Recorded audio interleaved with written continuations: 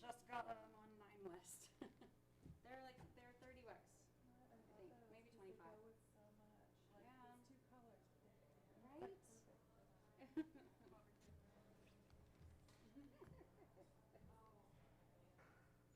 saw them go that direction.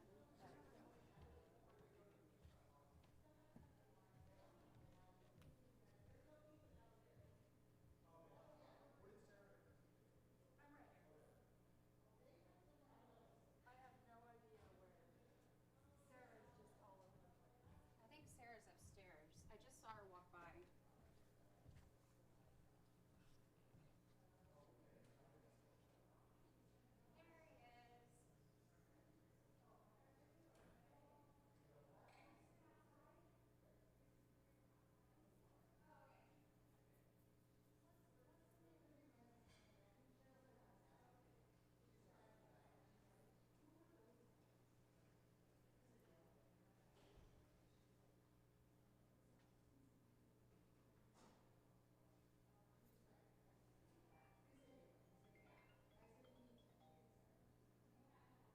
There he is. Yeah. In your truck? Oh, okay. Oh, you did? Oh, you drove the Beamer today?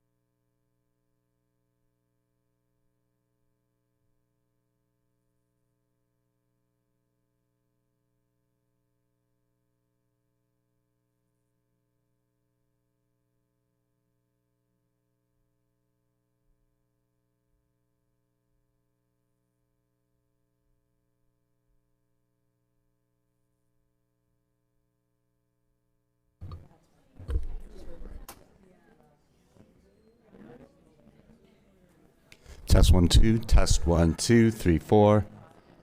Checking 1 2 3 4. Test 1 2 3 4. One good. Check 1 2. Check 1 2 3 4. Okay.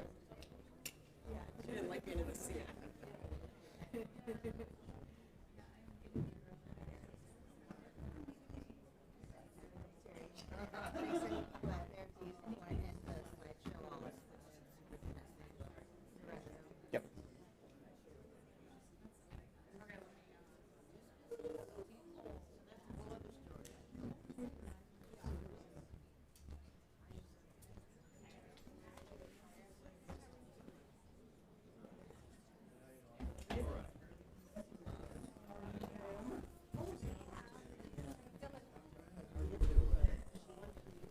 Test 1 2 3 4. Good.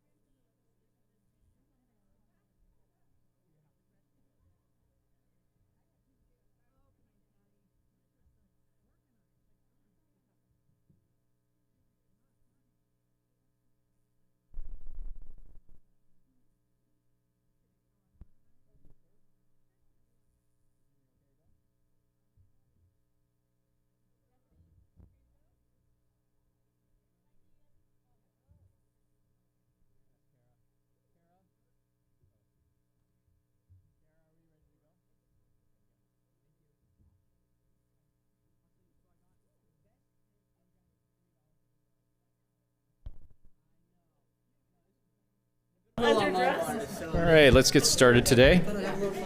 Yeah, why not? I want to thank you all for your I was gonna say, patience for a slight delay in our start as we were finishing up another meeting upstairs. All right, this public regular meeting of the Board of Education for December 2nd, 2025 is called to order. Thank you.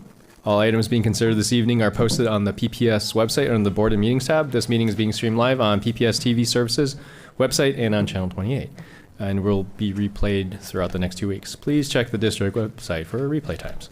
All right, thank you, everyone. Good evening and welcome. Thank you for taking your time out of your day to care about public education and being here. Just a few housekeeping things. We have many community members today here in attendance. We're excited that you're here. But also just keep, if you brought any signs or banners, just keep it below chin levels. People behind you don't get blocked. Just aisles, hallways kind of clear so no one trips or hurts themselves. But other than that, let's just be respectful of each other and have a really long, good evening, right? We have a very full agenda today.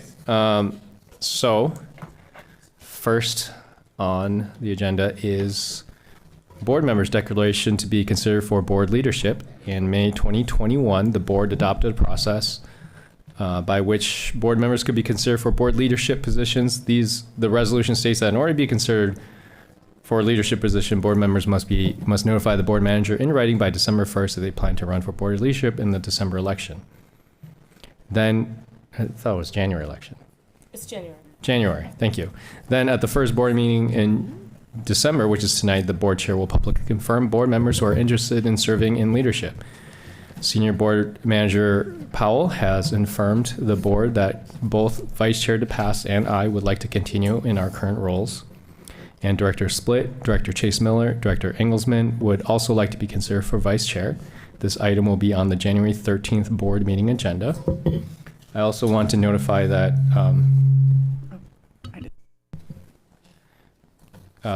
for an item that Director Split has actually requested that I thought was a good idea, that we set time aside in our next meeting, December 16th, to have a conversation about leadership and vice chair roles and et cetera. So that will be coming up. Next up, we have the superintendent report. Dr. Armstrong. Yeah, absolutely. Thank you, Chair and Directors. Excited to bring this month's report. Guess I'm loaded and ready to go. Thank you. I want to start off first with a thank you to Commissioner Julia Brim-Edwards and Commissioner Vince Jones-Dixon for a micro grant of $2,500. They went into action after the SNAP disruption and wanted to make sure that families had meals over the fall break. And we just want to appreciate our elected officials for supporting our Southeast community. Also, we have another Teacher of the Year, and this one is for health. We are excited about Haley Yeager from Selwood Middle School, and she is recognized by the SHAPE Oregon, and it's for excellence in middle school health education. And so we are really excited about that educator. 2 claps. There we go. Okay. We're also celebrating Grant High School's second place finish in the OSAA State Championship. Only 2 losses all season, an exceptional team indeed.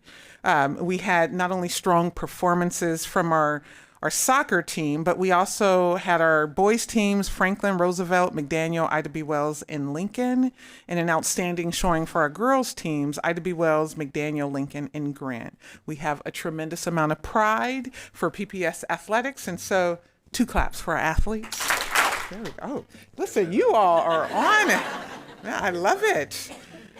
You know, right before the fall break, we had the opportunity to have the leadership team get out across all 81 schools and deliver boxes and bags to our administrative team. We call this Surprise and Delight. And we do have a ton of pictures, and our team was hard at work last week making sure that conferences were happening, and we wanted to celebrate them as levers of change. And so we look forward to lifting up not only our team of leaders, but the educators that they support and the support staff that supports all of them. So 2 claps for the team. All right.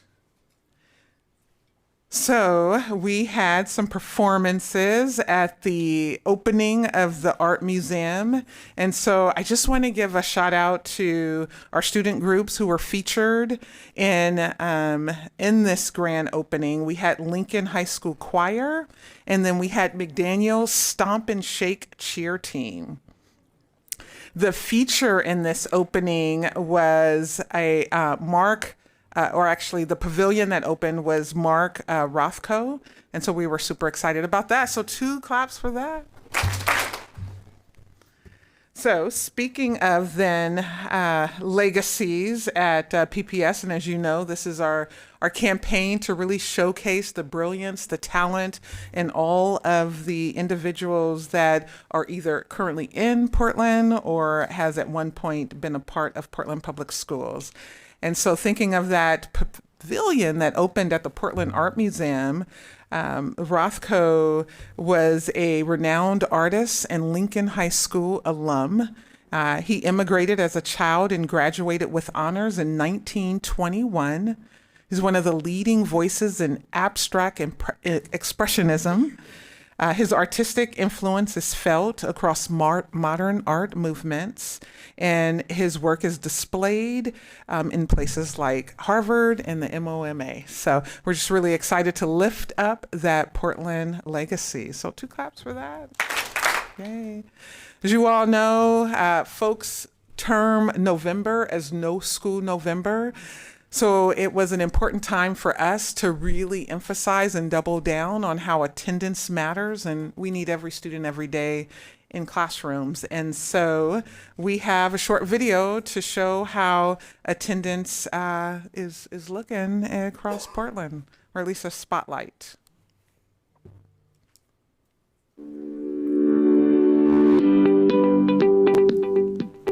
The idea of the walking bus came about last year when my coworker Paige and I were really focused on attendance. Are you ready for that? One of the things that we heard from a couple of parents was, I just have a hard time getting my kid out the door in the morning. If they just had someone to walk with, they could, we could do that every day.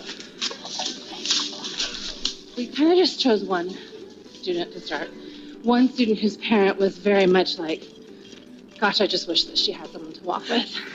We took a look and we realized that there were a bunch of other students who lived in the same apartment complex as she did. We thought, well, these students actually have attendance issues as well. That's how we decided our starting location. One of our students who was in the chronic category when we started the walking school bus is now in the acceptable category, and it's only going up.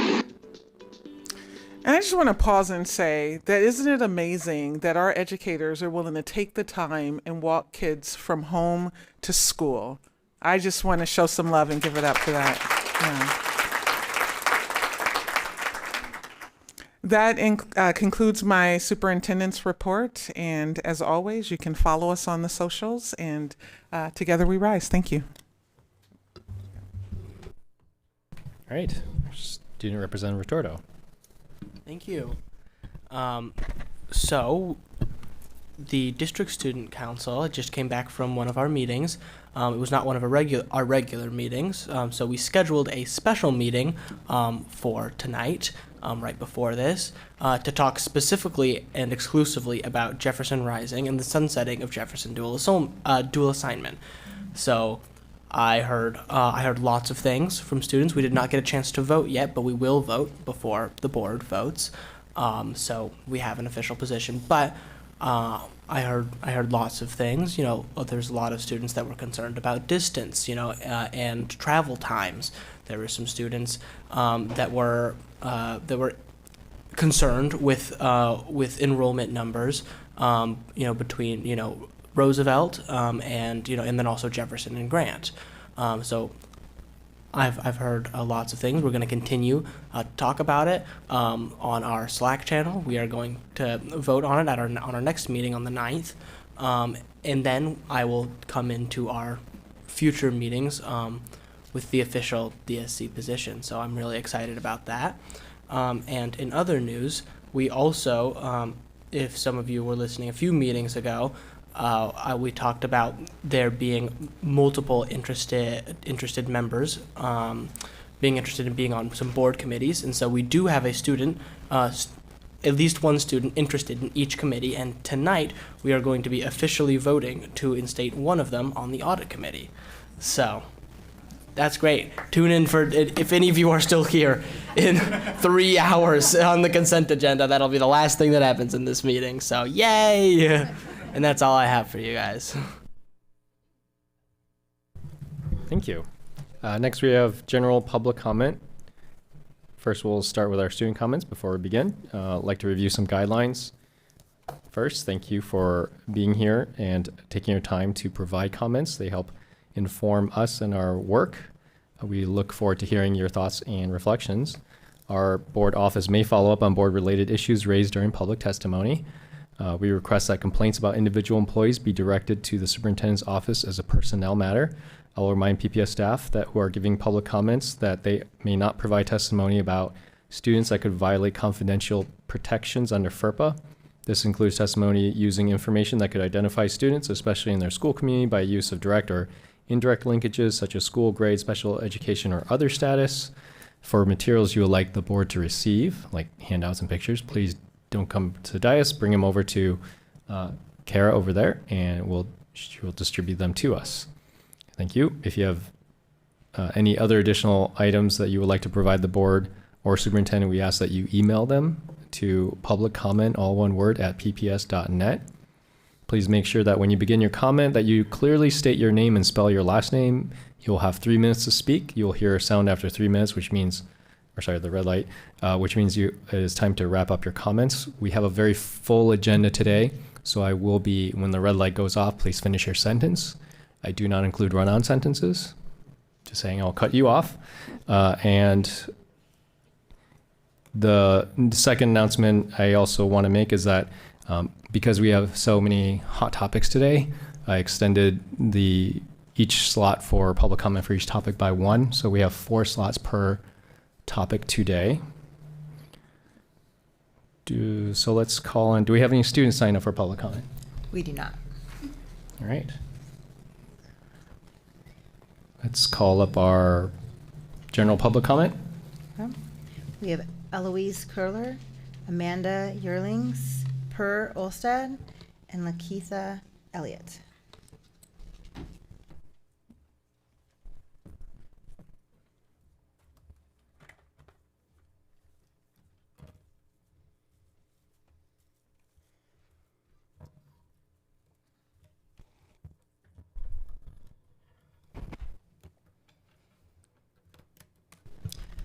Whoever's ready can go ahead. Hi, my name is Amanda Erlings, Uerlings. I was a high school math teacher in PPS for a number of years, but I'm here to speak about my first grader in elementary school in Portland Public Schools. The experience that I have had has been, some of them have been surprising, and I'm specifically here to talk about screen usage by teachers and by students in the classroom. He started his day with the whole class watching a welcome video for the morning song every day. He ended his day with the whole class watching a goodbye video every day. He watched videos for movement breaks and brain breaks in classes. He watched movies, as we all did. They scared him. He needed to go out of the room. He reported then that he watched videos in his music class that he had once a week. One day he watched 5 videos. Then he told me he watched videos in art class and library class, and thankfully he did not watch videos in PE. I spoke to his principal. I spoke to an instructional coach. They said there was not a screen usage policy in their school. They hadn't talked about it as a staff, and that Sorry. I talked to the teacher. She was not interested in changing her ways. She didn't want to sing to the class. She didn't want to just play the audio song. And this year, the pattern continues. Numerous parents I've talked to share my concern at my school and at other elementary schools. Some of them have opted to go to private schools instead of PPS because of this reason, because of screen usage in class.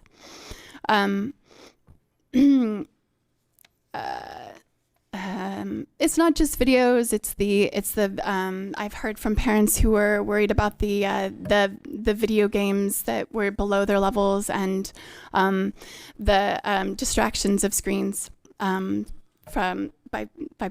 sorry, I'm distracted by the light. My request from the board is to create a clear policy for elementary schools for the usage of screens that includes specific educational purposes and a total time limit per student. My student was having 4 videos a day sometimes that didn't seem necessary. I would like screen usage to be used wisely and only when necessary. Thank you so much. Thanks for hearing me. Thank you.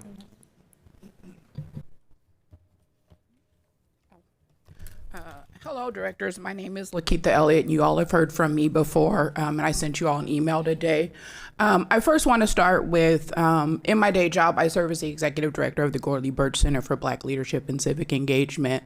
And in that role, we support and encourage and train Black leaders. And I just wanted, as a trainer of leaders, as a person who cares and support leaders, I wanted to first just say thank you to Superintendent Armstrong, Director DePass, Director Chase Miller, and your Director of Family and Community Engagement, Nick Watson. I want to let you know that your community sees you, that we see you as Black women, that we see the things that happen online to you all, and that we're here to support you and that we love you, and we'll continue to stand up and show up for you all. So thank you all for your service. On that, I was hoping to speak to the CBSE, and that's, but I got the general comment. And so I just wanted to share with you some words that were shared here 7 years ago from Senator Abel Gordley. And again, we're here 7 years ago, and all of her words still remain true. And she said, Portland Public Schools as an institution has a shameful history of demonstrating that it does not care about Black children. Educating Black children has been terribly slow and resisted efforts to dismantle white racism. The question she asks is, what will you do now to demonstrate that you respect the Black community's demands for how and where to educate our children?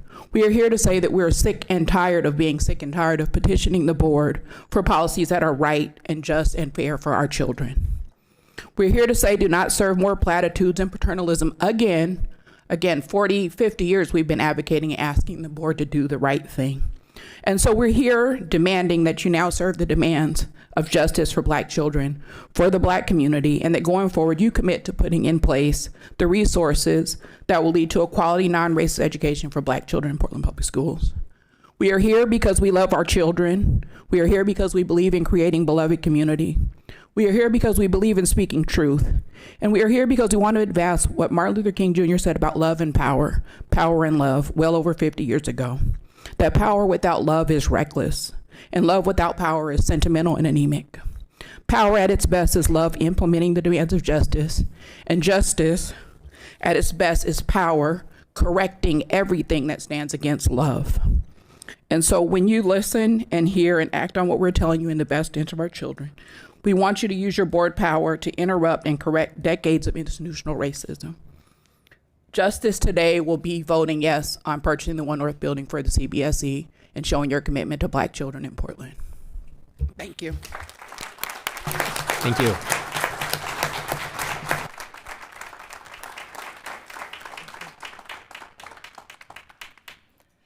Eloise Curler, Koehler. I wrote a letter to myself. Bear with me as I read it. Dear me, dual enrollment ending isn't about you. It's about the 400 students at Jefferson right now. And it's about a long, painful history of disinvestment in Portland's Black community. History you never learned at Ainsworth, West Sylvan, or Lincoln, but that still shapes what your kids experience at Irvington and Tubman. Eloise, remember your Oregon education, building a cover wagon, dipping candles at Champouy Park, pretending that was the whole story. No one taught you that Oregon wrote black exclusion into its constitution, making this the whitest state in the country. And you feel that history now when you look at your daughter's friends from Boise and King, the very neighborhoods redlining once boxed their grandparents into. And you never learned until the Fair Housing Council bus tour how federal lending rules and single-family zoning push back black families into Albina, while neighborhoods like Irvington protected white wealth and access to Grant High School. The Grant-Jefferson resource divide wasn't an accident. As Camille taught you, it was designed. And your own family played a part. 4 years ago, your sister showed you that article about your great-great-great-grandfather, William S. Ladd, supporting segregated schools in 1867. You inherit that whether you want to or not. And you want the board to understand that choosing scenario A, B, or C isn't the first time a small group has decided whether segregation continues in PPS.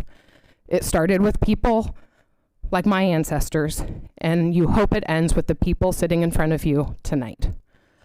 You're learning that accountability isn't about shame. It's about choosing differently over and over again.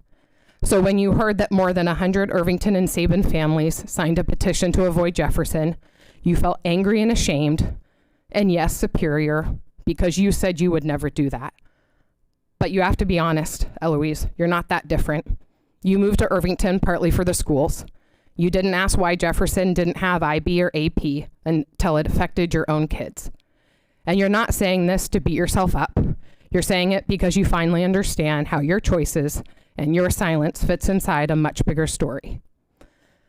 Eloise, you carry racist and anti-racist beliefs at the same time. Some days you act more from one than the other. Your humanity isn't being honest about that. And still, you would feel honored for Hattie, Quinn, and Corbett to attend Jefferson. You believe in Principal Drake Shelton. You believe in the Black vision that Albina Vision Trust and the Center for Black Student Excellence have fought for. And it shouldn't take you, a white woman, believing in it for it to be supported. So tell the board, I don't know what's best for Jefferson. Jefferson families do. Peninsula families do. Listen to them. Ask them what they need to make this transition safe, successful, and on time that is best for them. I'm done. You can finish. Thank you. Thank you.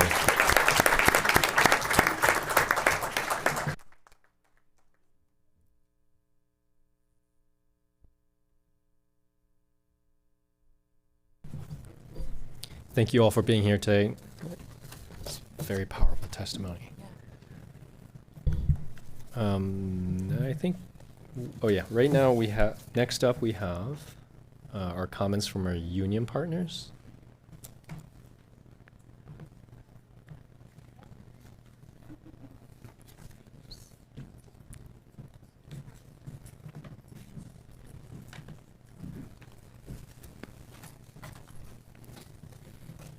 Thank you, President Bonilla.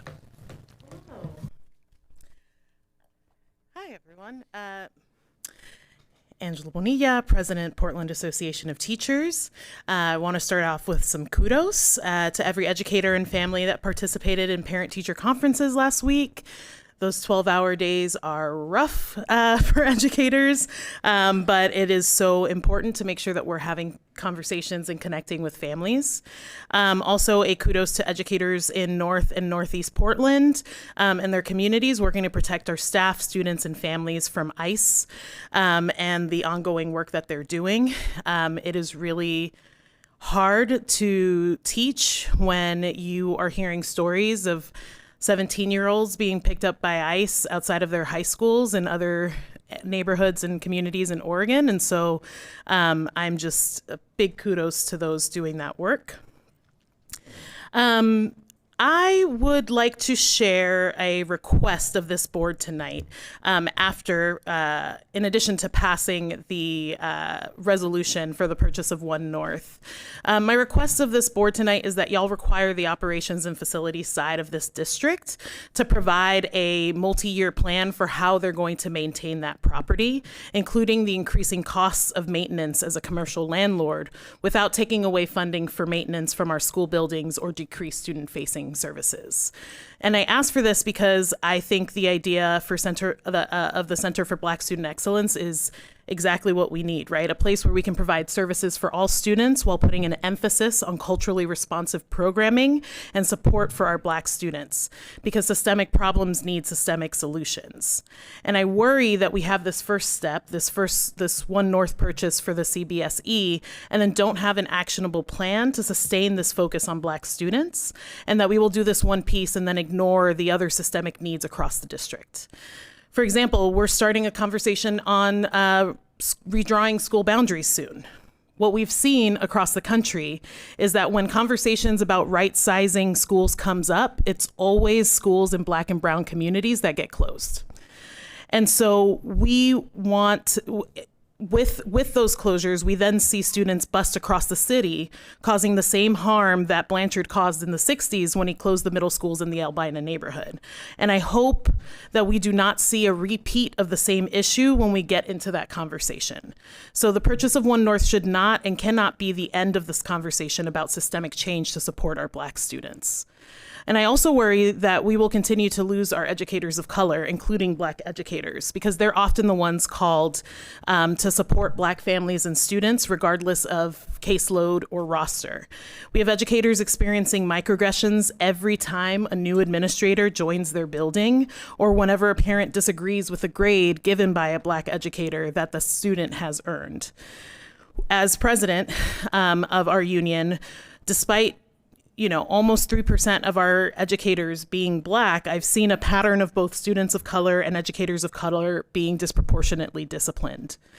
For educators, it looks like increased surveillance and investigations that lead to nowhere. Additional off-cycle evaluations no one else is asked to do.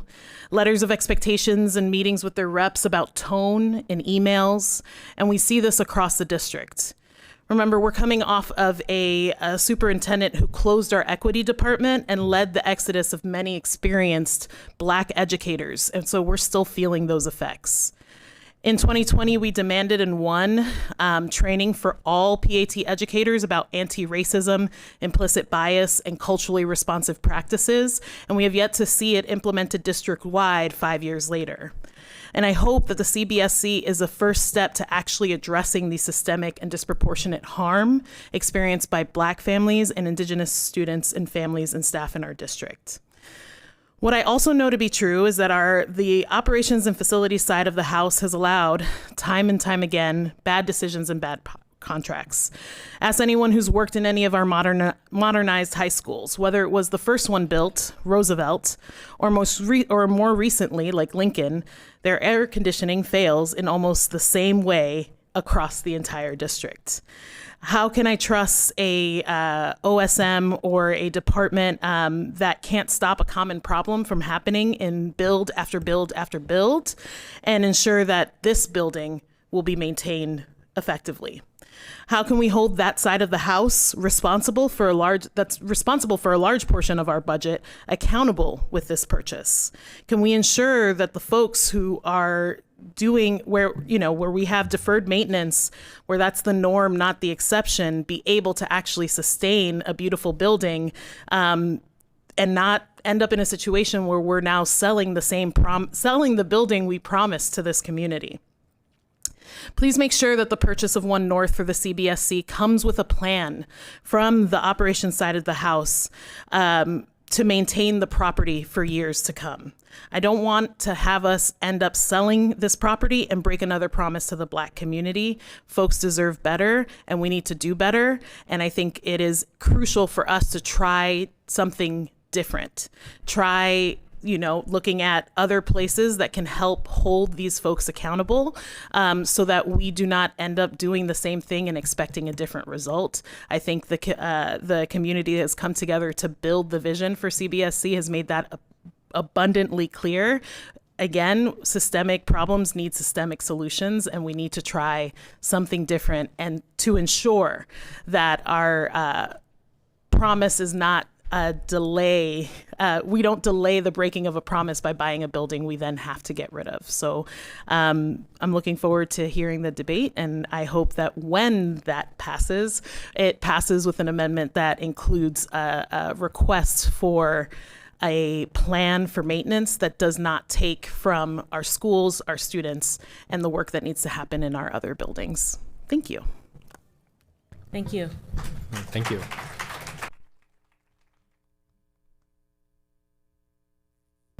Kara, is that it for union partners? As far as I know. Okay. Thank you, President Bonilla. All right, next up we have the Portland Public Schools Board of Education has appointed the Community Bond Accountability Committee, or the BAC, as is most commonly referred to, whose charge is to monitor the planning and progress of the bond programs relative to voter approved work and scope. So that's what's next on the topic. Tonight, the past chair of the committee, Kara Turano, is here. Yes? Yes, she's coming in virtually right now. Okay, thank you. To provide us with their most recent quarterly report. And Dr. Armstrong, do you have more to add? Yeah, I just want to express appreciation and say thank you for your service, and we're grateful for the work of the committee and look forward to hearing the report. Thank you. Ms. Toronto. Thank you. Good evening, Chair Wang and members of the Board of Education. It's nice to see you again. My name has been stated is Kara Toronto, and I'm the immediate past chair of the BAC and a BAC member since 2020. So my purpose tonight is to give you a brief overview from the BAC's October 29th quarterly meeting and a look at future endeavors of the BAC. We currently have 7 members on the BAC with 2 recent resignations.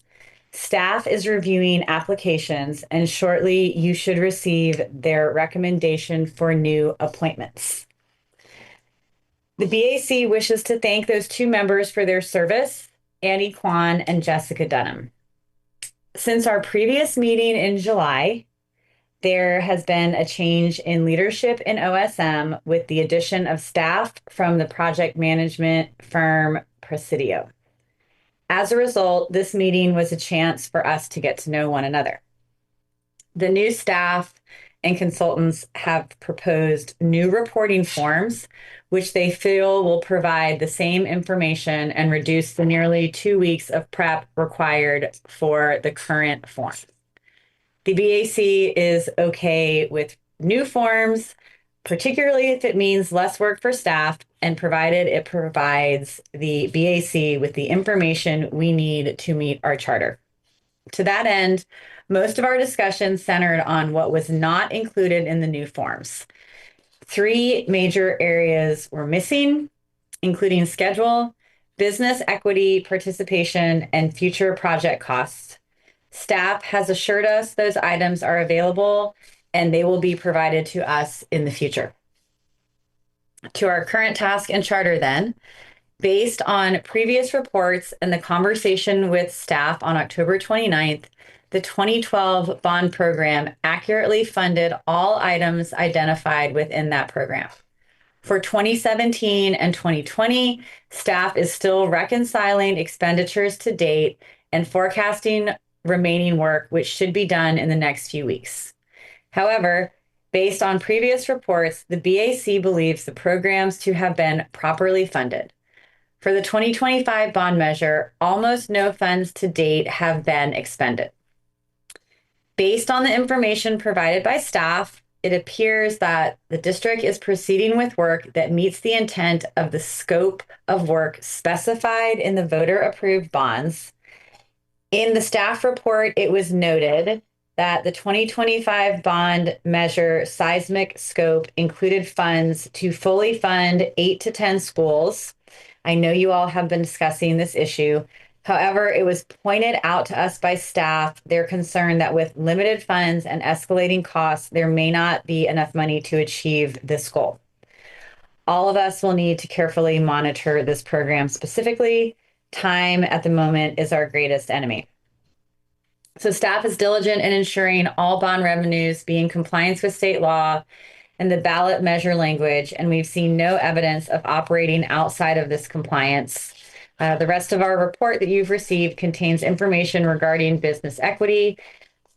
And our final comments, we are encouraged by some of the changes that have occurred. I have a specific example. I've been on the committee for almost 6 years, and this is the first time we've ever received meeting minutes to review from a previous meeting.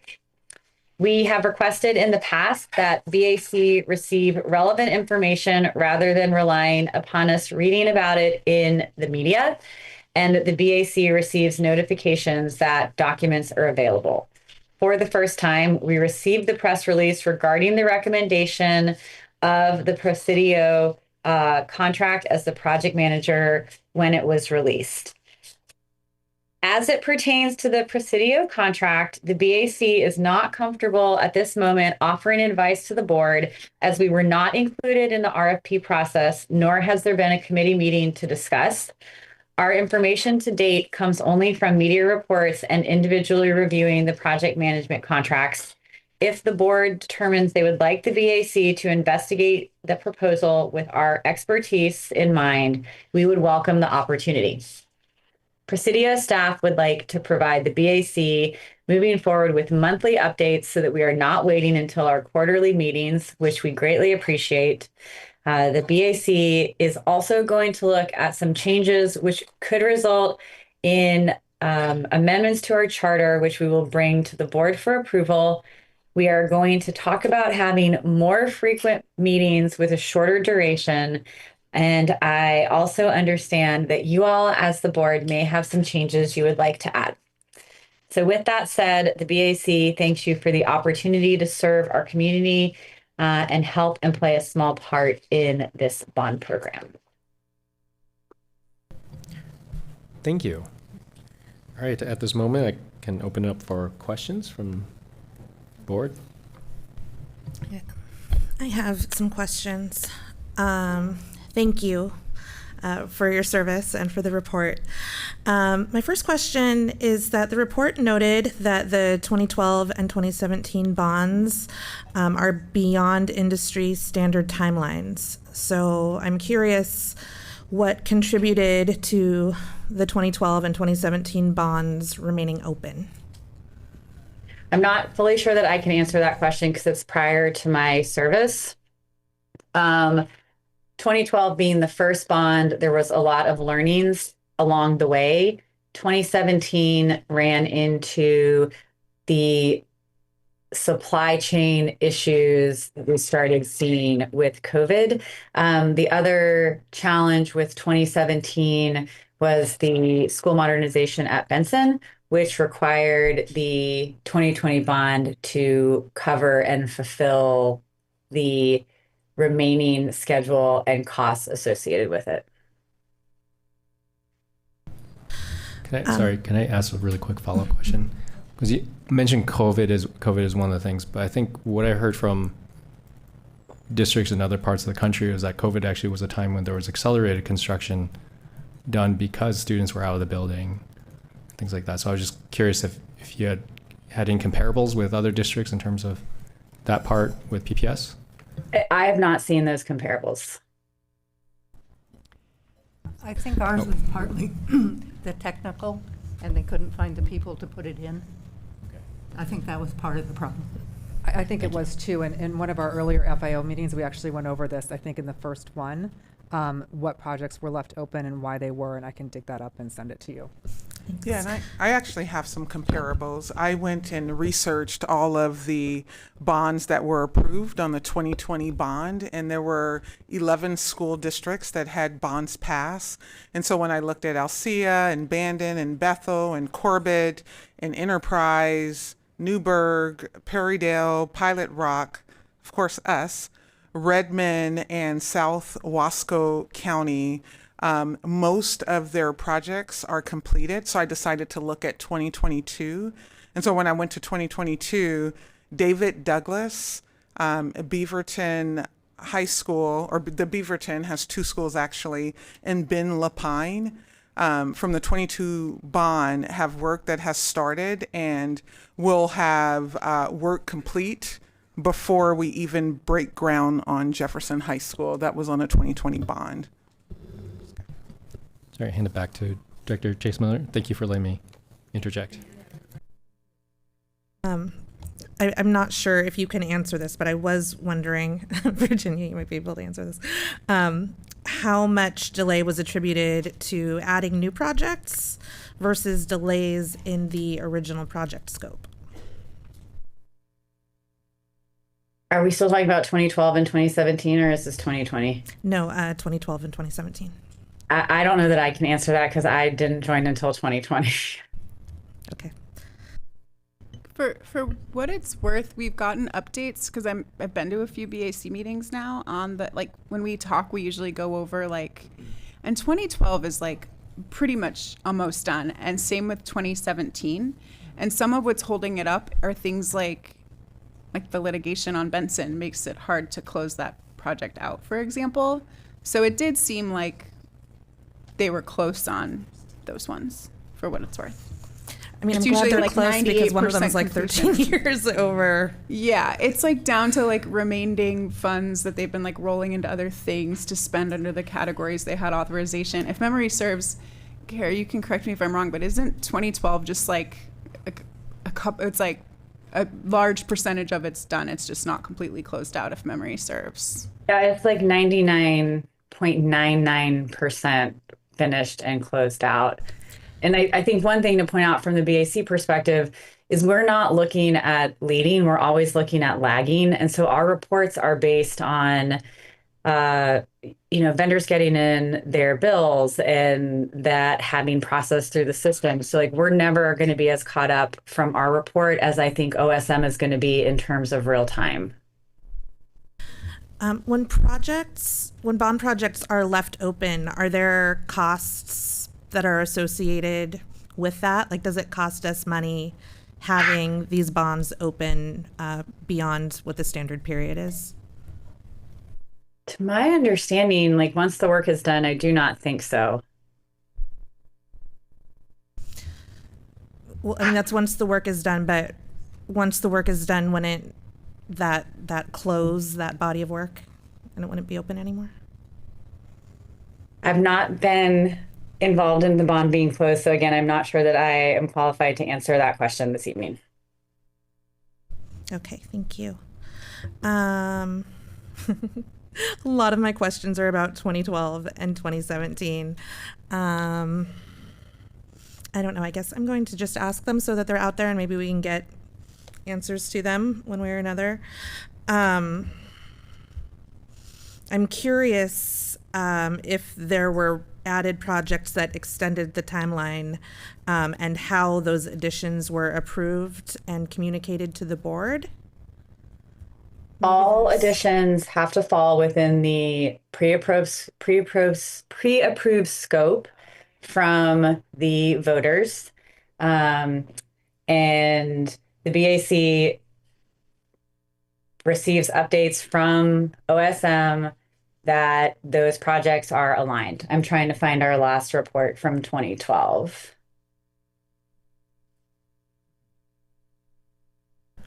I had a question. So, towards the beginning, you said something about the committee being able to possibly being able to do a report on the Presidio RFP. Now, I've heard a lot more than I was expecting about the Presidio stuff this past week. And I personally have not had the time yet to read the contract because I have homework. And it's a long contract. But if that was something that the board wanted to do, when would you be able to get that back? When is the next meeting that you think you'd be able to get that back to us? We don't have any meetings scheduled for 2026. As a publicly appointed committee, we're also subject to public rules. So the meeting would have to be set up on the calendar with all of the appropriate public rules committees for the public records rules for the city. And I'm not as familiar with those as I should be because public servants is not my full-time job. But if the board was interested and the OSM group could set that up, we would do it within the bounds of the public records that are required for the community to be able to be involved as well.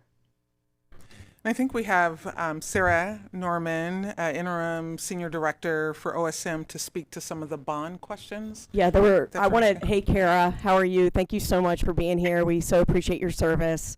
There were a few questions that were asked by Director Chase Miller, and I thought maybe I could help to add some context. I apologize. And we appreciate Kara being here. One, there is cost associated with bonds remaining open. If there is, the cost is that we cannot transfer those funds to other projects and begin work that we could be doing on to transfer those funds into like the 2017, 2020, or 2025 bond. Maybe find a seismic project that we would be able to allocate those funds to, because those funds have to remain within that bond program until we are able to formally close it. So yes, the cost associated with keeping a 2012 bond program open for 13 years is indicative of lack of planning and not being able to bring that bond program to conclusion. And 2017 is really on the verge. Yes, we all experienced COVID and supply chain issues. However, again, lack of planning. We're going into campuses and we're touching them multiple times instead of planning campus by campus and actually trying to take care of those campuses in one fell swoop instead of having years of summer projects over multiple years. Industry standard for bonds of this size that Portland Public Schools and Portland Community has passed is 5 years. 5 years is industry standard across the nation for these type of bond programs. And so that is why that was noted within the BAC comments, because we wanted to make sure that the BAC understood that we really need to bring these bond programs to conclusion so we can move that funding into new projects for 2027 for our students and our community. How did we get to this point? I might be able to speak to this a little bit, because we did go over this on August 12th at our FIO meeting. We have a presentation about this exact thing. So are your questions like how much is left over, what it's allocated for? Because we have all that information from our committee meeting. No, that's not my question. I'm looking at it. You're looking at my question? No, for She said that's not her question. Okay. Well, I'll send you the deck. Okay, I'm just going to ask Sarah my question. How do we get to a point where all these years later we still have 2 open bonds? One of the first things I did as interim director when I had the pleasure to serve was actually do financial reconciliation of all of our bond programs. It was something that was not currently in existence for our bond programs, and that is when we found some of the information that we found and how that correlates from eBuilder. There's 2 software programs that Portland Public School uses. I'm sorry, this is going to get really technical, but eBuilders is the software program that we use within OSM to manage the bond funding, and we use PeopleSoft within finance, which is really the check that goes out the door to pay for the work.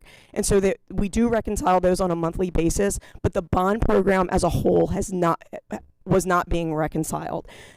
The way the bond programs in Portland Public Schools has been managed since its inception has been scope by scope, project by project, instead of being seen as a bond program. So managing it as a bond program, overarching across the district, understanding what we have to do in each campus, not just saying, oh, we have an asbestos project that we have to go do on this campus. We should be planning that every campus that has to have an asbestos project done should be planned.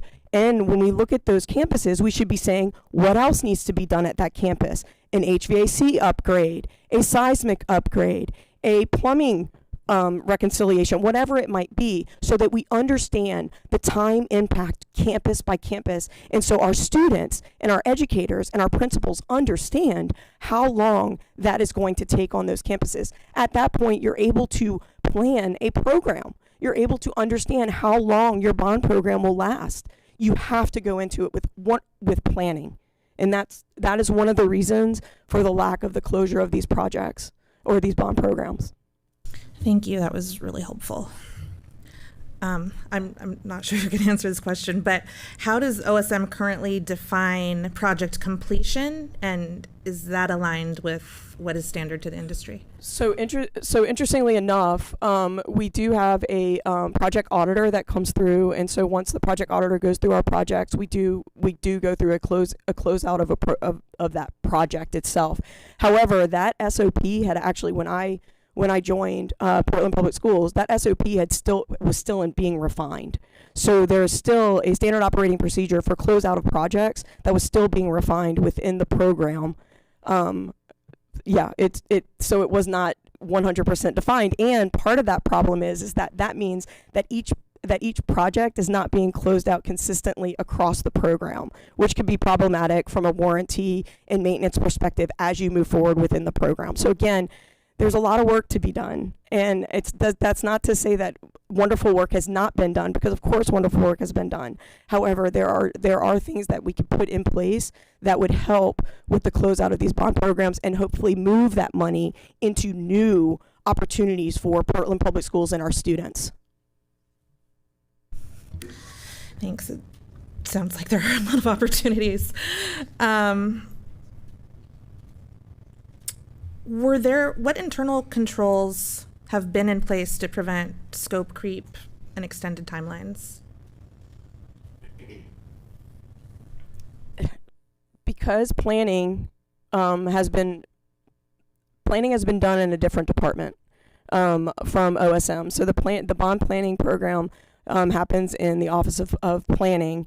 And at the time, there's been a lot of leadership change, as you all are very aware. The new COO, we have a lot of different people. And so through that, there have been some not always great turnover to our OSM staff from a planning perspective. And so we don't always know. I can count on my hand how many times I've said, what did we budget? What was the original budget for this project? And I would ask multiple people. I would seek multiple softwares.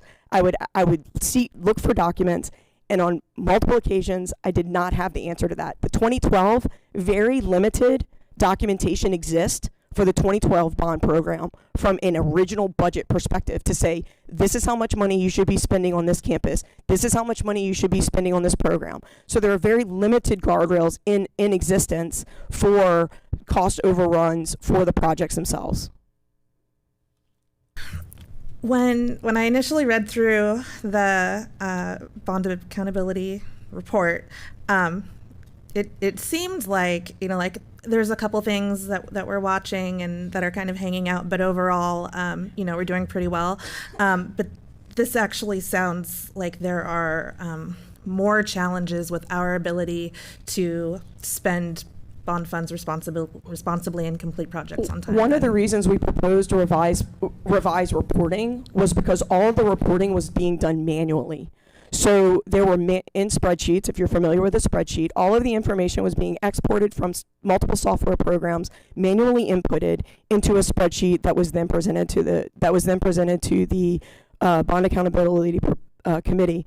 It took staff 2 weeks. I can remember Stormy, my predecessor, saying that when she had a Bond Accountability Committee meeting, she would lock herself in her office for 2 weeks to make sure that she could get all the reporting done. What does that mean? That means lack of oversight on all of the projects that we currently have in design and construction. That means missing timelines for certain things that are ongoing. And that's not what it should be. We should be able to utilize our softwares within our programs to generate these reports, to be able to provide accurate and transparent accountability for all of our bond program.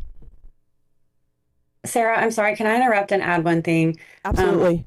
I that comment that the reports makes it seem like things is okay. The questions that you're asking of us as the committee are very in the weeds, and we have been told numerous times, and our charter states it, we have 3 areas that we focus on. In general is the bond meeting, the scope, the schedule, and what the money was allocated for. And when we get the reports, that is what we see. If you all as the board want the BAC involved in day-to-day operations of OSM, that is a whole different ask of community members. And And we've actually, I remember when I joined the BAC, this was like a point of contention. Like, our job is not to manage OSM. Like, we are supposed to look at the reports that we are given in good faith and make those assessments. And if it's 99.9% complete, like, our assessment is that the bond is meeting the requirements that we as community members are asked to observe. I really appreciate that distinction, Kara, and that really helps me kind of manage the gap, right, between what y'all are tasked with and the bigger picture of things. Thank you. That's all of my questions for right now. May I comment? So, Kara, I just wanted to thank you. When I was the chair of the facilities committee, I made a point to recruit women and people under 40 and people of color to the Bond Accountability Committee, and I see that you're like the last person standing. I've watched your work over a few years, and I really appreciate, the thoroughness of the work that you've presented. And you're absolutely right. Your job isn't to manage OSM. It is exactly per your charter to take the reports that you get. I have a question about that. So when you're doing your reports, you're getting data from staff and just a single source. And so I wanted to note that we have something that was handed out during our meeting tonight. That's the bond performance audit recommendations that have items that are outstanding as of 2017 bond. Things such as formally communicate, clarify, and train OSM project teams and individuals involved with project delivery for existing document management protocols. And I guess I'm to your point, Sarah, some of the things that the data transfer, if it could be standardized and forms and templates created, those internal controls created so that the BSC can do your job of looking at the 50,000 foot level, and then our bond auditors that are external auditors can come in and look at these fine points. And I'm sure you've reviewed this. Yes, ma'am. Yes, ma'am. We are actually spreadsheet. Yes, we have a which is just people spreadsheet. talking and putting it in here. Yes, and there's there's a multitude of items within the performance audit that that are open from the 2017 bond, 2020 bond, and again, I walked into those open items, and we have created a committee to address those items. And a lot of the and Kara knows this, and Kara, thank you so much thank you so much for drawing us back to the charter as well, and I really truly appreciate that. Sometimes I get in the weeds and she pulls me back out. So it's good. Can I ask the question about that charter though really quickly, because I just realized what you were saying, Ms. Toronto, and I appreciate the offer to be able to, I guess, have the committee look through the contract for Presidio, and I think that's outside of your charter. And I guess I was just wondering why. I guess was that a request from someone, or just being generous and saying, "Hey, we're here to help if you need us"? I think it lies somewhere in between. Many of us on the committee have been reached out to by the media, which we do not take those requests, and there is this assumption that there is more involvement than we have. And so the answer to that question is there is a lot of expertise on this committee, and if it would be helpful and the board would like to leverage it, we are there to do that. The other answer is we are not involved in this RFP process. It is not part of our charter, and as such, we will not comment on it. So I don't think I'm really answering your question, but this was some of the conversations with different BAC members today. And I think it goes back to that charter question, and where we had gotten in the previous reporting that we'd had for several years was really getting us out of the weeds and not going into BAC meetings and asking some of the day-to-day operational questions, but relying back to some of the broader industry standards with the understanding of the context of doing this work within our own community. So yes, it's a generous offer. If the charter needs to change for more involvement, the committee would be open to that discussion. And so that was sort of what we landed on today, because our conversations or that we would potentially be asked about the upcoming vote that you're having, and that's not what we are involved in doing currently. Thank you. I appreciate that. I'll have Student Representative Torto, and then I'll bring you so up very to quick, and maybe this is a question for you, Lafort. Director Lafort. But I just had a quick question. You had mentioned at the beginning that there were associated costs with keeping those bonds open. But like, could you get like specific? Like, what does that mean? Is there work hours that are dedicated to that, and if so, how many? There's not work hours dedicated to it, but the money is sitting there, and it could be being utilized to finish the 2012 bond program. Have we completed everything that we were did we meet our requirement to the voters? And we need to complete our 2012 bond program so that we then can, if there is money left over from the 2012 bond program, we can transfer that money into additional projects. And there is also a cost if that money is sitting in a bank and it's taxable. There is arbitrage that could be allocated to that funding. And so it's a complicated system, and there's a magnitude of items that can impact that program being open for the term limit that it's been open. I think you're talking about opportunity costs, right? Correct. So are you saying, because I do, like I said, I do have a report that we requested in August. Are you saying that I don't see that there's any money left in 2012? That there's money? There is. Okay, so that was not shared with us by staff. So Well, part of that, Director Lafort, is because the reconciliation needed to happen on all of the bond programs as a whole. Is this a systems issue or a leadership issue? It's a little bit of both. Okay. I appreciate your frankness. I'm wondering, we've had You've had a two lot of superintendents. you've had a lot of turnover. About 4, if you can count interim superintendents and superintendents, 4 over the life of these bonds. Different structures for OSM leadership. We used to have a chief of modernization. We don't anymore. All those sorts of things. And but I do want to talk just for a second about the bond performance audit. I'm really glad. I don't know who did this, but passed it out because there was not part of the reason that these things weren't addressed. And I'm new-ish now. I think I can say ish.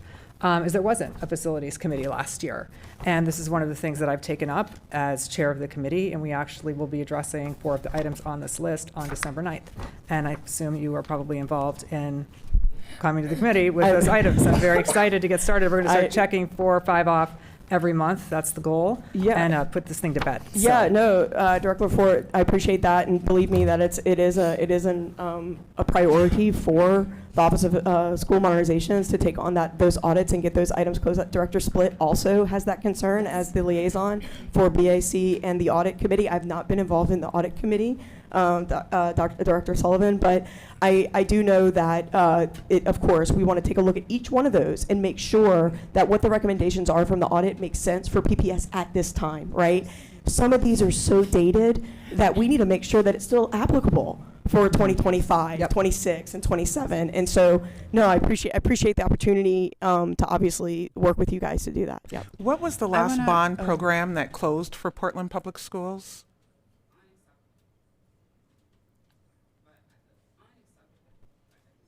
Was it the last time a bond closed in Portland? I don't think we have one. There has not been one. Okay. Wait, we don't Well, know? not since 2012. Right. The first 2012 is still open, so. When we close Right. 2012, that will be it. That will be the first one. So we haven't closed. I believe that was our first bond. 2012 was the first high school modernization bond. Are you asking like historical before 2012? Maybe none of Part us know that. Part of the issue, just as you're getting closer to this, is there are things like projects like roofs and things like that that can't take place any other time than summer, which is a lot of what's hanging out here, just so. Those are 12 summers, 13 summers. Director, Well, Director it's Lafort, not I agree, easy. but part of that is planning.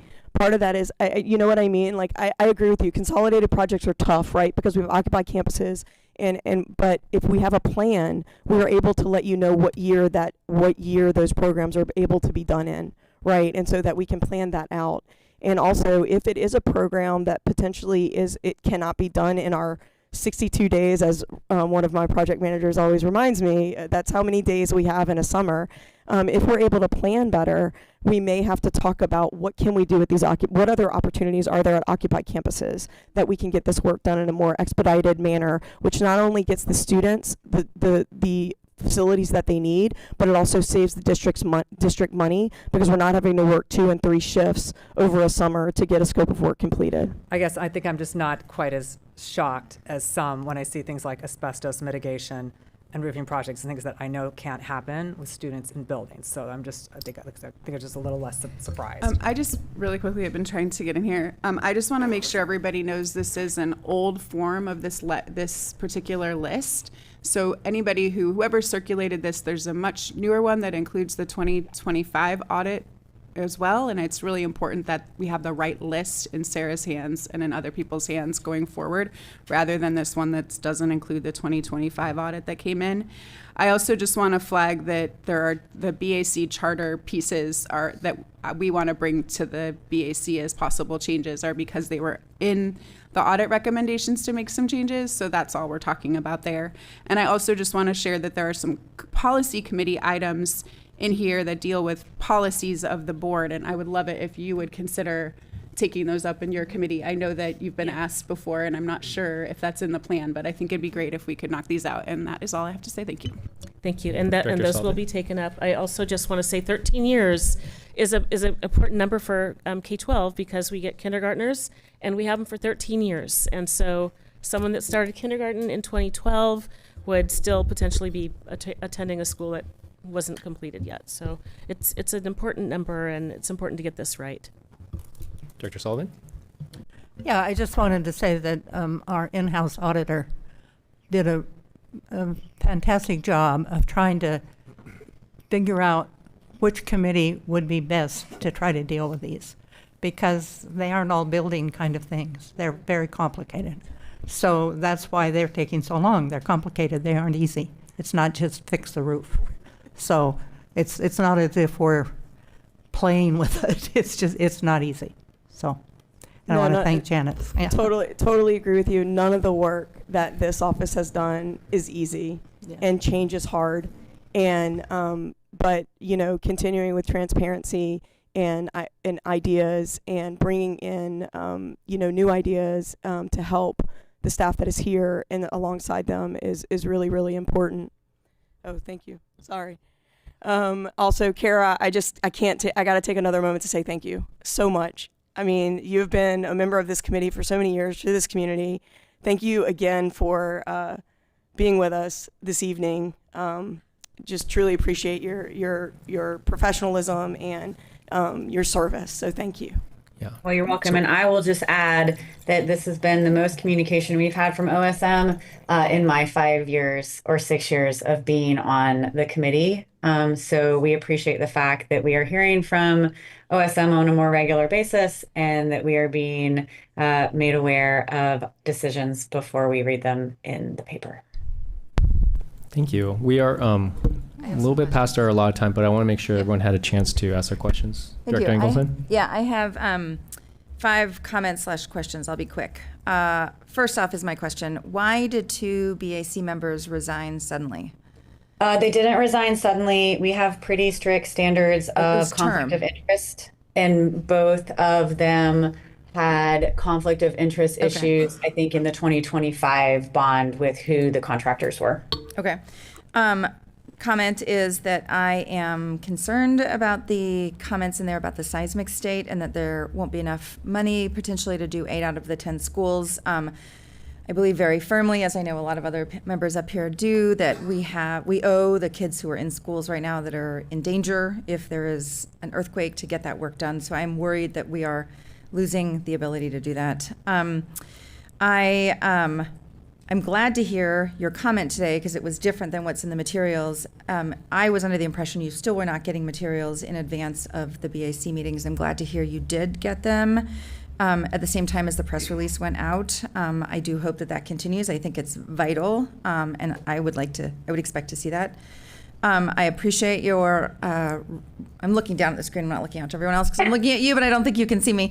I appreciate your offer, your generous offer to review the RFP. There has been a lot of attention to it, and so I think your expertise would be terrific. And so I love that idea.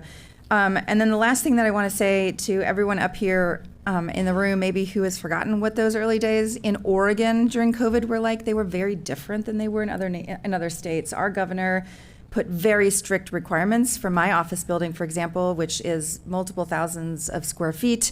There were only 5 of us allowed in the building at any time, and we had to sign in and sign out at any time. So the idea that contractors were going to be able to just barge into schools and get work done, maybe it was happening in Florida because they didn't believe in COVID, but it was not happening here because the governor put very strict rules on how many people could be anywhere within proximity of each other. So I remember clients of mine not being able to get their Adderall. I remember cars not being able to be manufactured. I remember groceries not being available. And I remember mail sitting in buckets in my brother-in-law's house because he was too scared to touch it.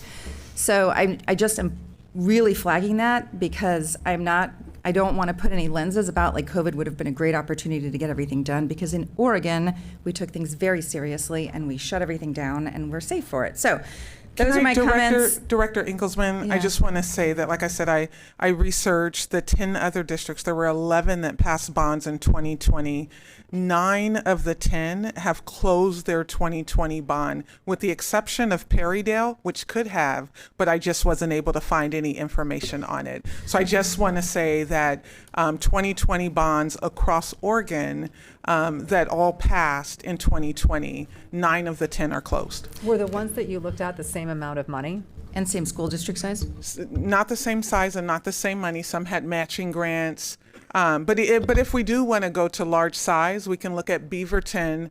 That was on the 2020, and they have Beaverton High School and an elementary school that is opening in the fall of 2026, which is before Jefferson will break ground. Yeah.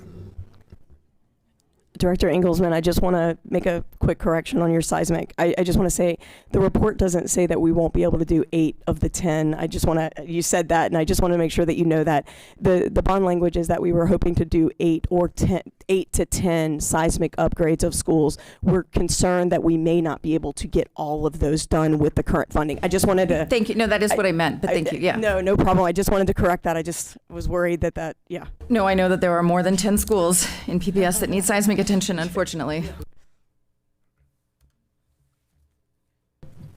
All right. Thank you. I want to thank both Kara. you. Thank you. Thanks, Kara Toronto, for being here. Really appreciate your work and the BAC's work. Thank you, Sarah Norman, for answering our questions. With that, let's close this topic, and we'll be moving to one of the 28 main events. Bond Program Management Resolution 7216. Our next item, this is the contract for Presidio for the management of our bond program. Before I turn this over to Superintendent, maybe we should start with public comment first. Yeah? Let's do that. All right. We have James Posey, Tony Jones, Erica Warren, and Keisha Locklear.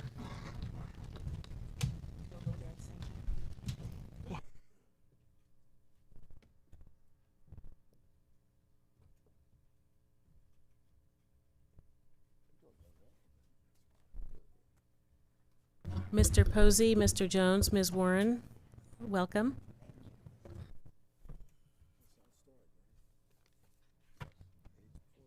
Good evening, everybody. My name is James Posey. Can you hear me? We can hear. You hear me? Okay. It is a real pleasure to be here this evening to talk to you about this bond measure and the owner's rep. And let me just say that the definition of insanity, I think you all know what the definition of insanity is, doing the same thing over and over again and expecting a different results. I'm so glad you all are stopping the insanity because for many, many decades, people of color are really epitomized in what Senator Avell Godley said about the historical discrimination that has happened across PPS. And with the advent of this new rep, I'm hopeful, I'm really hopeful that things will change and we won't be excluded in the real fabric of building community around the construction that you've had over the several decades. Now, I could talk for days. I'm currently the president of the NAACP, but in reality, I want to bring in Gary Hollins to take part of my conversation. Quite honestly, I can't figure out why he isn't on the agenda. Him and Herman Green, every board meeting, wow, I hope so. So if Gary Hollins can come in and take my place, and then I want to just finally say, you all's new leadership in the presence of Dr. Armstrong has been very phenomenal in making changes in this whole operation that we call PPS. Thank you very much.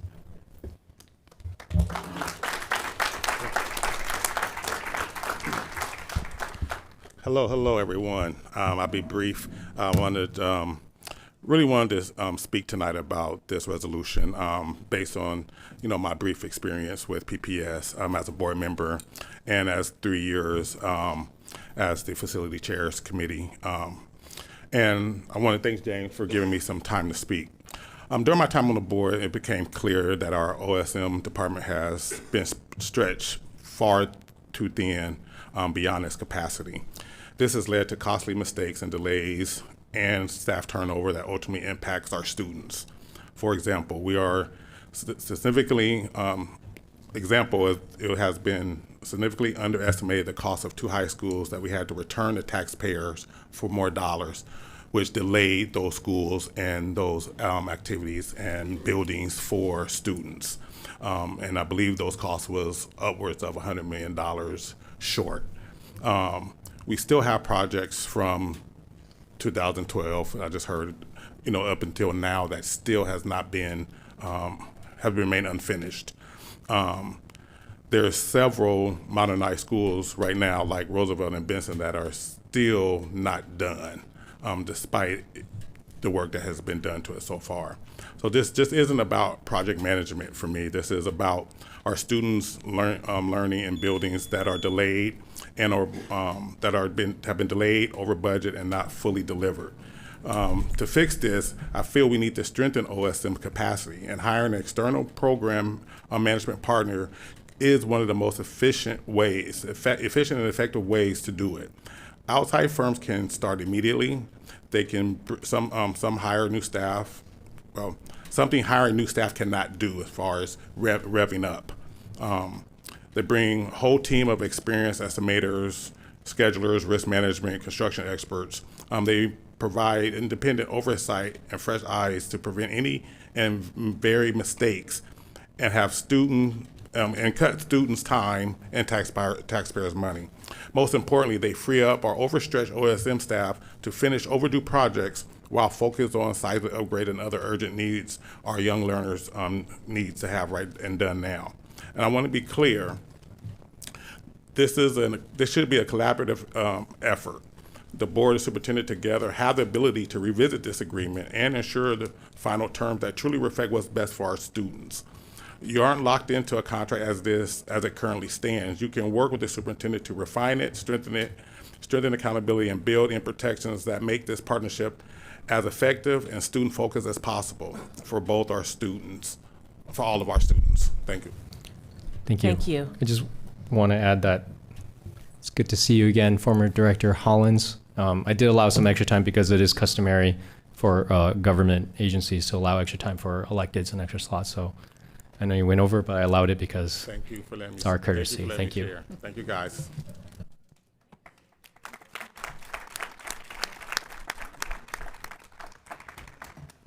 Good evening. My name is Tony Jones. I'm the Chair of Economic Development for the Coalition of Black Men. I'm here to indicate our support for the strategy in Resolution 7216, which gives PPS the authority to enter into a contract for owner's representative bond program management services with Prosedeo LLC. We appreciate the PPS leadership, that PPS leadership conducted an RFP process to evaluate and select Prosedeo LLC, establishing your goals, values, and expectations, and evaluating your stakeholders and partners is key to long-term success. The capital improvements to these schools will be a key economic engine for our region for the next 5 years.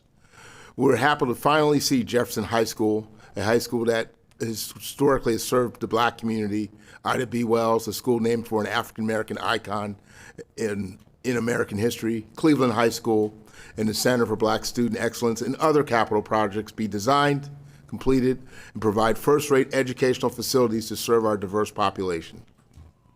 These projects will serve as an economic catalyst for the construction and design industry. They will have a ripple effect with the living wage jobs and entrepreneurial opportunities provided to all the businesses, including MWESB businesses. We support PPS's recognition it needs to increase its capacity to make sure the projects are completed on time and within budget.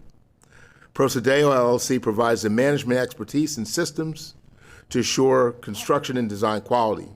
They will also provide real-time information on budget and scheduling milestones to PPS leadership so critical decisions can be made in a timely manner. We are in economic uncertain times, given the priorities of our current federal government administration. Consistent leadership and clear expectations will stabilize the construction environment and encourage contractors, especially minorities, to engage on these bond projects. Passing the owner's rep contract ensures we have the professional oversight needed to deliver these major capital projects on time, on budget, and with accountability. Please pass this resolution today. Thank you. Thank you. Thank you.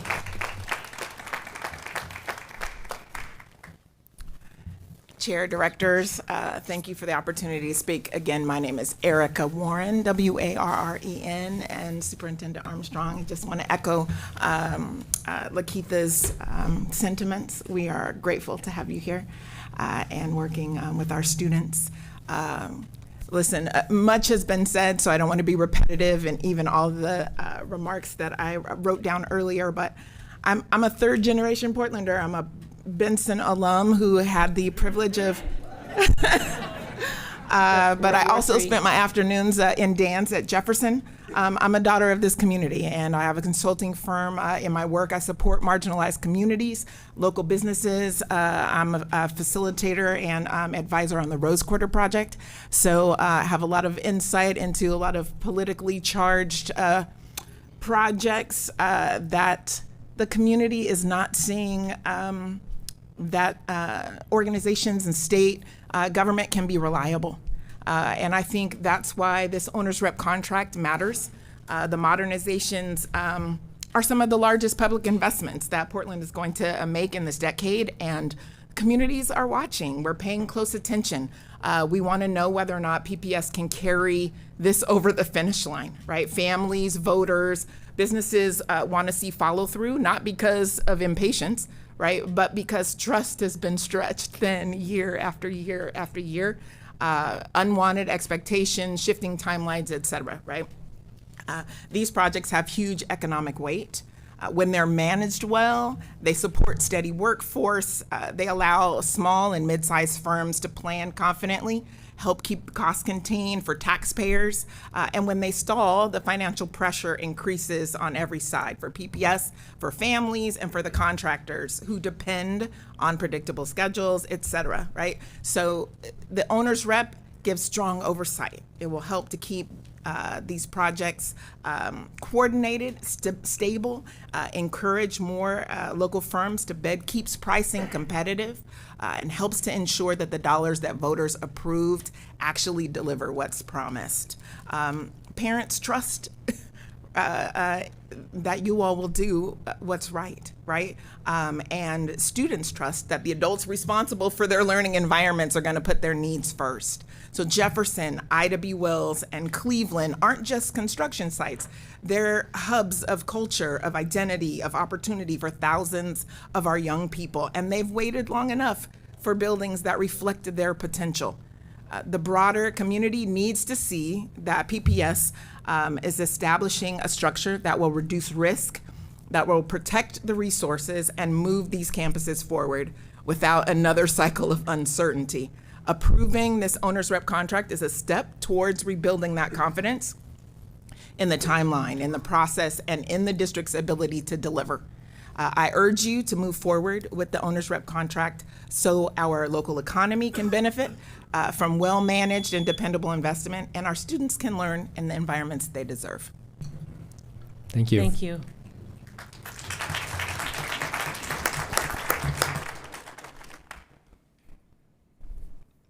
Good evening, everybody. My name is Keisha Locklear. I'm an architect and senior project manager in OSM for the Jefferson Project and the CVOC. I first want to say how proud I am to finally witness the next agenda item. I came to PPS for these two projects, and they're the whole reason that I'm actually sitting here today as well. I'm committed to my project's success, and our project's success depends on trusting the people that we work with, and that those people have the best interests of our students and our community in mind. And after reading the contract, okay, for me, that doesn't seem to be Presidio. Here's why. It's because the math of the deal is wild. Okay, $60 million over 5 years roughly equates to a professional, consultant fee of 29 people full-time, full blast for those 5 years. We don't have that many people on our teams of the 4 projects that they are going to be managing, and yet you need the equivalent of more than that capacity to manage it. It doesn't really add up. We have agreed and said many times before how many positions are vacant and various ideas about everything you guys said today, by the way, what Sarah said, what all you guys said about the bond. I agree. Like, we need that help. We need that organization. We've grown. We need to be more efficient, more effective. I 1,000,000% agree. It doesn't cost $60 million to do that. And since when do we give anyone a $6 million bonus for completing work on time? We don't even pay general contractors who build our buildings incentives when they finish early. And you've built in a $6 million bonus. They've built in a $6 million bonus for themselves into this contract. It just seems highly irregular at minimum. And I just want to clarify something I heard Director Chase Miller say in the news about, all projects automatically pausing if the vote doesn't go through, but that's not the case. That would be a leadership choice. That's not like a natural consequence, right? And so there's so many different ways that this can go, but it's not a negotiation when you come to the table with a $60 million contract and you know that the scope isn't anywhere near that in cost, right? And so what are they going to come back to the table like, oops, we charged you triple by mistake? So that doesn't seem like genuine negotiation. It seems unprofessional and inappropriate. And I think there's just a really larger conversation that needs to happen about all of that. Great. Thank you. Thank you.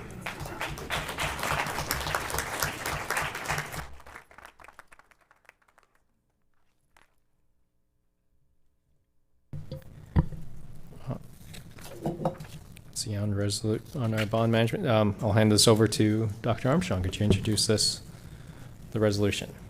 Yes, absolutely. Thank you, Chair Wong.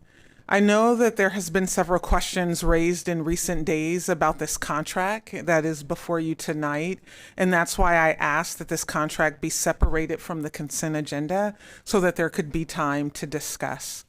I'd like first to speak to why we are at this moment. So I began my first year with 3 priorities. Last year, as I'm now in my second year. Priority 1 is focused on literacy. Priority 2 is focused on building relationships and trust. And priority 3 is focused on safe and supported learning structures. Priority 3 remains at the center of my focus and leadership. There are three driving factors that have shaped my urgency and guided the decisions I've made over the last 15 months. I want to just go through those really quickly. First, we continue to face significant and costly delays in our capital projects. These delays have driven up expenses, prolonged disruptions, and weakened community trust. Our external bond performance audit makes this plain. It documents cost escalations, schedule slippage, and structural gaps in project oversight. Jefferson High School alone required an additional $55 million in contingency funds, and it hasn't even broke ground yet.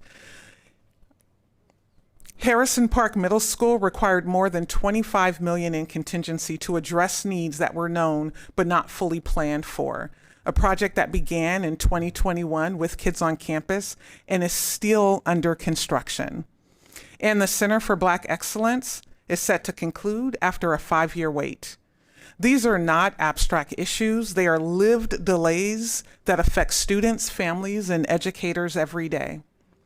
Second, the involvement of multiple firms working alongside internal teams has contributed to inconsistent coordination and rising costs. The audit highlights concerns about how construction projects are managed, estimated, and monitored. We have that document.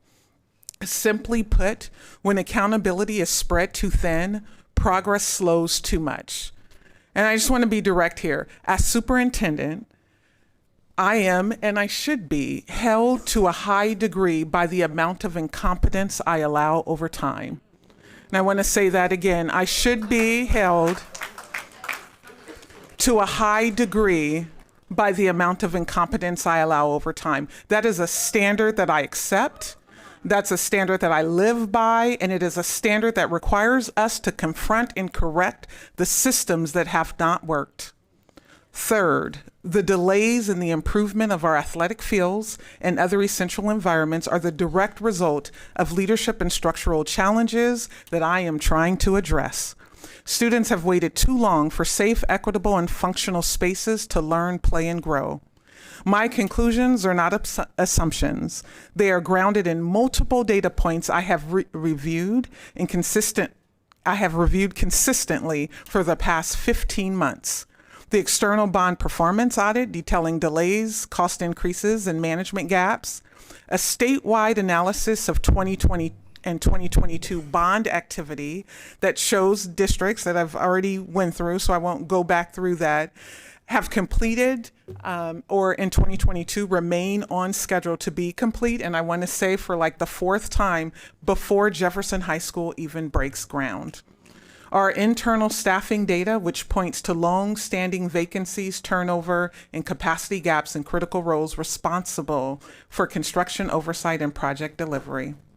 The status of our 3 major projects from 2020, I'm talking Harrison Park, Jefferson High School, and the Center for Black Student Excellence, reveal patterns of underestimation, unclear scope, and delayed progress. These data points form a consistent story, one that requires decisive action and a recommitment to strong systems, strong oversight, and strong leadership. Priority 3 exists because students deserve safe, modern, and supportive learning environments, and it's because our current structures have not consistently delivered for them. The bond program management executed under one firm will improve cost control and reduce escalation. And also, our current structure does not support building 3 high schools at the same time. After a nationwide request for proposals, 3 national firms submitted, and ultimately one was selected. The firm is Presidio, and to be clear, Presidio will be held accountable for schedule, cost, scope, and quality. Tonight is not about blame, it's about responsibility. It's about restoring trust, and it's about delivering results. Our community voted for these bonds. Our students walk into these buildings, and our job, my job, is to ensure that every dollar is managed responsibly, and every project moves forward with clarity, accountability, and urgency. Our students cannot wait, and they shouldn't have to. So with that, With that, I'd like to invite up the president of Presidio to introduce his team, Brian Johnson. And Brian Dawson.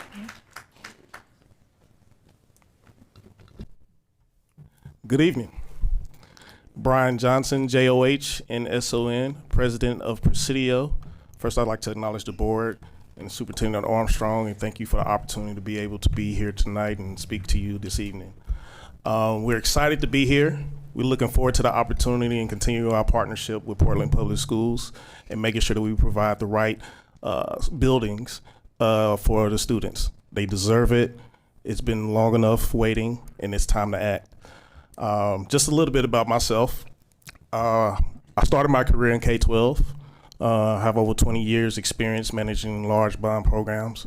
Half of that time has been on the district side. As you could tell, my experience and expertise, I've lost my hair in the process. But on a serious note, the why we do what we do, why we're passionate about what we do, is because of the kids. At the end of the day, we want to make sure that we provide a great space for our kids. There's nothing more rewarding for us than to see the excitement on the kids' face when they walk into a newly built, renovated space on the first day of school. That's, you can't, I mean, that's just something that we love to see. And we want to share that with Portland Public Schools. We want to be a part of that process. The kids deserve it, and we want to make sure that we make that happen for them. Now, I'll be remiss, I'll turn it over to Brian to introduce himself. My name is Brian Dotson, Vice President of Presidio. I appreciate Superintendent Armstrong and the board for consideration. And again, we're super excited to be here and the opportunity to be here. Over the last 20 years, 25 almost now, I had hair when that started. I've been in community and client relations and communications, and about 13, 14 years ago, like you, I may have talked to a friend that talked me into serving on my local school board. So I had the privilege and honor to do that in my local community for 2 terms. And so I understand some of the things that you all have to go through, the pressures you feel, the money that you make doing it, which is none, right, or very little. But it certainly is you're serving the community.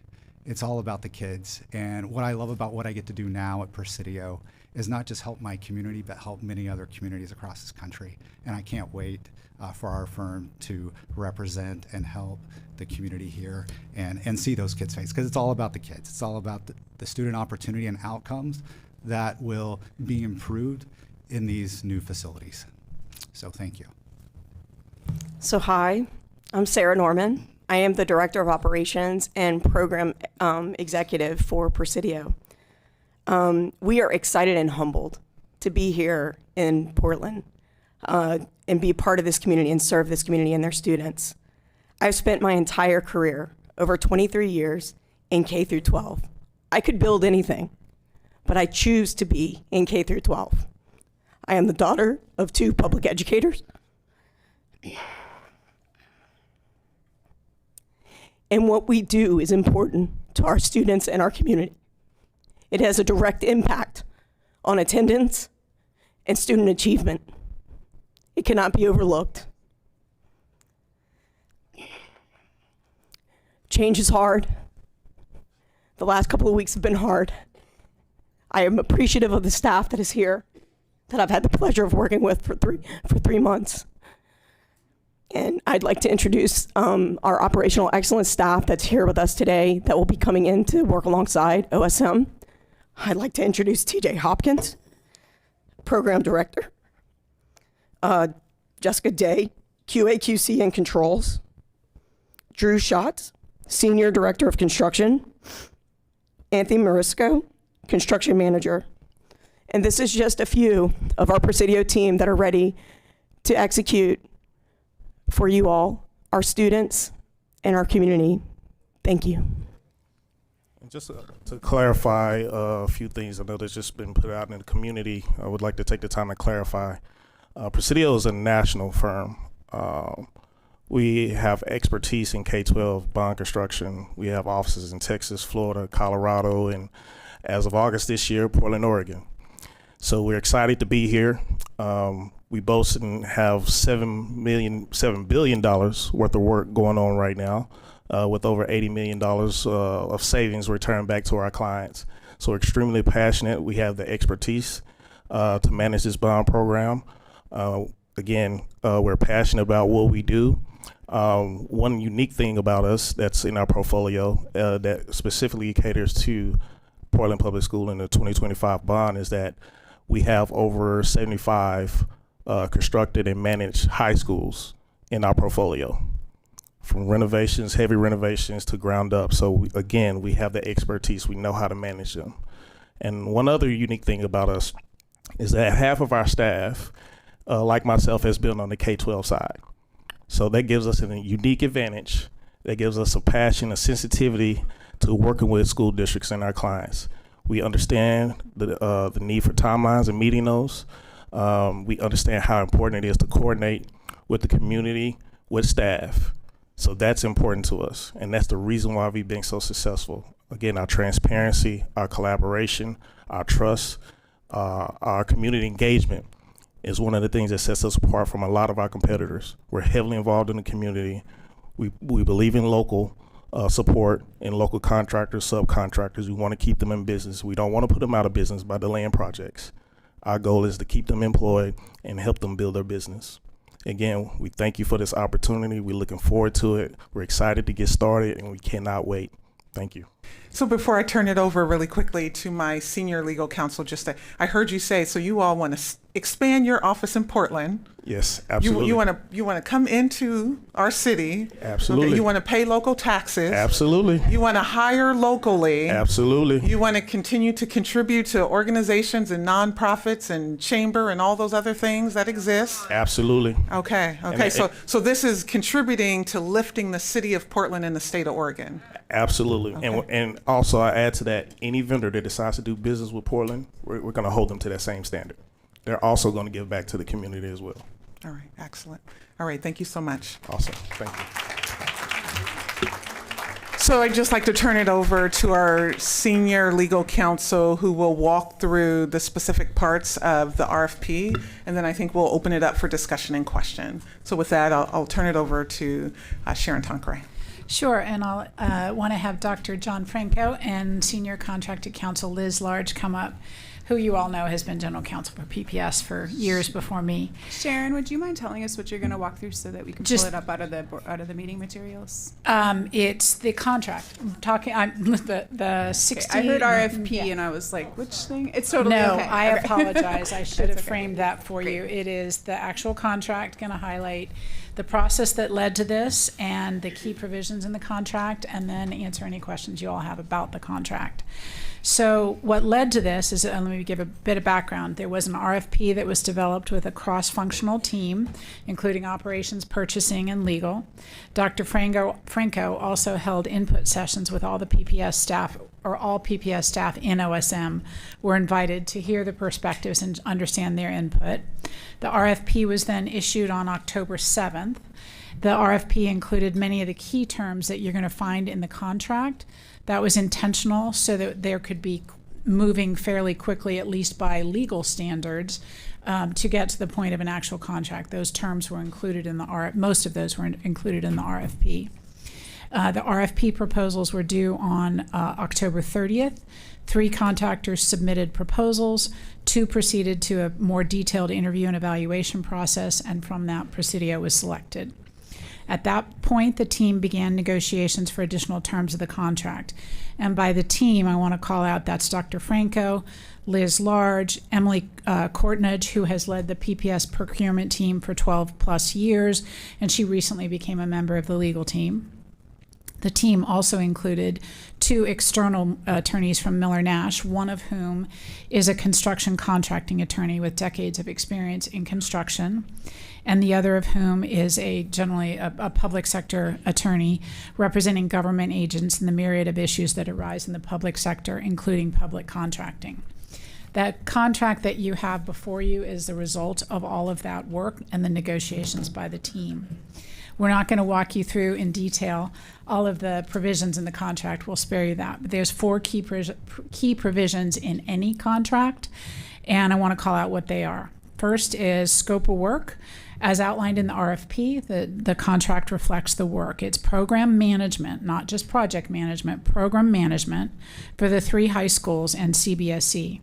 An additional key point for you to be aware of is it includes the scope of work includes administrative support and oversight for all of the bond projects. So there's the 4 that Presidio would manage if you approve the contract, as well as kind of a broader administrative function. That's probably not what it's called in construction contracting, but I want to call that out because there is no additional fee for any of that. That's the straight up fee the price you're gonna pay is based on the 4 contracts you're getting, and in addition, they have agreed to the administrative, what I'll call the administrative support over all the bond functions, communications, support, financial reporting. I think I mentioned that.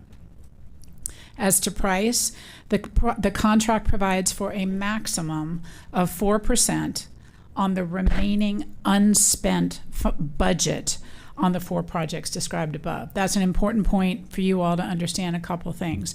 It's unspent budget, it's not the total budget. There's been money spent on all 4 of those projects already. That doesn't factor into the 4% analysis, potential 4% calculation of the fee for Presidio.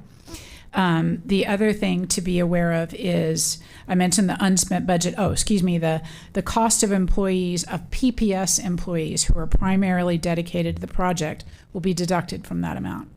So let me say that again. There will be PPS employees who remain on the contract or on the projects. The staffing has not yet been decided, but as they migrate to the new structure, that will be deducted from Presidio's fee. They wouldn't be, nor should they even ask to be paid. They did not ask to be paid for our employees who work on that. So it's less that amount as well. I want to mention just briefly staffing. The decisions haven't been made yet about staffing. The current model in OSM is a hybrid model, and it will continue to be a hybrid model, which is why the contract, when you read it, the language speaks to not counting the cost of PPS employees in whatever fee is paid Presidio. There's an additional amount of risk compensation. I think that was mentioned earlier. Completing 3 high schools on time, there is a incentive fee that would be paid for that, $3 million total. That was in recognition from the negotiations, and I'll let the team speak to that more, of the fact that we need those high schools done on time, and doing 3 at once has never been done at PPS, nor in Oregon is my understanding. I shouldn't speak out of my scope. They will also get a potential incentive if they complete each of the high schools on time, as well as CBSE, completing CBSE on time. And there's also a potential incentive pay for retention of key personnel that PPS identified. It was in the RFP process, but there are people that PPS believe are critical to the success, and there is an incentive to keep them. As to price, comparators on price are not that simple to identify, in part because what PPS plans to do is significant and unique, the 3 high schools at once in and of itself. That being said, we do know at least one other comparator. We know that Fort Worth, which is where Presidio had been working, and Dr. Franco and Liz can speak to the references if necessary, but the rate that Fort Worth was charged was 4.1%. Let me go back and say one other point about cost. It is intentionally based on the budget, not actual cost, unspent budget, not actual cost, because you want to ensure that we don't have an incentive for the cost to go up. So that is a moment in time unspent budget versus potential cost increases. So from a contract perspective, that was an important element to PPS. So that was price, scope, and then duration is 5 years unless completed earlier, but it with the incentives. Duration is 5 years, and the other key provision for you all to know, any lawyer will tell you, is the termination provision. It's 30 days notice. So final note, just to be clear, I've seen some public comment, lots of public comment. I want to be clear. it's virtual maximum mathematical impossibility for Presidio to be paid $61 million because those are our employees who are included in that as well. So that money will not go. I want to repeat what I said earlier. That money will not be going to Presidio for our employees. So they won't receive money on the amount that we pay our employees. That's deducted from what would potentially be paid to Presidio. With that, I called out the 4 key provisions that are in the contract. It's obviously a very long contract. All of those provisions were initially included, many of those provisions, I should say, were initially included in the RFP. And with that, Dr. Franco and Liz Large and I are available to answer questions you might have about the contract. I just want to highlight one thing that you Yes, said ma'am. around the incentive, which the incentive being around retention of key personnel, and then incentive to complete the 3 and then the individual schools on time. And that was built in as an incentive because past practice, we know that those things have cost us millions and millions of dollars, and we want to get ahead of it, correct? Yes, the concern was to avoid any potential delay with the related cost and the related challenges associated with that. Yep. All right, thank you. Let's get this on the table before we start discussion. Do I have a motion and a second to adopt Resolution 7216, expenditure contracts that exceed $150,000 for delegation of authority? I'd actually like to move that we postpone the vote on Presidio so the board can receive a full comparative cost analysis based on other districts, like you're discussing, produce all related public records that have been requested, and ensure that the public has an opportunity to engage. I'll second that. All right, we have a motion to move the discussion for a later date by Director LaForte and a second from Director Engelsman. Discussion. I just want to say quickly before this conversation, this relates to both, the resolution and the motion, but I will be abstaining from this conversation as I have not read the contract yet. But the only thing that I wanted to say was that, of course, I love everything that's been said so far, but 60 million or 50 million or 40 million, whatever it ends up being, is still a enormous amount of money. And the question that this board should explicitly answer by the end of this conversation is that worth it? And if so, why? So that's all I have to say on the matter. I appreciate that question. And one thing that I want to say is, because I think, as you heard in my opening, what we're looking to do is for the 4 projects and some of the overall management, really lean on one firm that we can directly hold accountable for all of the things that I've mentioned. But if you look back in our past, and this does not include firms that were involved in multiple high school builds with complicated timelines, we've paid over $40 million out to multiple firms within that same amount of timeline. And that's just the 40 million that doesn't even back out our costs. As a matter of fact, we have like 6 different firms that were awarded RFPs. And so the board is used to probably seeing 5 to 10 million allotments going out to individual firms as opposed to one big chunk for one firm. So I would say that that's different. And that is public record on board books in 2023 if you search all of those contracts. And I think we've already sent information about the expenditures. And so instead of like piecing it out and getting the same results that we've gotten year after year, we're moving with a different strategy. And that's what we're calling on now.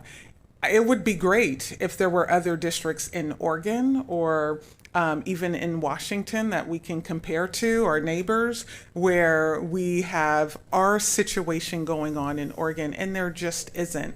I would say rely back on the information that we gave about the total cost of on-call project management.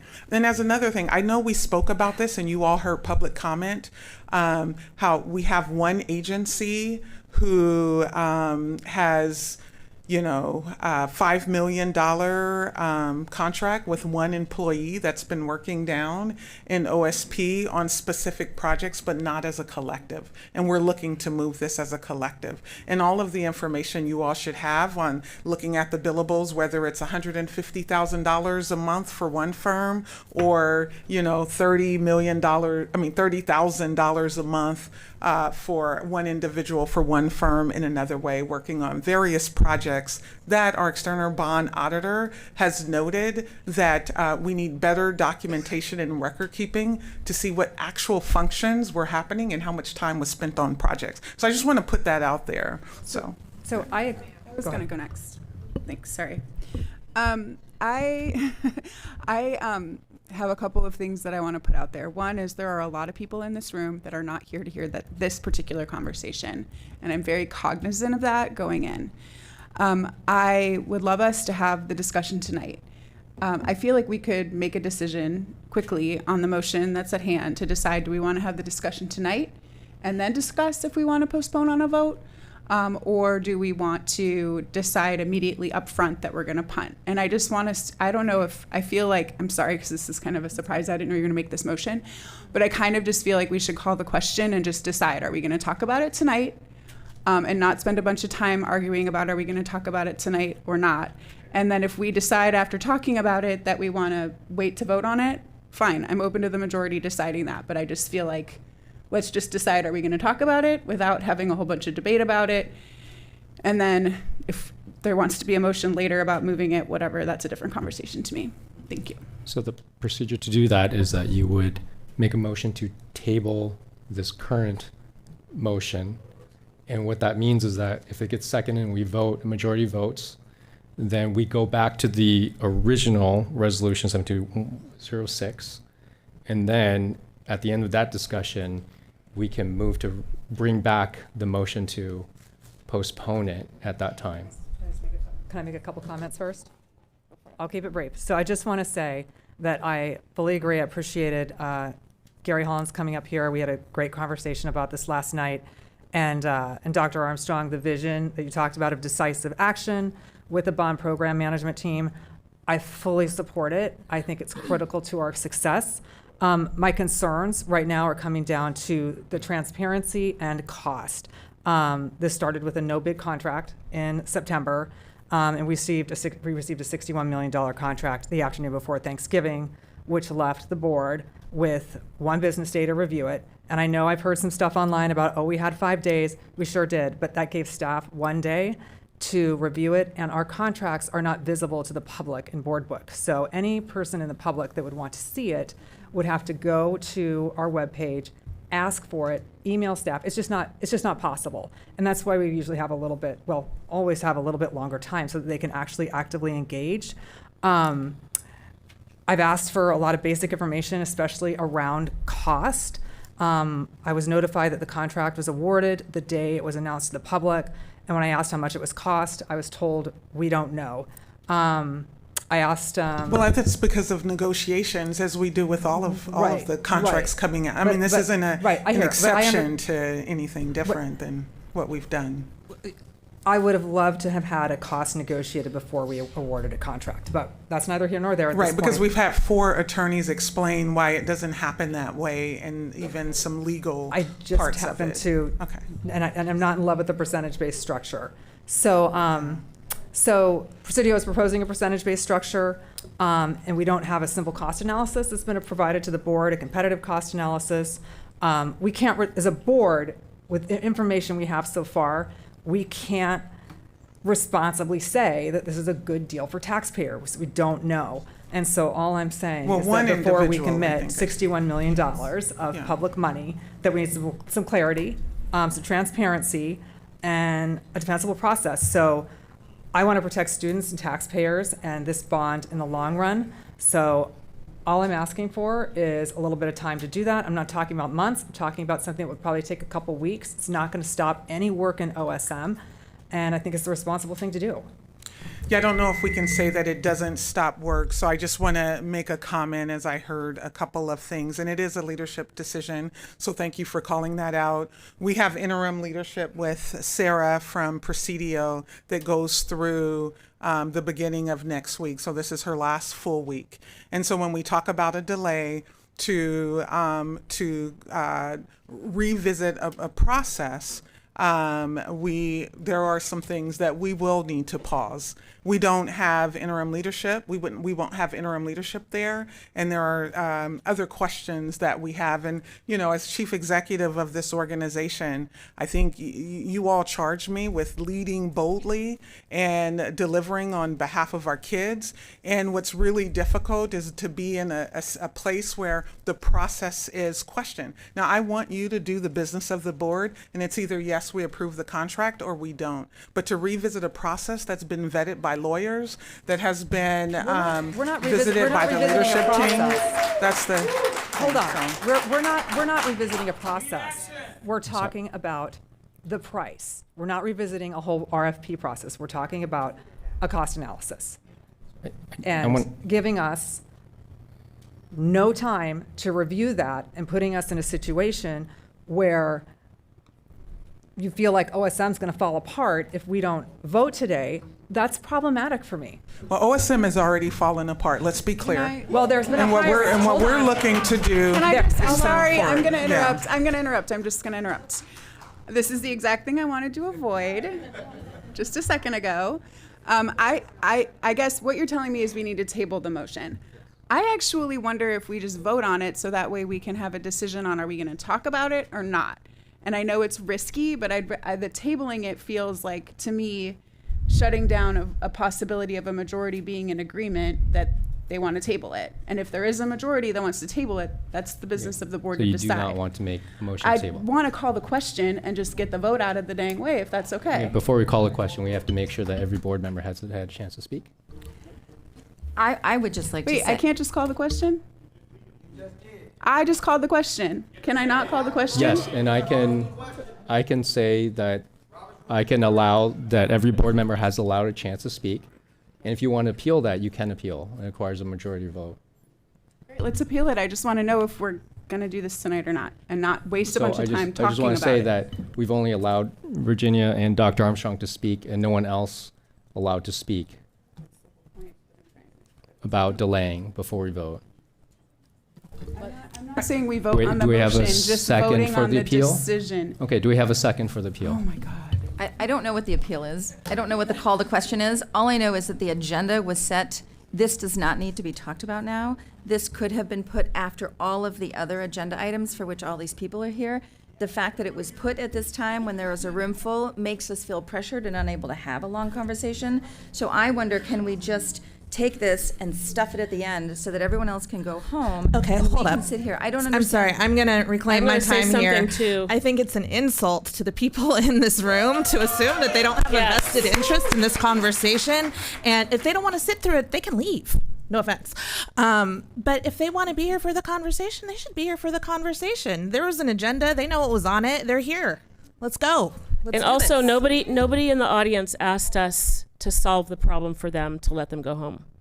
If it would be quite different if we had 15 people saying, "Hey, could you move the agenda item?" We cannot send people home. This is pretty classic paternalism, I would say, Classic for an paternalism. audience that's here It's to an talk insult about to the my Center for Black community, Student too. Excellence, which is impacted by the vote that we make tonight to decide for them that they don't need to be in the room for this conversation. I'm sorry, I have to speak up because I think, honestly, I'm trying to help move us forward.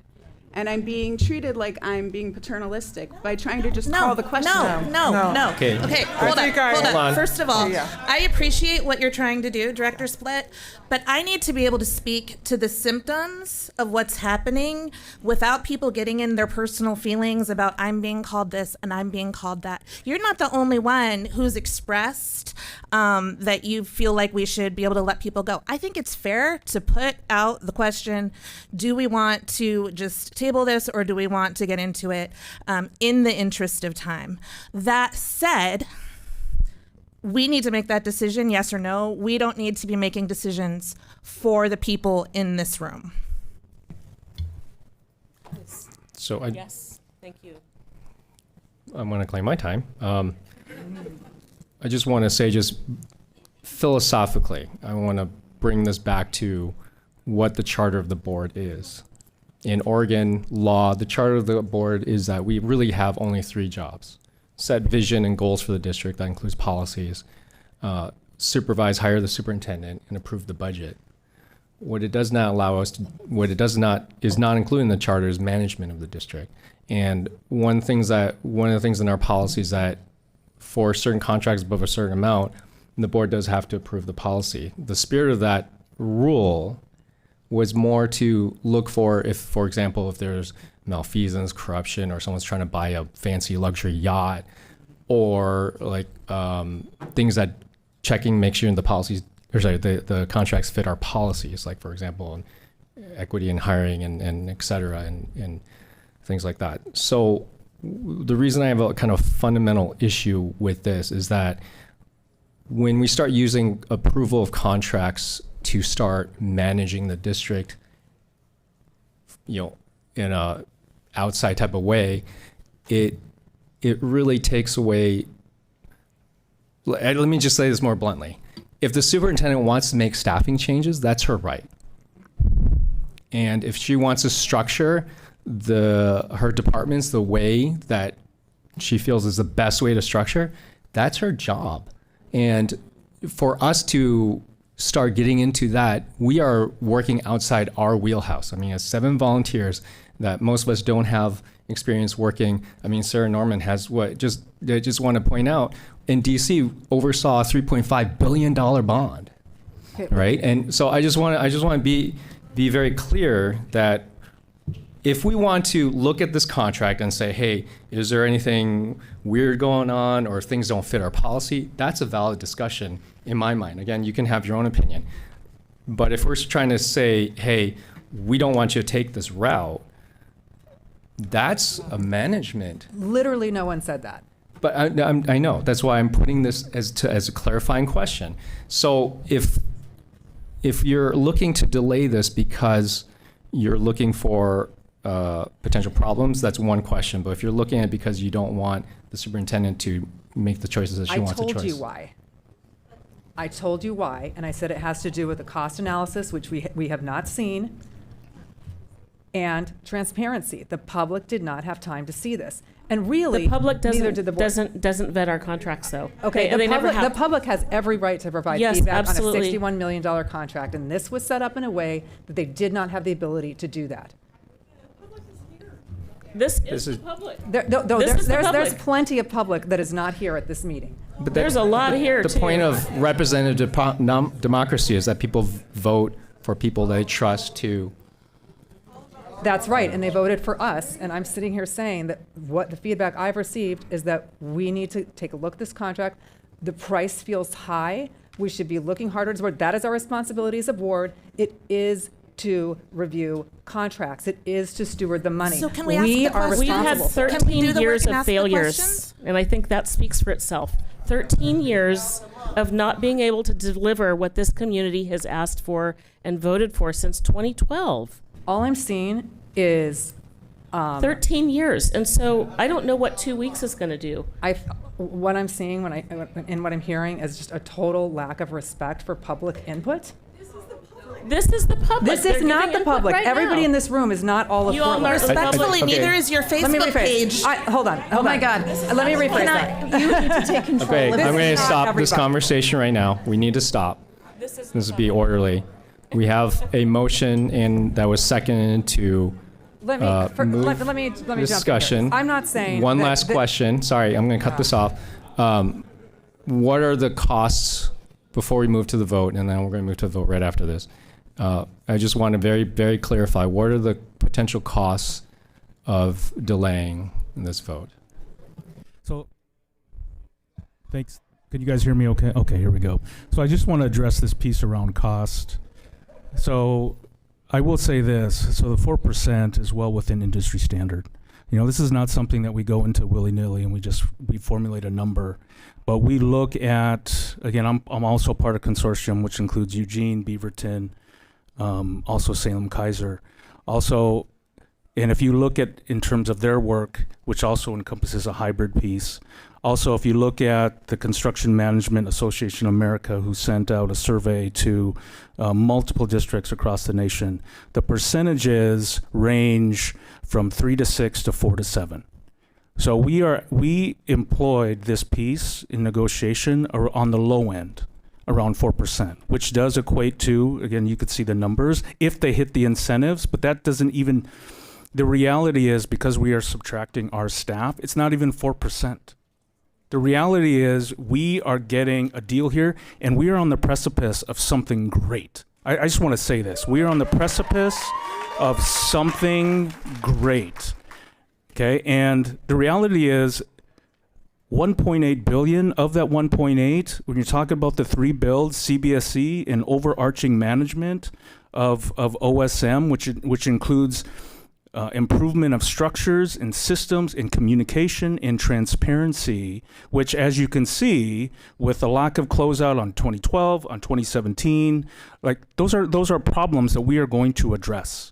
So it is not just these 4 builds, it's overarchingly the improvement of the system, which in the long run is going to save us money. We are getting a bargain in regards to this piece. We're talking about 1.3 billion with these 4 projects, which is significant. I completely disagree. I Can I cannot add- understand how $1 million a month would be a bargain. I would like to add to that part. One of the stories I think gets lost is kind of the big picture. When we originally went for this bond in 2020, we started campaigning in 2024 and it's passed in 2025. We originally went out for an eight-year bond. And the reason that we went for an 8-year bond was because PPS has never built 3 high schools at the same time and therefore was staggered. So therefore the last high school was predicted to be started or completed somewhere near 2033 to 35. And when Presidio came on, it kind of, I mean, of course, with the work of lots of other people as well, but changed the scope of this work in terms of like, it was suddenly a mapped out a plan that was possible to actually have 3 high schools done at the same time, which means 3 to 5 years saved in time. We're talking about our 5th graders being able to enter a brand new high school, right?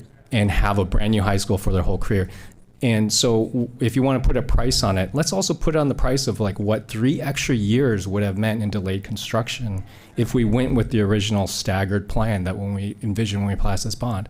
So I just wanted to add to that. There is more value than just, right, there's an opportunity cost. Thank you. Can I just uplift that because I don't want that to be missed, Chair Wong, and I appreciate you raising that, is that our previous, I think what I hear you saying, and I want to confirm, as I was here as superintendent, our previous leadership team in OSM said that there was no way that we would be able to open all 3 high schools at the same time, and that it would take over 8 years, and we would start with a schedule that could be, well, we were clear Jefferson was going to be first, and then whether Ida B. Wells or Cleveland along the way. And then when we had a new team come in that's done this work in different regions to say, yeah, absolutely, it's possible, but let's get the designers, the architects, and the construction managers from the different agencies in the room to confirm that they can do it. And that's what happened. And we have that confirmation. So I just appreciate you lifting that up because that's one example of something that's changed as a result of their leadership. And one of the things that hasn't even been able to be lifted up and highlighted is that the RFPs that are in queue for the schools that will be going under construction and remodel that have seismic issues, and that process has already started. And the amount of time that it takes us to, in the past, to actually really get moving on a project, and what we've seen in the last 3 months has been some of the things that we haven't even been able to see in 12 months. So thank you for that. And if I could interject just real quick around the piece around, we can't wait from a time perspective. I know there's this conversation around, well, we just have to, we're going to continue the work 2 weeks, 3 weeks, that type of thing. We've lost so much time that we have a distinct sense of urgency here to get these projects done for our kids. We are very student-centered in regards to this approach, and it is unprecedented to have 3 high schools built at the same time with the idea that they're all going to open at the same time. And we are committed to that piece. Like if you even just think about the movement that we've made thus far in terms of, you're taking a vote today on the CBSE. That amazing, right? You're going to take that vote, okay? Here's another opportunity, right, with added support. I think you've heard it. You've heard it today from people who have been in the district, who have been a part of this work, that there is a capacity piece, right? We need to move on this. I can't express the level of urgency here, and the problem is you say, 2 weeks or 3 weeks, that type of thing. Like that has been our issue, right? We got to move, and this is the opportunity to move. I would just like to interject. I know I said I'm abstaining, but I feel the need to come back in. Number one, let's all try and be nice to each other here. I'm just over here with my chow mein, and I'm like, dang! So, first off, that. Second off, on regards to the public's ability to see this contract, I would just like to see a raise of hands. How many people in this room, not including district employees, read this contract? Hey, look at you! So, I would just like to say that I have also seen some people who did not get the chance to read this contract as a result of this vote being held today. And so, again, I am not going to weigh in further on whether or not that is the case, whether or not that's important, whether or not that matters. But I would just like to say that it is in some capacity the duty of the board to engage the public as they would like to be engaged in matters like this. Patty or Director Sullivan? Yeah, I was coming tonight concerned about the cost, but a lot of the cost was explained to me. I mean, you've explained it. The stuff that's out there in email land or yeah, is wrong, and people are reading that and they're sending me stuff, and and it's not true. I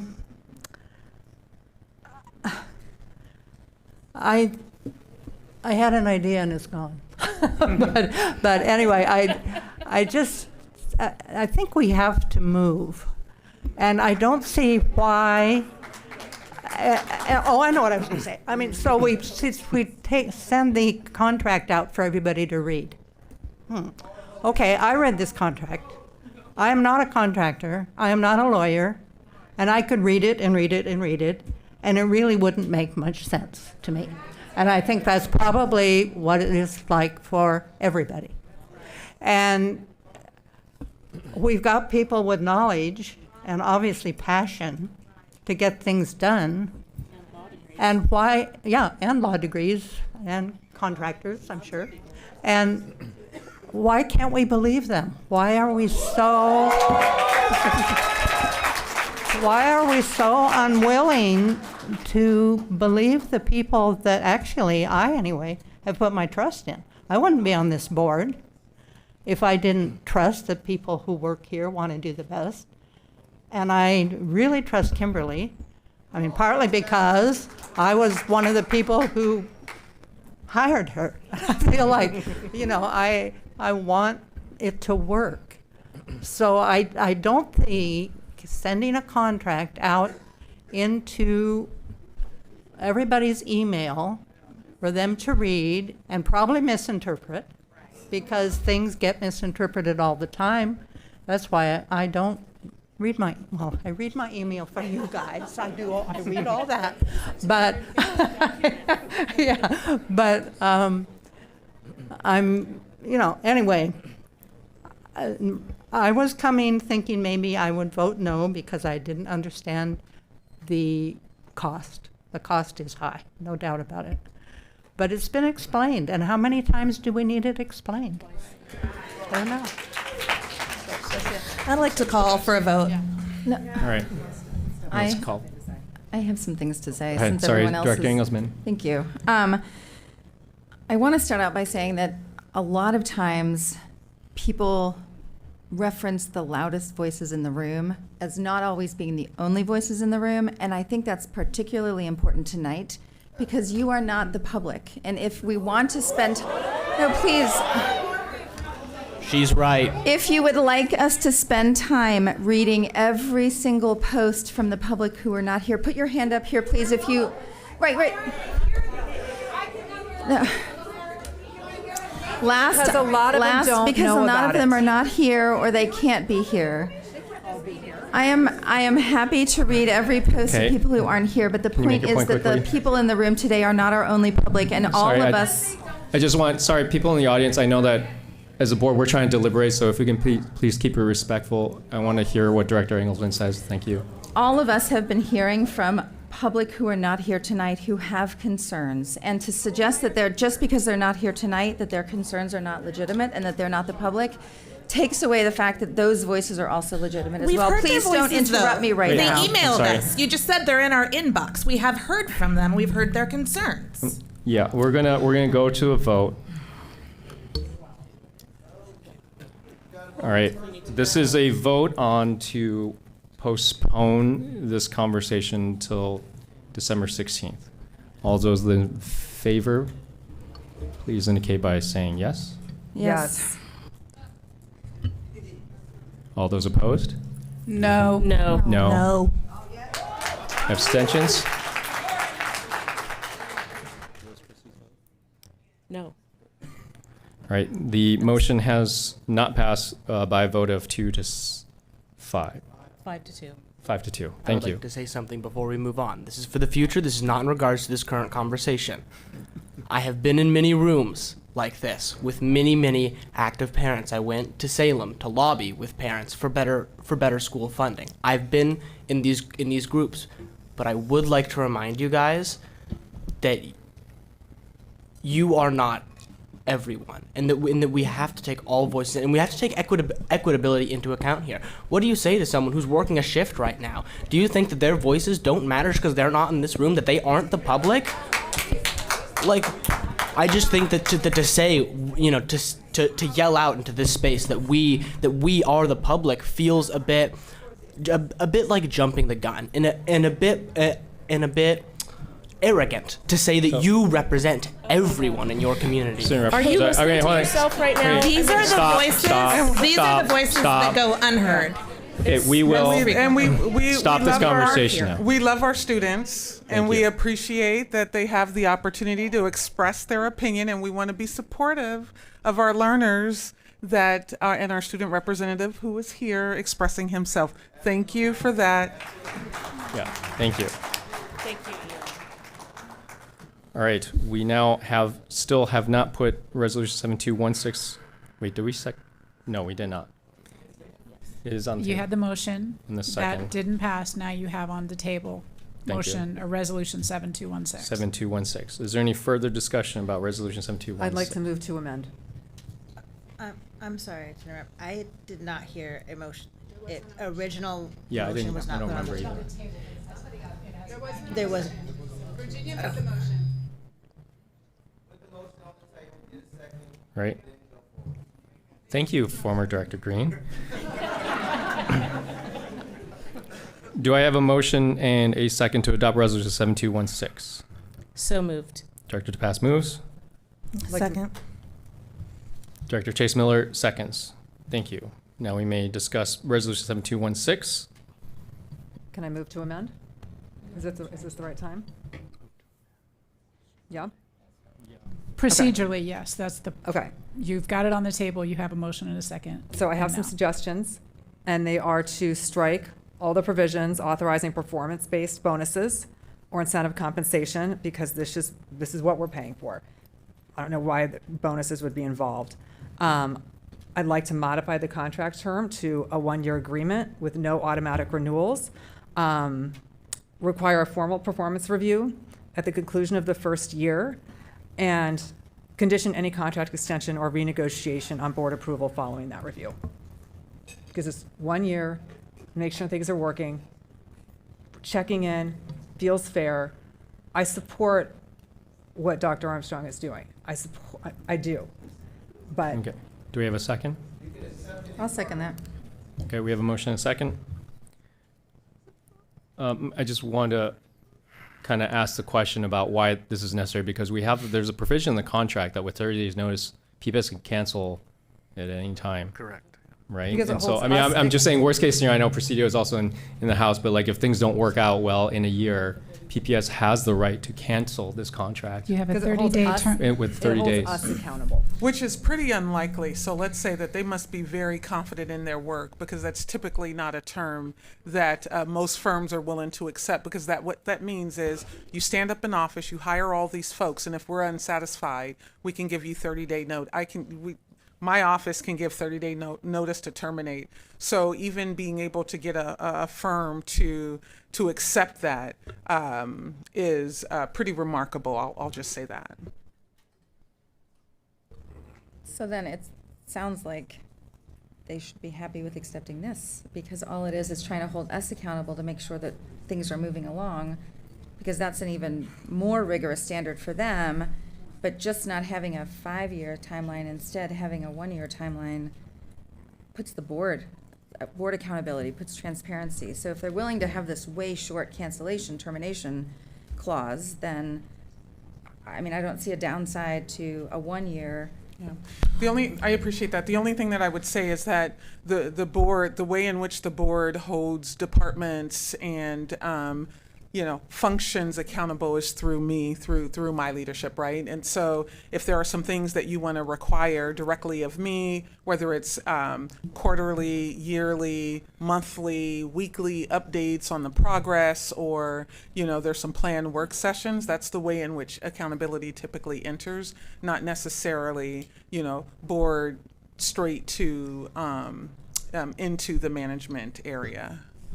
And I appreciate that, but here's what I'll say. I was not impressed with the 2-page letter that we talked about months ago. I was not impressed, frankly, with the October report by Presidio that we were waiting for, and I expressed my concerns and all of the questions I had and the things that seemed to be lacking. And so I will say, and I mean no disrespect to Presidio, but so far I am not impressed enough to just say have at it for 5 years. I appreciate the 30-year termination clause, but I have not seen work that makes me want to say here's $60 million in a 5-year contract. So I'm going to ask the questions that I've already asked when it gets to that point, but I have not seen work that makes me thrilled. I also really want to get back to something that was said up here that suggests that Presidio had something to do with the 3 high schools. I have been hearing since before I got on the board of the 3 high schools being on the same timeline. It was in July. We can go back into the board reports. Well, I know that Jefferson was supposed to be done already. I understand that was not this board, but. No, for fall 2029, that was not something that we knew in the summer. That's correct. Can I step in and clarify from a procedural legal posture? I understand there's a motion to amend a contract. That is not consistent with the purchase and contracting laws that we need to follow. This was a 5-year RFP. We went through a process. And so I just want to call out, if that's the direction, I think we need to have it be a direction that is given to go do another RFP for a year. I don't think we can, I want to just call that out and ask no. Nobody's suggesting that. Purchasing and contracting is a very complex area, and I want to let the board know it's uncomfortable to give legal advice off the cuff in a complex area, but I think that probably is a sufficiently significant term of the contract that we would need to assess and probably do another RFP. I'm saying probably, not to be certain, but I'm concerned that would be the case, hence the need to talk about whether that's what you really, I know that's what you intend. I just want to call that implication. A resolution. You cannot unilaterally amend a contract. It takes 2 people, right? And if we are going to significantly amend it by the way you've described it, I'm concerned we may need to do another RFP. I can't tell you for sure. I can try and get you an answer tonight, but probably not. I'm concerned that is significant enough, and I'm looking at my colleague to say whether or not we're both concerned about it. Yes, we're both concerned about that. That's the direction that would mean. I'd like to call the question to vote on these amendments. All right. Christy's not here.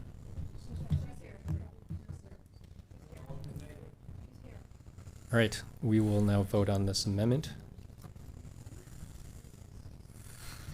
All those in favor of the amendment, please indicate your vote by saying yes. Yes. Yes. All those opposed? No. No. No. Thank you. The amendment did not pass by a vote of 5-2. All right, we are now back on Resolution 7216. Unless there's further discussion, I would like to call to vote on Resolution 7216. I think we have questions. You want to go first? Sure, I have questions. All right, so I am a lawyer. I know Director Sullivan said I'm not a lawyer. I read it. I could read it again and again and again. I am a lawyer, and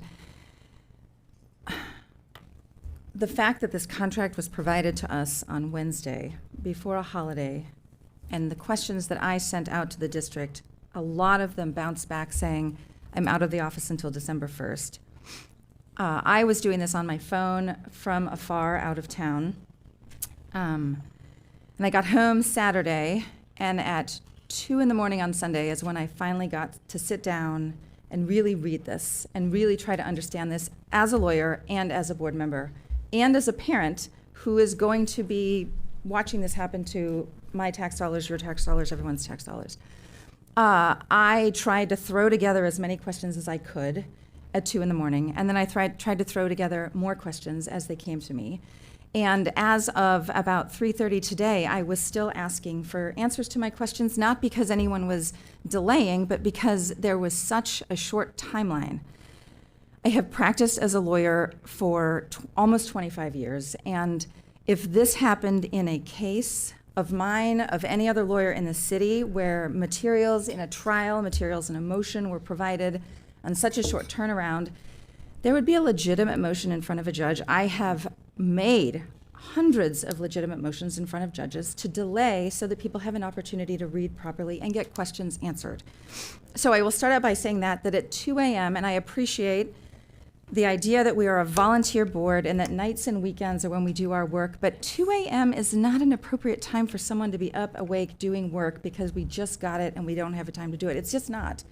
And I'm sorry if everyone wants to back ourselves into the idea that we have to do it, but we're not going to get good board candidates in the future if they're told they have to do things at 2 a.m. So now I will start with my questions, which are not going to be in any polite order because I've just thrown them together. My first question is, was a cost-benefit analysis conducted comparing in-house program management versus outsourced program management done? I'm not done. I'm taking a sip of water.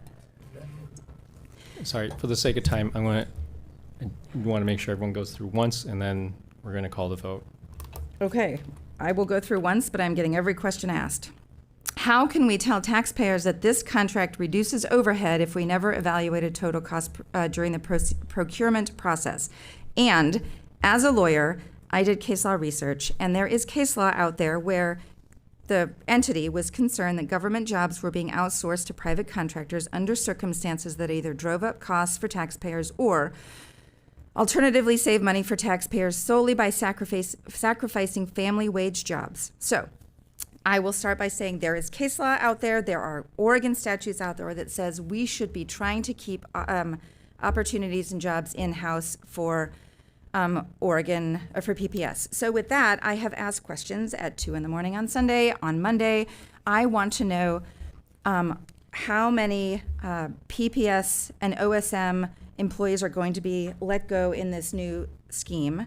I want to know, reading between the lines on page 9, which is the staffing and decision-making efficiency that was provided by Presidio, it suggests to me that many project managers will be let go if only one lead project manager is assigned per project. I would like a clear answer to how many OSM PPS staff project managers are going to be let go in implementing this recommendation specifically. Staffing plans on page 14 and 15 of this lineup. How do the staffing plans line up to OSM PPS's current staffing plans? I asked these questions Sunday night. I asked them again on Monday because they weren't answered. I was told that staffing decisions have not yet been made. I believe that a contract that says Presidio cannot be paid for OSM jobs means there is an incentive to not have OSM and PPS jobs and have them be Presidio jobs because then Presidio can get paid. So I want to know, how is the staffing going to be lined up before we give a contract away? And frankly, I think if we don't know the answer to that, we are opening ourselves up to litigation because there is case law out there saying we need to know what the in-house cost is. I would like to know on pages 17 to 19 of the Presidio report or whatever Sorry, it was. just really quick, how many questions do you have? I have a lot. Okay. I have a lot. We didn't have any time. Well, here's the thing. I'm I would like you to talking limit your fast. questions for if there are the questions that would actually affect your vote. So if All you're of asking these questions affect that my don't, vote. All of them affect my vote. There's any circumstance where you're going to vote yes tonight?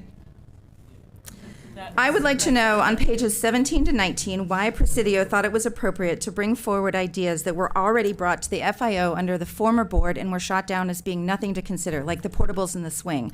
I also would like to know why the shell idea, which has kids moving into, all of you who are potential Jefferson families should be wondering, why are we going to have kids moving into grounds 1 and 2 and then having construction on 3 and 4? That's loud, that's hard to learn in, it's impossible to be around, and also if 3 and 4 are the science labs, how are you going to do science? I'm sorry, I Question need to vote again. These are questions that have been answered. We Thank need you. to No, vote they're on not. this. No, This they is grandstanding. haven't. They have The not last been one you answered. asked had been answered. No. It's in our documents. It has and well, Yes. and to also continue the line of questioning, why do you need to know this? Because, again, there's two things that are kind of make me uncomfortable specifically. A, the board is not involved in personnel issues. And so when we're asking about how staffing and personnel happen, that's not our purview. So knowing the answer to that really, well, we shouldn't know the answer to that. And number two, when we're looking at, for example, plans like, for example, the Shell project and stuff like that, what are we going to do about it? Right? Because it's not our purview to figure out how to build a high school. We're talking about the first report that they gave us. And That is was a it long time impossible? ago. No, it wasn't that long ago. It was a couple weeks ago. Okay. Well, we have a call to vote. So I am calling to the vote. I would like to remove my abstention from voting. Thank you. All right. We are now voting on Resolution 7216, expenditure contracts that exceed $150,000 for delegation of authority. All those in favor, please indicate by saying yes. Yes. Yes. Yes. Thank you. All opposed? No. Abstentions? No. Sorry, I was trying to decide. I don't have enough information, but I have been blocked from getting information, so I'm voting no. Okay, so we've got Thank Same. you. I support the process. Representative Rototo? It's too fast. For the same reasons as Director Engelsman, no. Thank you. Resolution 7216 has passed with a vote of 5-2, with Student Representative Rototo voting no. Thank you, everyone. This has been a long discussion. I am granting a 5-minute break. Let's be back here at 8:53. Not a 1 hour break, a 5-minute break.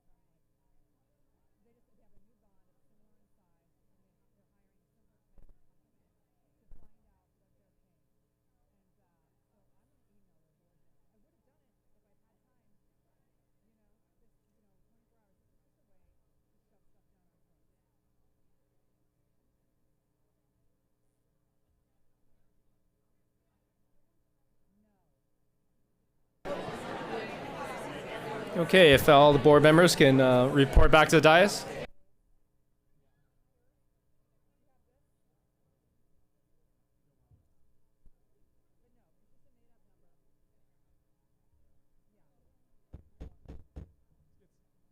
Let's get started, please.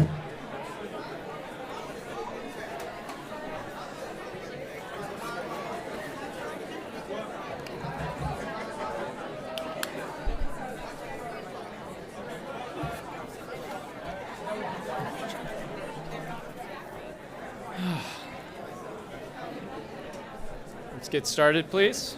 Oh, this is going to be a long.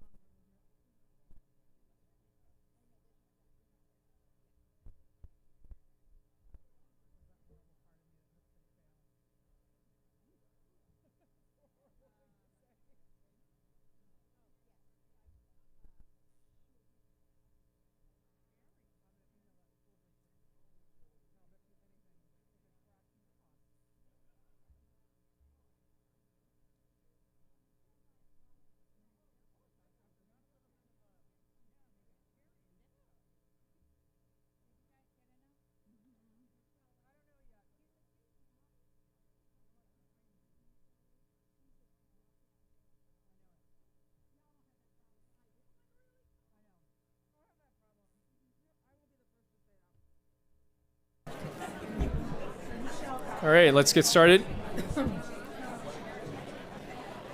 Is there a Michelle DePass in the audience?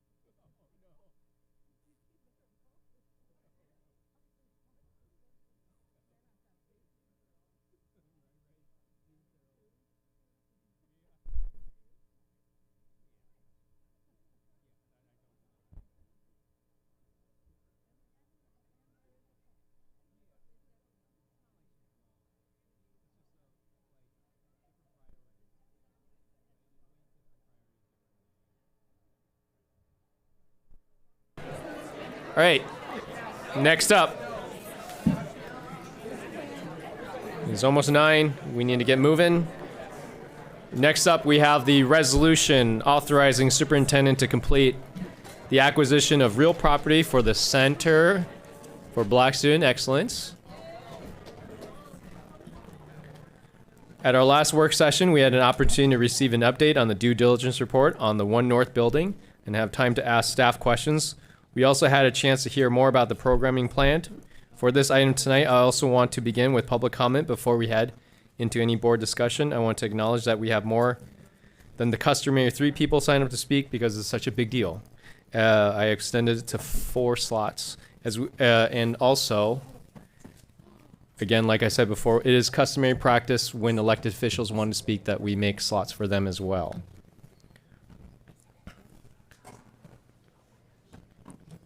This includes our former board members. So let's get started.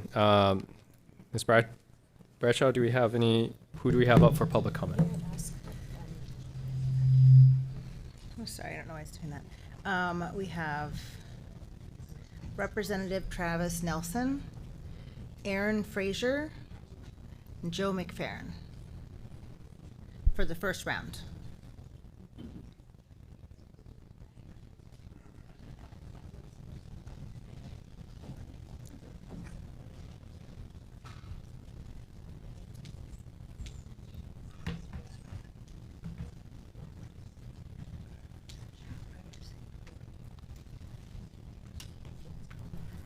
Thank you. You may begin started. I think you know the rules, and it's good to see you.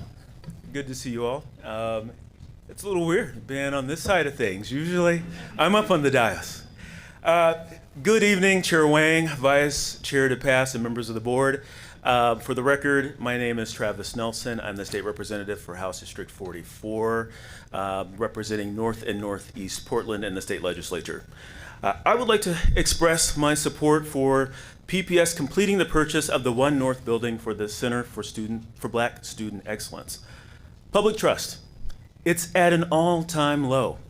People are tired and frustrated with government officials who say all the right things, but don't follow through in the end.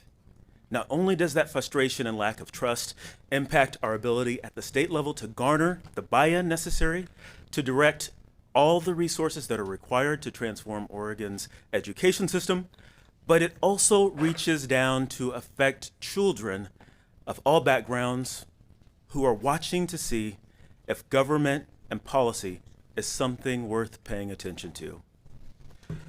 This school board made a promise to students, families, educators, and taxpayers 5 years ago to open the Center for Black Student Excellence. And as I understand it, because of the hard work and deep investment of community partners and district staff over the years, all the pieces are aligned for us to actually get this done now. That's fantastic, because our kids deserve adults who are willing to move fast and act decisively in order to drastically improve their outcomes and their lives.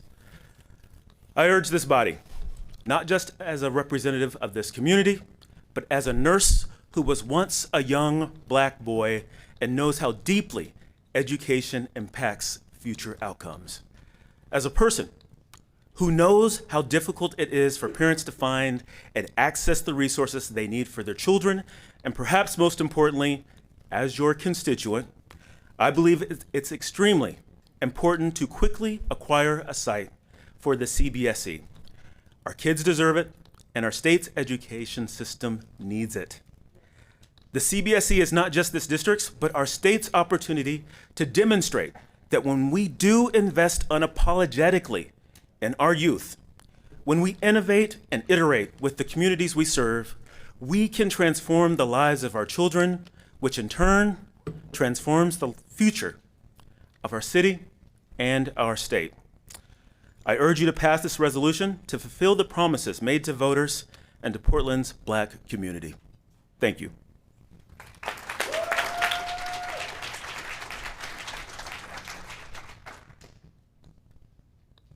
Good evening, Chair Wong, Vice Chair DePass,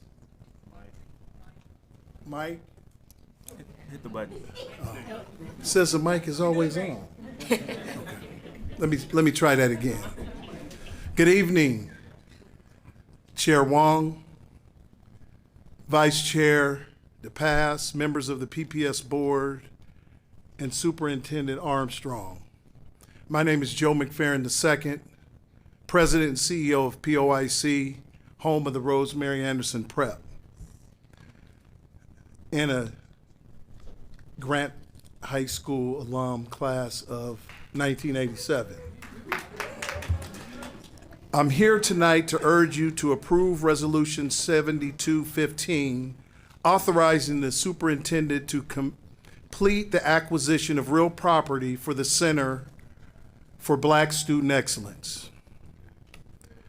Cultural education hubs like the CBSE play a vital role in the academic success of Black children and truly all children.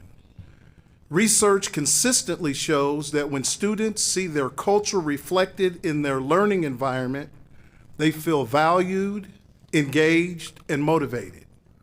For Black students in particular, affirming racial identity isn't just about pride.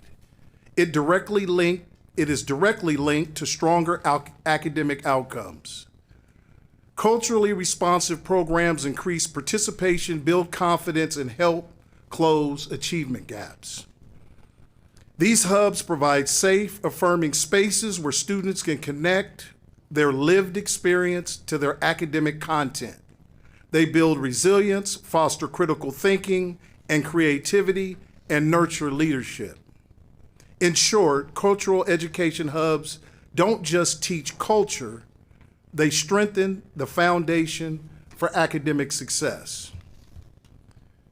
Why One North and why now? Nearly 40% of PPS Black students attend school within 3.5 miles of One North, and more than 900 students are within a 5-minute walk or 10-minute bike ride. I spent the first 10 years of my life just 2 blocks from the property, so I know firsthand the significance of place in shaping opportunity. Albina Vision Trust is leading the nation's largest restorative redevelopment effort. They recently opened their first 94-unit family-focused affordable housing development. And it's within walking distance of One North, with plans to welcome 3,000 additional working class residents to Lower Albina in the next 5 to 7 years. And finally, as we've heard, in 2020, 75% of Portland voters approved $60 million for the Center of Black Student Excellence. Locating the CBSE at One North will require only a fraction of investment, representing responsible, which we heard a lot about just a little while ago, community-aligned stewardship of taxpayer dollars. I strongly encourage you to vote yes on Resolution 7215 and support the purchase of One North, a place where our children can learn, grow, and prepare to lead here in Portland and across the world. Thank you. Thank you. Thank you.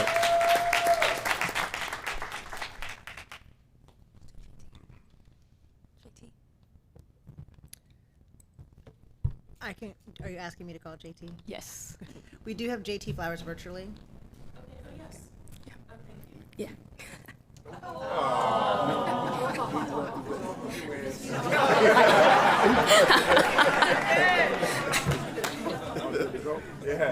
We can't hear you though. I want everybody to know he can't hear you at all. It's like a weird perk. So we can't hear you. Can you hear us? I can hear y'all, yep. Oh, there we go. There you are. But I just want the crowd to know that he can't hear. It's a weird thing. Okay. We'd like to hear from the baby. This is Redemption. Am I good to speak? Yes. Okay. For the record, my name is JT Flowers. This is my son, Redemption Flowers. We are both born and raised in the same zip code, 97211. You know, before I start speaking, I think it's important for us to address something as a collective. One thing I heard, just a few minutes ago, listening to the deliberation on the last resolution that was up for consideration, was the notion that the group of people gathered in this room do not represent the public. And I think that cuts to the core of exactly what we are here to address today as Black children who have known no other home but this place, as Black folks who have been forced to dream of futures in a city that has systemically failed to see us not only as equal, but as whole, as capable, as excellent. Nothing could be more important than the matter before your consideration today.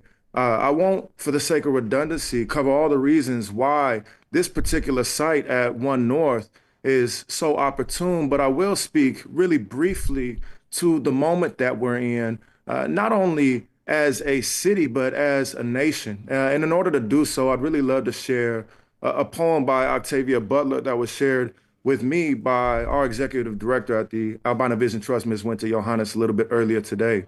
That poem says, "All that you touch, you change. All that you change, changes you. The only lasting truth is change. God is change. As I said, our city is changing, and so too is the heart of Lower Albina. You have the Albina Vision Trust stewarding, as my old third grade basketball coach, Coach Joe McFerrin, said, the largest community-led development in the entire United States of America. You have the Williams and Russell CDC overseeing $120 million worth of redevelopment in the heart of our historic home. You have SEI, who is moving into the development of housing on top of the incredible work they do in education. You have, of course, the work that Joe and POIC do. You have the work that the 1803 Fund is doing to pioneer the way we think of Black-led finance and community-led development. And most importantly, at the crux of all of this, we have an opportunity to pioneer the first entity of its kind on a national level, a center that says resolutely and resoundingly to not just kids like me who are already in the working stage of their lives, but kids like him who have to look up, open their eyes, and learn what it means to either be accepted or rejected by this city, to say to these next generation of children that they matter in the most robust way possible. That is what you're voted on today. Seems like a real estate deal, but it is so much more. And with that, I'm getting the Oscars music. So I'll cut off the parts and say that we thank you for your time. We emphasize that the group of people standing before you are indeed constitutive of the broader public. And it's important that you see us and recognize us as such through voting yes on this measure before you today. Thank you so much. Thank you. Thank you.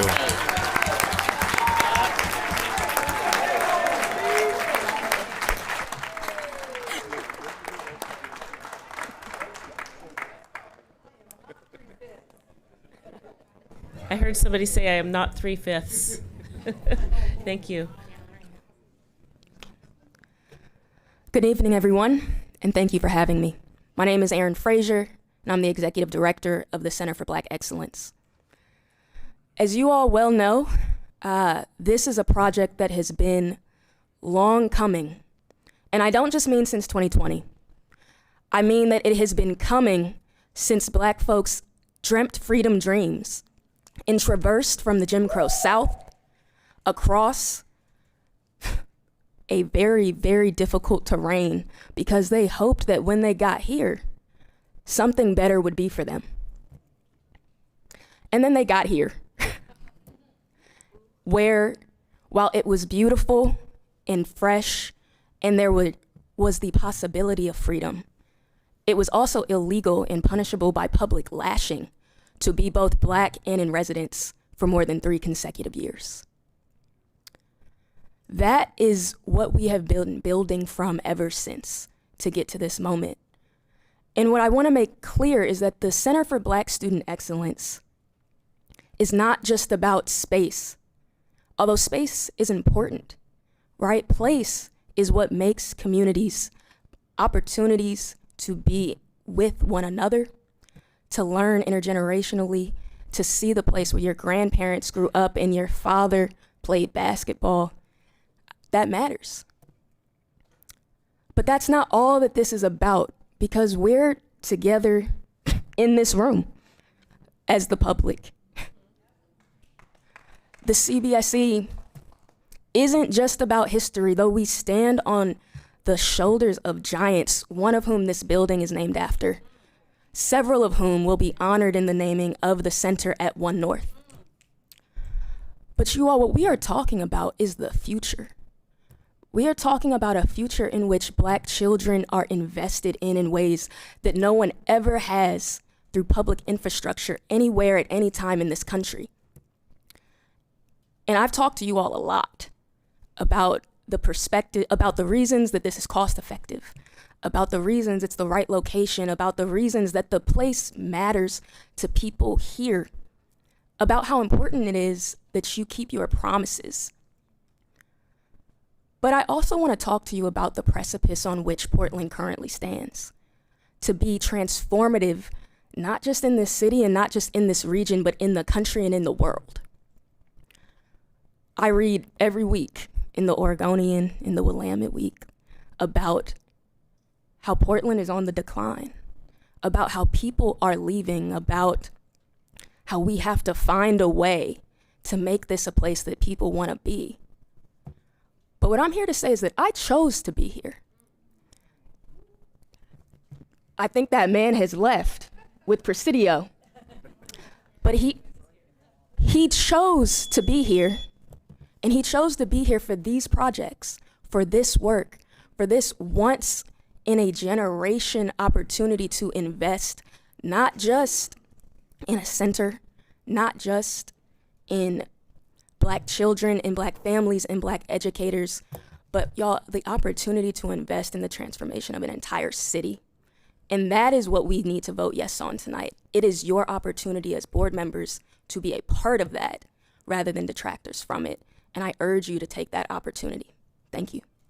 Thank you. Thank you. Ms. Bradshaw, can you call up the next round? Gary Hollins, Herman Green, and Dr. Andy Schultz.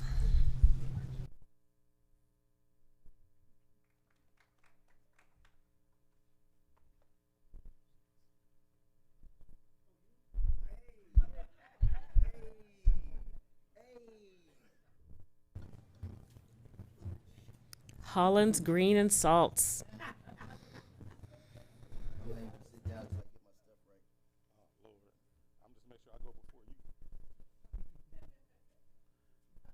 He still gets five closes.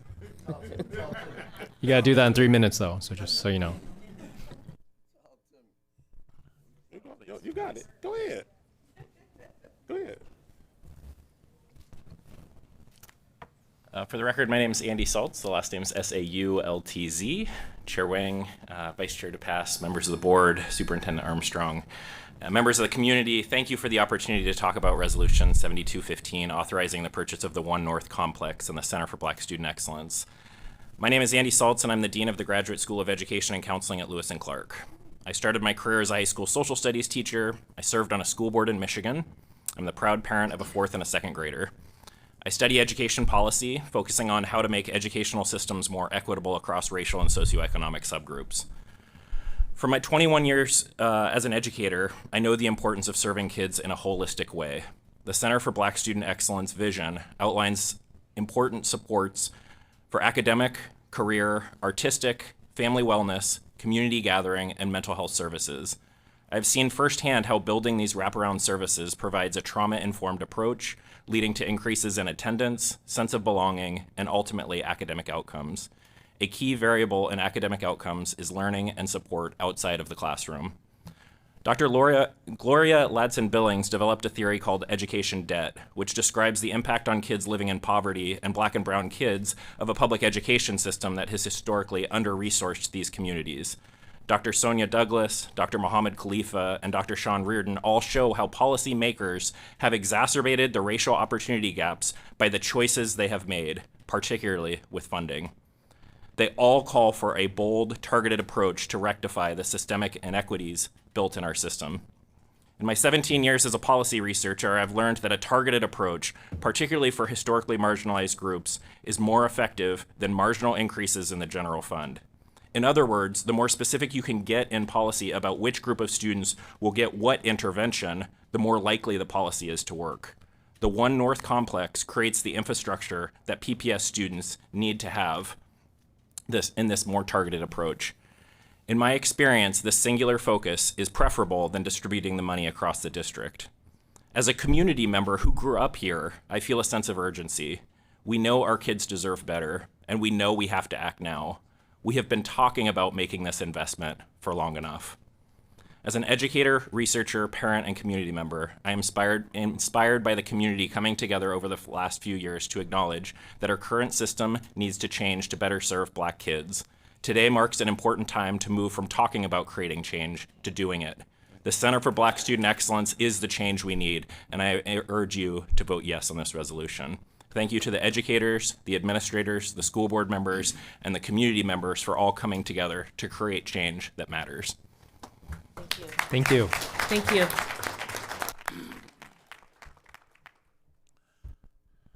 Good evening again. So I'm gonna just start off with a quote from Maya Angelou, and I think this is actually the perfect timing. I come as one, but I stand as 10,000. And when we look out to this crowd, that probably represents about the population of the city of Portland. Tonight, I carry the voice of generations who have been waiting for a truly transformational moment, an intentional investment from PPS in our children. The potential for the Center for Student Excellence is tremendous. And yet, before a single dollar has been spent, it has already faced ridicule, disdain, and a level of scrutiny I have not seen directed at any project in this district. And despite all of that, our community is still here. We're still advocating, we're still pushing, we're still fighting for what's right for our kids. The vitriol on social media, combined with the tone and framing of coverage from the Oregonian editorial board, Willamette Week's reporters, is a reminder of the deep-rooted racial undertones that continue to exist in this city. Undertones that's often cloaked in journalism and free speech. We hear board members say the questions raised about projects are about fiscal responsibility and duty. But those same questions have not been asked on other major modernization projects. And so I ask, why do fiscal responsibility only become a priority when it's the Project Center for CBSE? And I don't just say that just to say it, I come with facts. November 4th, board meeting, there was an issue around Ida B. Wells modernization. No detailed questions about long-term operational costs.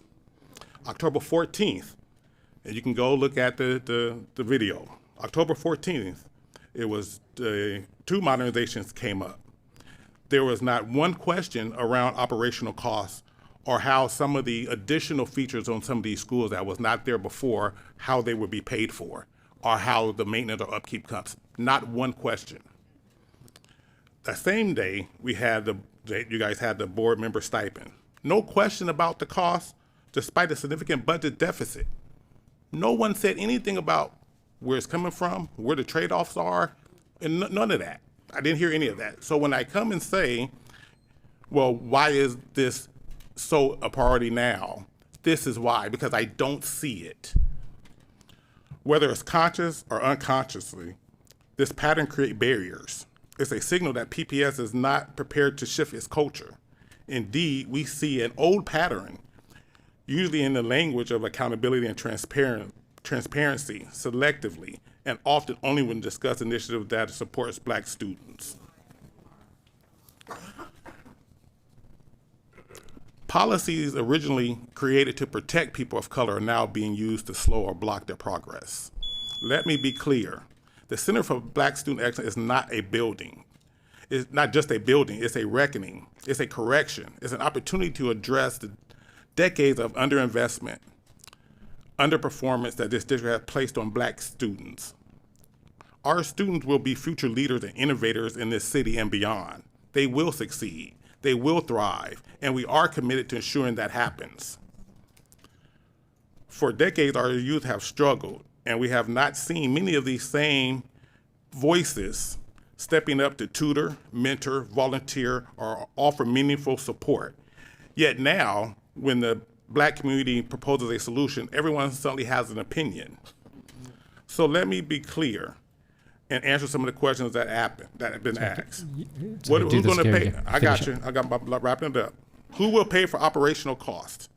Who will pay for, basically, for the Center for Student Excellence?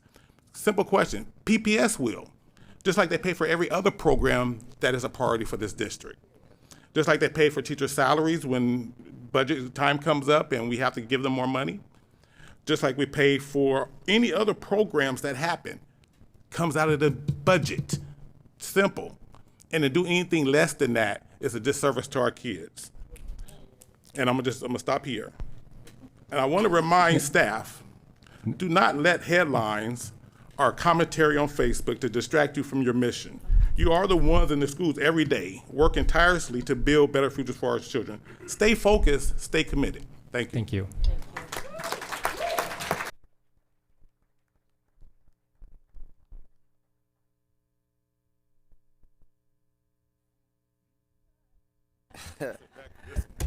This should be simple. Good evening, everyone. I'm so glad to be back here.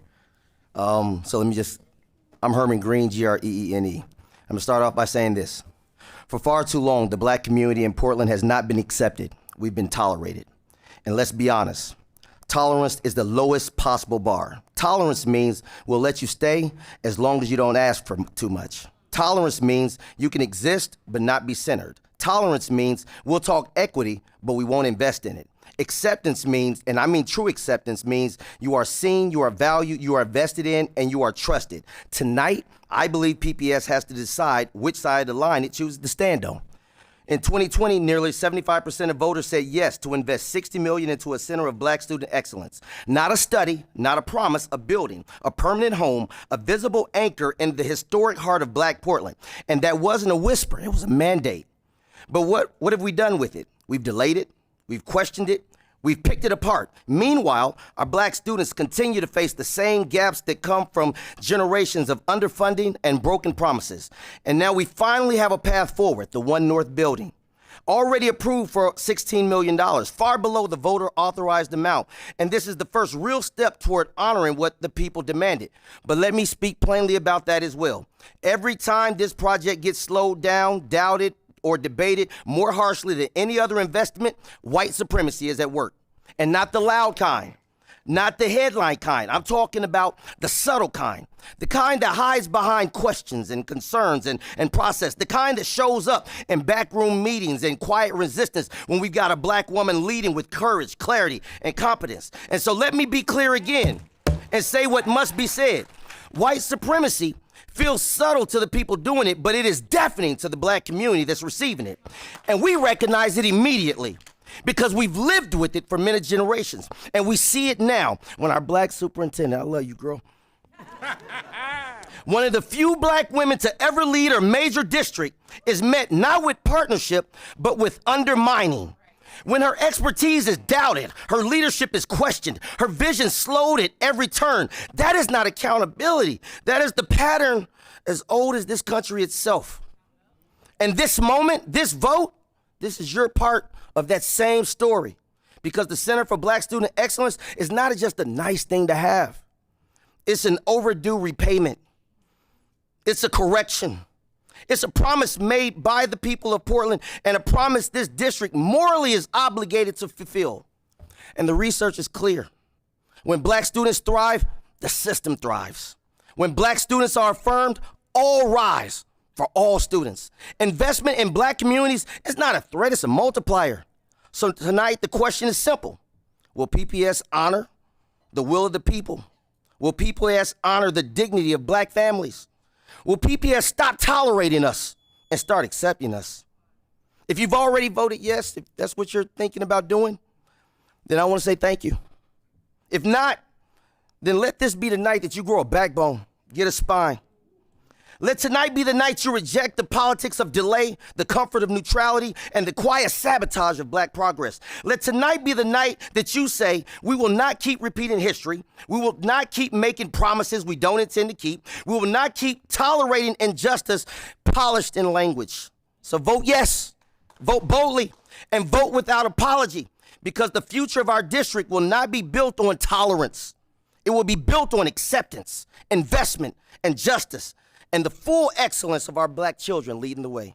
Thank you. That's my God. Thank you, thank you.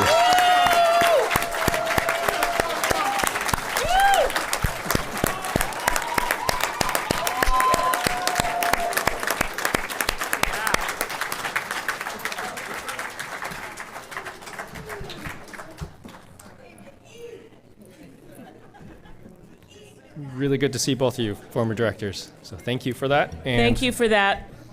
Dr. Saltz as well. And we will now move on to Dr. Armstrong, if you can please introduce this item. Yeah, absolutely. And I originally had many words planned to just really signify how special this moment is for all those who have brought word. But I actually want to acknowledge staff like Dana from Real Estate. And I would love for Nicole Watson to come forward. And we also have and we also have someone who took this baby of a vision and grew it into something great. And I would love for her to be at the dais while this vote happens, and that's Camille.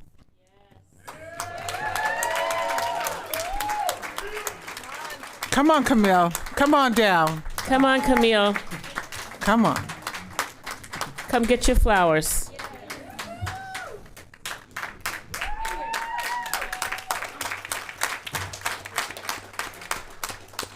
So when I think of Black excellence, I think of those two ladies right there. Thank you for your service and your leadership. And with that, board, I'm turning it back over to you. I would love for you all to stay for the vote. Yes. Thank you. Well, let's put this on the table. Do I have a motion and a second to adopt Resolution 7215, resolution authorizing the superintendent to complete the acquisition of real property for the Center for Black Student Excellence? So moved. I'll give you one a second. Director Chase Miller and Director Sullivan moves. Director DePass seconds. Breaking protocol a little bit today. Board questions, discussion, comments? I would like to start by clarifying a prior statement. I'm going to ask you guys to hear me out here. So, previously I said, you are not the public. Now, I apologize for this statement because what I mean to say is that we are all members of one public, and that as participants in a democracy, we must be mindful of every single member, because as Superintendent Armstrong says, together we rise. And literally the only reason I voted no at the end of that vote was because I was concerned that perhaps there were some members of the public who wished to be heard.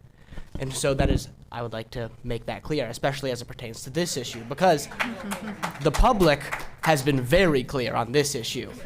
I have received probably over 100 emails over just Thanksgiving break talking about just how just an outpouring of support for the CBSE and for going through with this plan. Because, again, and I have seen a few members of the public, a few, who are against this proposal, but the largest thing that I have seen is, why are we doing this during a budget deficit? To which we have all, members of this board have all said many times, this money was allocated, we have the money, it's under budget, and so I would, and so we've already all talked about this at our last meeting. If you're interested or think that more things want to be said, go watch that last meeting. It was interesting.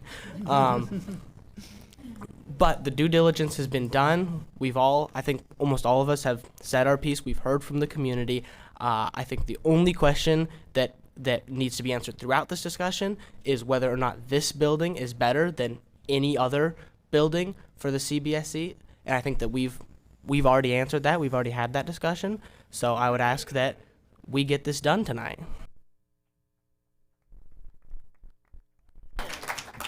Director Sullivan. Yeah, I wrote something up. After Dr. Green, though, it's going to seem kind of blah. But anyway, here goes. I ran for a position on the board because of a question put to me at a SURGE meeting. The question was, how can you make a difference in your community in serving the needs of an underserved population? If you don't know, SURGE stands for Showing Up for Racial Justice. It is a group of white privileged people who want to support the Black and brown community by asking them what they need and how we as SURGE members can help. I was at the time mostly concerned with being sure that a person with right-wing politics did not get a place on the school board. That turned out not to be a great concern in Portland. However, at this moment, I think that showing up to support the wishes and needs of the Black community is important. I may not think that One North is the best location for the center, but the majority of the Black community does think so. And I support the reasoning that led me to the board in the first place. Ask the people most involved and try to deliver on their wishes. I don't think anyone thinks that One North is perfect. It almost seemed so before we found out how much work needs to be done. However, even with the added costs, we are still operating below the bond amount.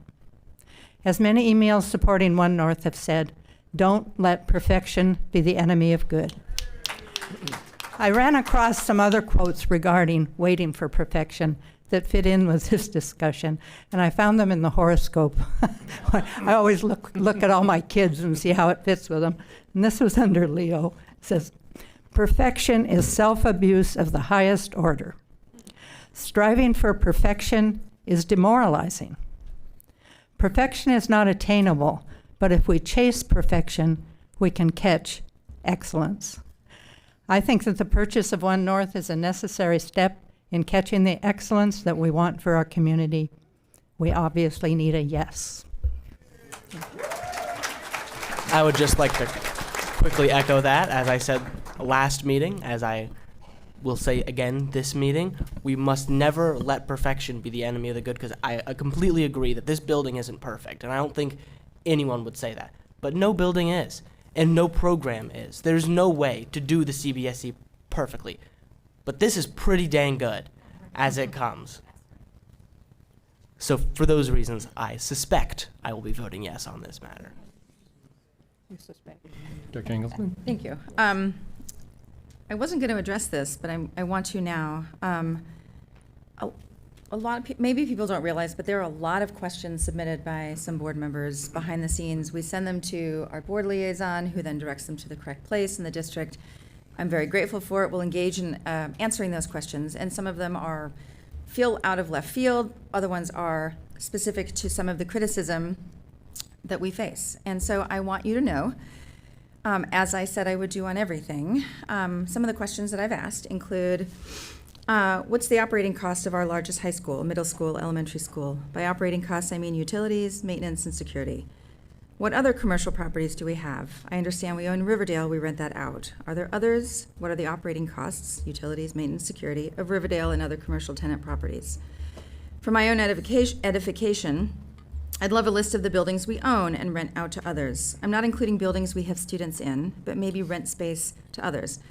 I'm wondering about all the other places we have commercial landlords of a building that we don't use otherwise. Apparently I couldn't write then. I would also, so to everyone who says I'm only asking these questions about this, please know that I'm not. You're just not seeing it because it's not happening in the public forum. Well, then you didn't get it yet because it's there. I will forward you the email. I will forward you the email. I will send it. I also, so the other thing I want to say is that there were two issues that I was worried about, and I expressed being worried about them. The first being the operating costs. They concerned me, and I'm allowed to express concern. We're allowed to have different concerns and different thoughts and different processes as we get where we need to get. And so I want to say I'm very grateful because the district engaged in what I think is a really important thing for the district to engage in, which is conversation behind the scenes, answering questions of all of the board members that are submitting the questions.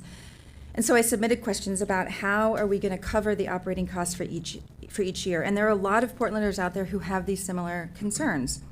And so I'm very grateful that the district, because I said, what's the plan for covering the operating costs of anywhere between $300,000 to $700,000 a year? And the answer, which is great, and I want everyone who has these same concerns to hear, is operational costs during the procurement and improvement period may be charged to the bond fund. Upon completion, operating costs will be distributed to tenants and/or partnership agreements. Residual costs will be charged to any specific grants or donations raised for that purpose and/or the current operation budget. So to me, the question that I raised, and I had concerns about, it's a big check. I feel comfortable that our community can know that the operational budgets for this building are not going to take away from our students in our classrooms. So it's a check for me. The second thing that came up at 2 a.m. when I was reading the staff memo about One North, and we were assured previously that there would be no property tax liability on this building. And at 2 a.m, I saw that we were going to have some property tax liability, and I got really nervous because that's more money potentially that the district is going to have to take out from another bucket. And I got scared. And I know that there are a lot of people out there who probably would have the same concern if they'd seen these documents. I don't know if they did. And so I asked, we were assured that there is no property tax liability to PPS for owning One North. The staff memo says the opposite through the end of June 2026. How much will PPS be responsible for, and how will that be covered? And then I quoted the staff memo, which I don't need to read here. And then I was answered, again, I'm grateful to the district for answering questions. It is important that our board is not asking questions because we are a separate entity from everything else, and we're supposed to be asking these questions. And the answer was, we apologize for the misstatement about the property tax liability. This was not in a public meeting. This was something that I was told. We relied on outside expertise on that point and did not understand that it applied beginning the next tax year, which is not January 1st, which is July 1st. The estimated PPS tax liability from close through June 30th, 2026 is estimated to be $115,000. It will be paid at closing with bond funds, so it will not come out of student-facing classroom costs. These two questions were so critical to me because I did not want to see our classrooms that are already losing so much all over the district have to be part of a budget cycle and a budget conversation that we're going to have in the spring and figure out what are we going to cut because we have to pay a property tax liability that we didn't think we were going to have to pay. So the first thing that got me where I am tonight is the district being willing to answer our questions. The second thing that got me where I am tonight, and I want to really call out Director Splitt, because in November 18th, when I called in, Director Splitt said a lot of things that sat with me. Specifically, I think her comment was, "You're the Alvina vision, I trust you." So I'm grateful for you and your comments. I also want to take this opportunity to say what did not help me get where I got tonight. And it's not the jeering, it's not the public comments that are sort of behind the scenes, but targeted inconspicuously at certain people. It's not the questions that we face when we're asking questions about why we're asking questions. None of that helps. In fact, it can hinder someone getting where they need to get and asking the questions they need to get. And so I implore everyone going forward to know two things about me, about your other board members, but certainly about me. I'm going to ask, obviously I'm asking these questions, and I will forward you my email, and you can have an IT person confirm its reliability. I'm going to ask these questions about everything, but two, we have got to maintain professionalism because we don't get anywhere when people feel small for having a different opinion. So please just let us ask our questions and let us get where we need to be. So thank you.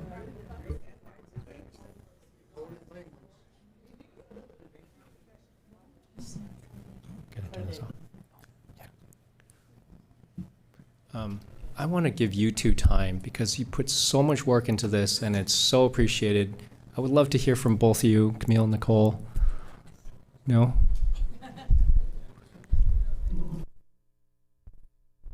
I don't want to put you on the spot. I would encourage it too, just because the work, it's not just the amount of work, the quality of work that you put in, the time, how many, over 100 engagements. I remember going to one all-day Saturday at Grant High School. They were all over the place. The care and attention you put into putting a document together with staff, the community engagements you've done, Nicole, getting people riled up in support is really important. It's important for people to hear that maybe weren't here.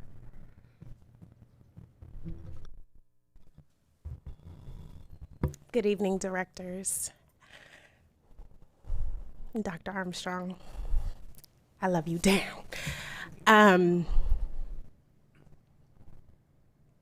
Wow, this has been a really long road. I think the one thing that I'll say about this process and about the way that I govern my life is by the time I get to the end of my days, I want to leave empty.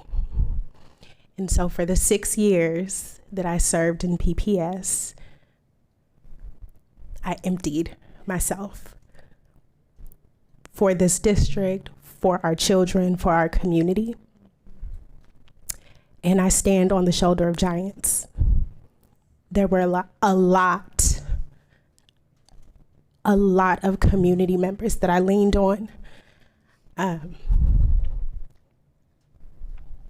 A lot of prayers, a lot of words of encouragement, a lot of partnership from people in this room and beyond.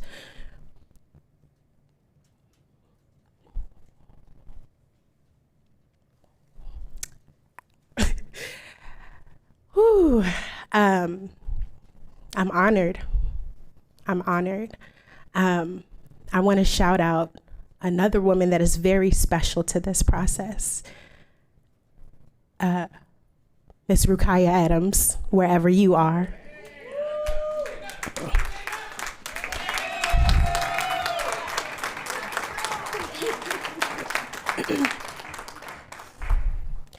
It was in an act of courage to bring the idea, the concept to this school board that I even had the opportunity to steward the project for the time that I did. And so there are so many people, Dr. Cheryl Proctor, wherever you are, girl,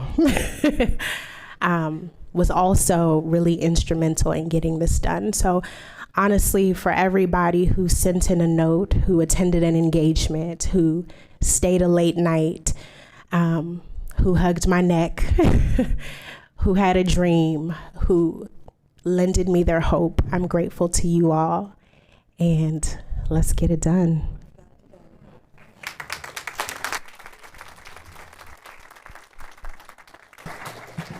Good evening, Chair Wong, Vice Chair DePass, Board Directors, and Superintendent Armstrong.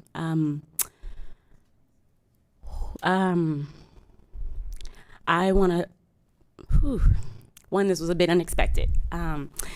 So I will start by in gratitude, and I know that I have shouted out the work that Camille has done, the legacy that she has led and left, and I'm so grateful. I'm grateful to sit next to you. I'm grateful to, like I said in our last board meeting, hit a home run from third base, and you made it easy. The systems are what make it hard. And so I just want to acknowledge community tonight, not just for being here this evening, but for the consistent and steady being here.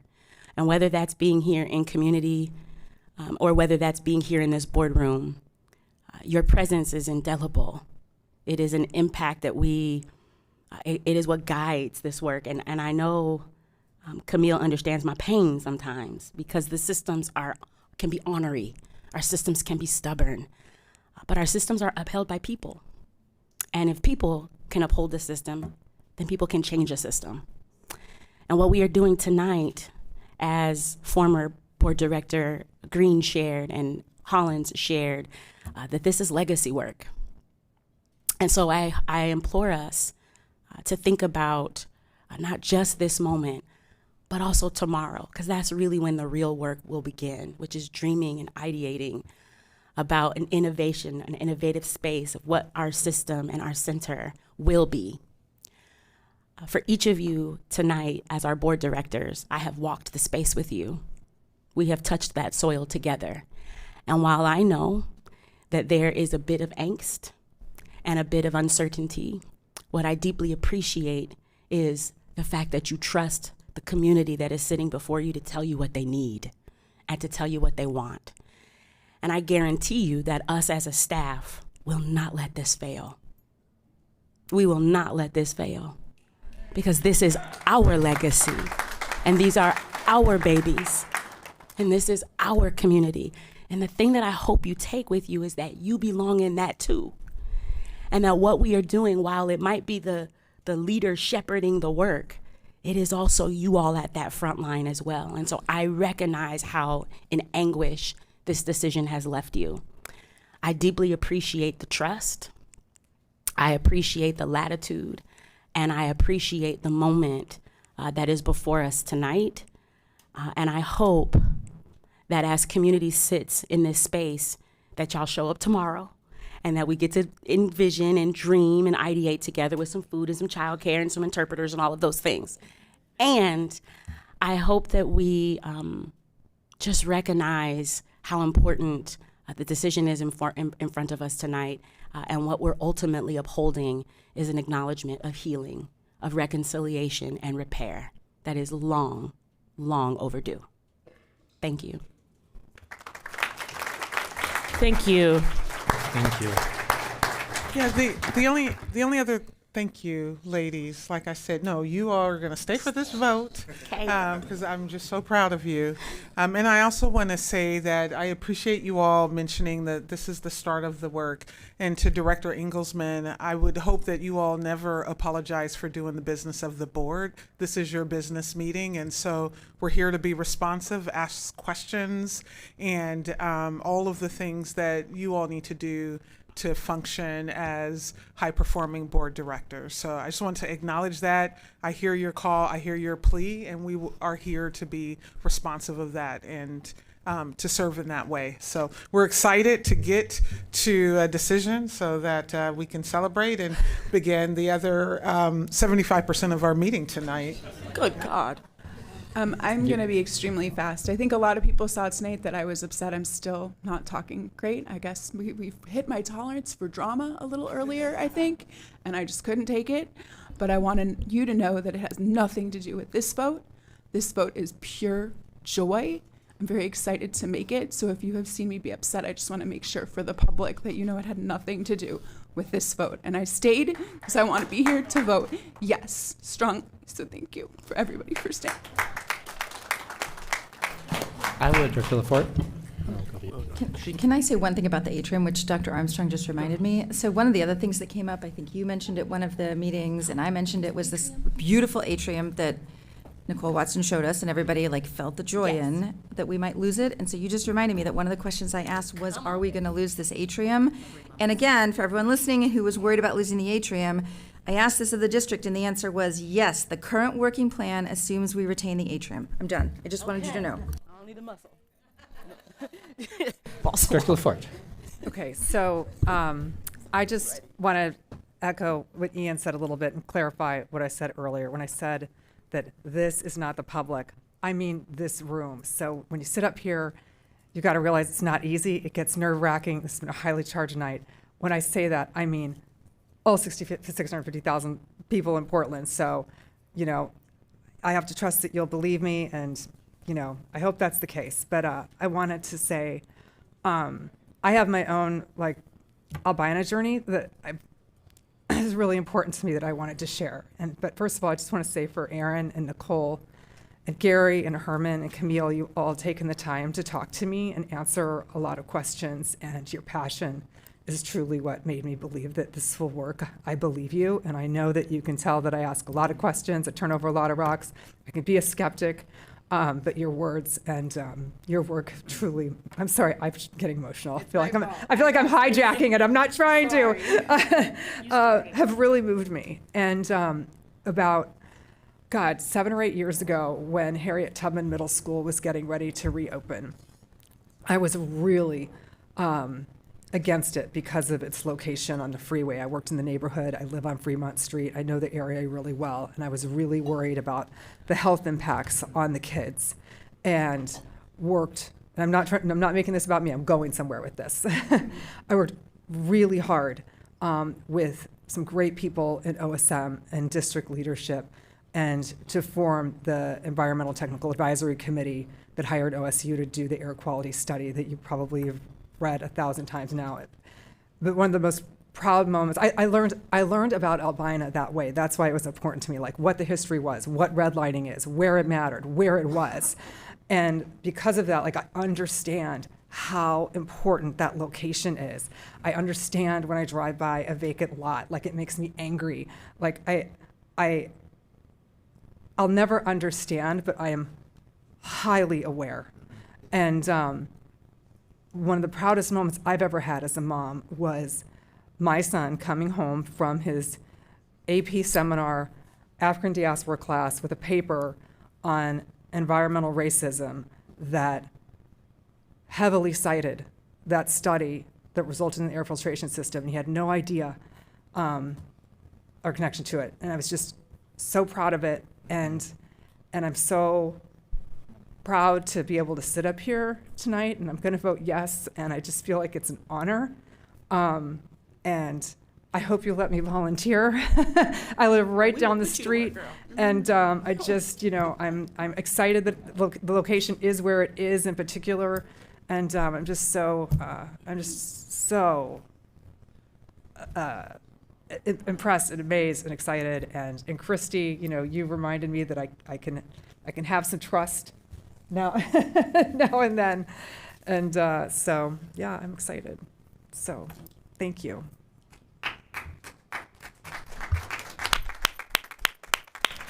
I'd like to follow up on some of what Dr. Armstrong said. But before that, on the point about volunteering, hit me up. I'll be in college when this thing opens, but nowhere that's not more than a 3-hour drive away. So I want to be there when this thing opens, because I am really excited for what we can do with this.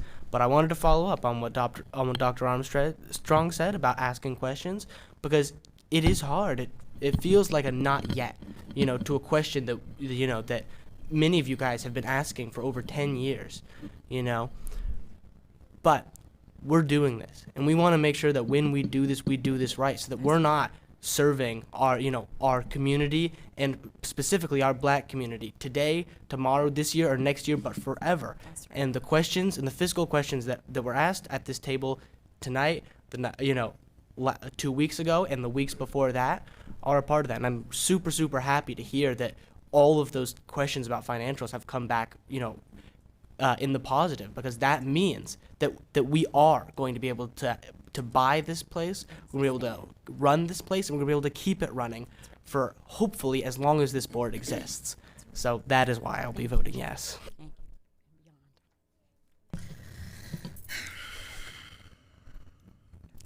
I want to start by saying how special it is to me that my sister, Nicole, has been so instrumental in bringing this work to life. We were students at Beaumont together, and it is beautiful to be in this moment, in this space, seeing this dream come to fruition. So I want to hold space for that. I'm gonna get academic for a moment. In The Souls of Black Folk, W.E.B. Du Bois wrote about the concept of a double consciousness, the sense of seeing oneself through the eyes of others and clocking the conflict between their perception of you and your own reality and sense of self, and about the internal war that creates. I felt that going to school in PPS every day as a child, even as a little light-skinned mixed girl, as do Black kids all over the city. Then, now, in my parents' generation, I cannot count the number of experiences I had in school that were diminishing to my sense of self. And I say that knowing that I, looking as I do, had it easier than a lot of my peers. It wasn't until I grew up and went to college in a community where white people were the minority that I learned what it felt like to exist outside of the weight and judgment of the white gaze, to breathe freely. And that was when I realized how incredibly heavy a thing it is for a child to carry.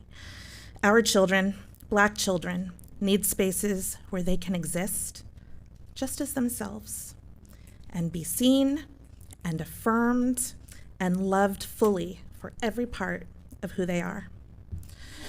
I hear people urging us to slow down, even though it has been 5 years since voters chose to authorize $60 million to be spent on the Center for Black Student Excellence. I hear people suggesting that this is not the correct location, even though it is in the heart of the historic home of Black Portland. So much of the rest of the neighborhood has been transformed by gentrification, and I find it interesting that yet again, we have to fight to occupy space in the neighborhood that white Portland once abandoned and where Black Portland created beloved community. I hear people suggesting that this is not the right building, that the CBSE should be dispersed across the city, as we were displaced and dispersed across the city as a people. It's almost like they fear us so much in numbers that they have to relegate us to the numbers. As I've prepared for this meeting, I've thought a lot about a childhood friend of mine from elementary school. We went to Alameda together, so we were just among a handful of Black kids in our grade in the school. He was one of the few Black boys in our school. And I remember third grade, he was in the class across the hall from mine.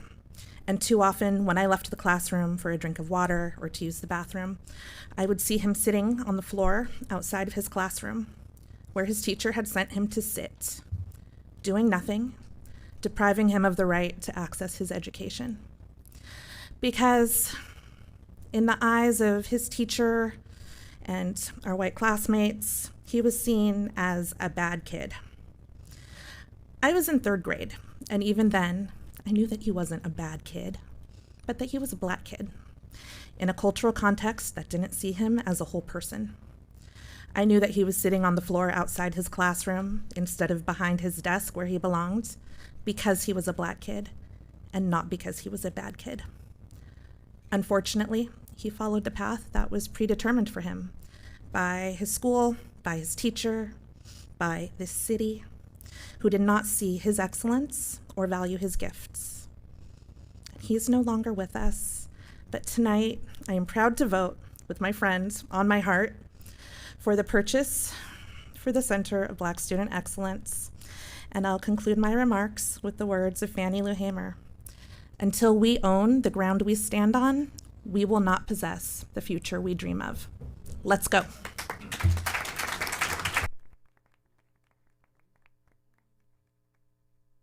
I don't want to follow that. Thank you for sharing that. I also went to school at PPS here and am one of those people whose grandparents descended here right on Williams Avenue. One is far away, grandparent as far away as Panama after having won the lottery. The other side from New Orleans, having fled Jim Crow South for a job here where they could envision a better life. And I still live in this community. And so I'm an enthusiastic vote yes for this too. I know it seems like it's been, we've been talking about it for not very long, but actually as the longest serving board member, we've talked about this exhaustively and we've come up with a governance structure. There's a quote that brings to mind Maya Angelou quote, and she says, you know, you do the best you can until you know better. And then when you know better, you do better. And I think voters in Portland understood that in 2020. And they gave their hope and their trust in the district to get the center done. We're just at the point now where we have a fantastic building and a fantastic location with a fantastic atrium. I have an interior design background, so I could look at a cave and envision like, oh my God, we could add a story. We'll put windows on the side. It'll be really cool. We'll add some pretty stuff. And so I'm not afraid of anything that building needs, and particularly because we meet the budget extremely well. Which gives us budget to do things with, do other projects that maybe center around Black children. So I'm just really, it feels so good to be here and so surreal to be here after how many years, 6 years of talking about this. So thank you for everybody that's kind of gotten us here. I know everybody's carried a little bit of the sky here, and if you've had a part in being, getting us here, thank you.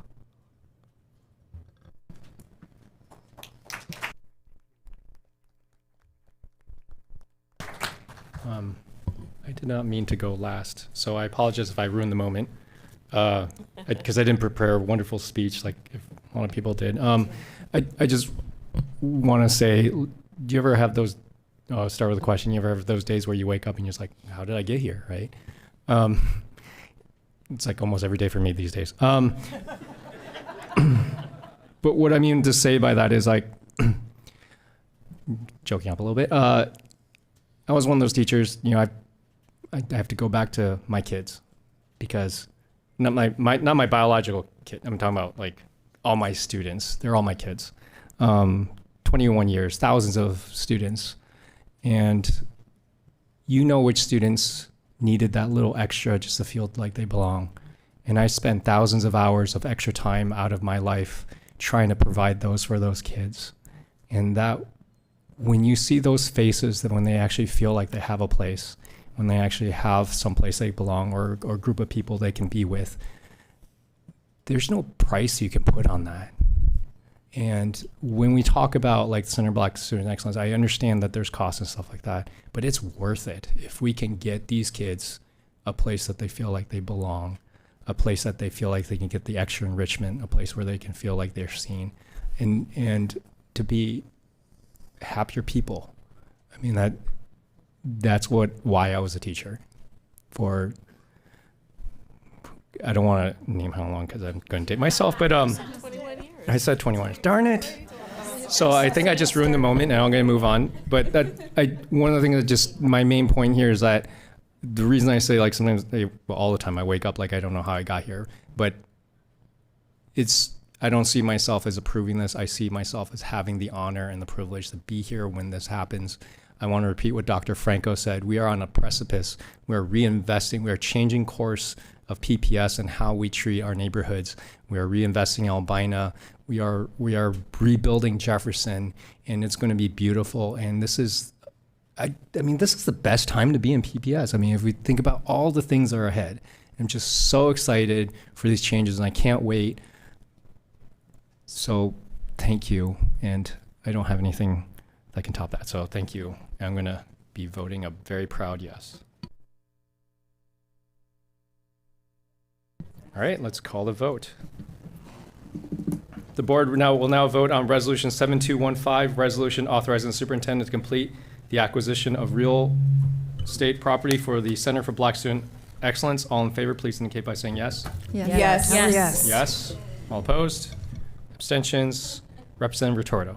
Yes. Thank you. The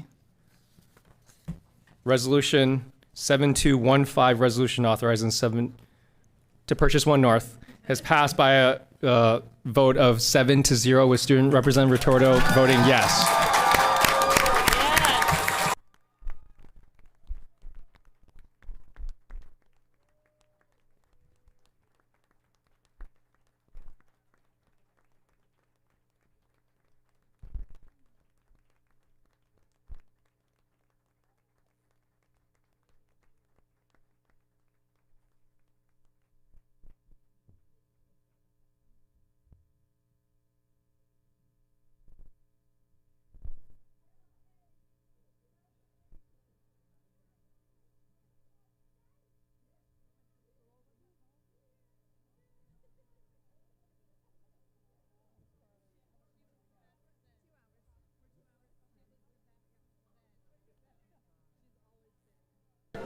Do we need like 3 minutes to go around and say hi, congratulate, and celebrate, and then we'll be back in 3 minutes? Unfortunately, sorry for people here for the just to policy. We'll announce, be quick. unfortunately, I have to excuse myself because it is past my bedtime.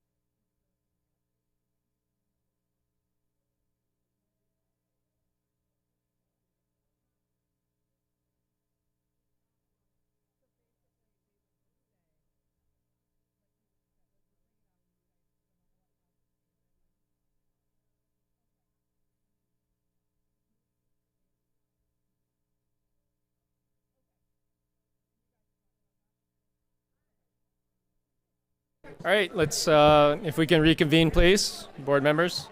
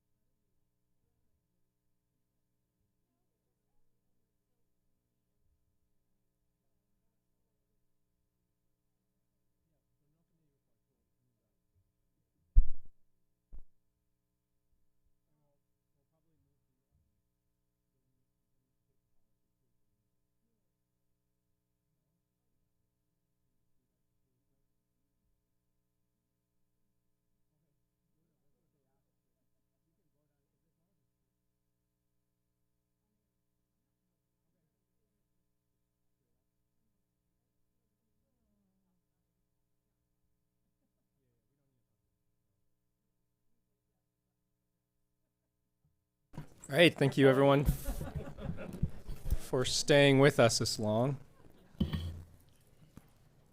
All 12 of you.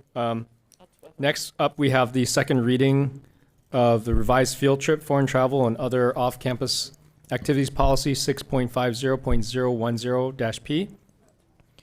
Just a reminder, at the October 28th work session, Director Engelsman indicated that she would have 2 amendments to add to the proposed revised policy.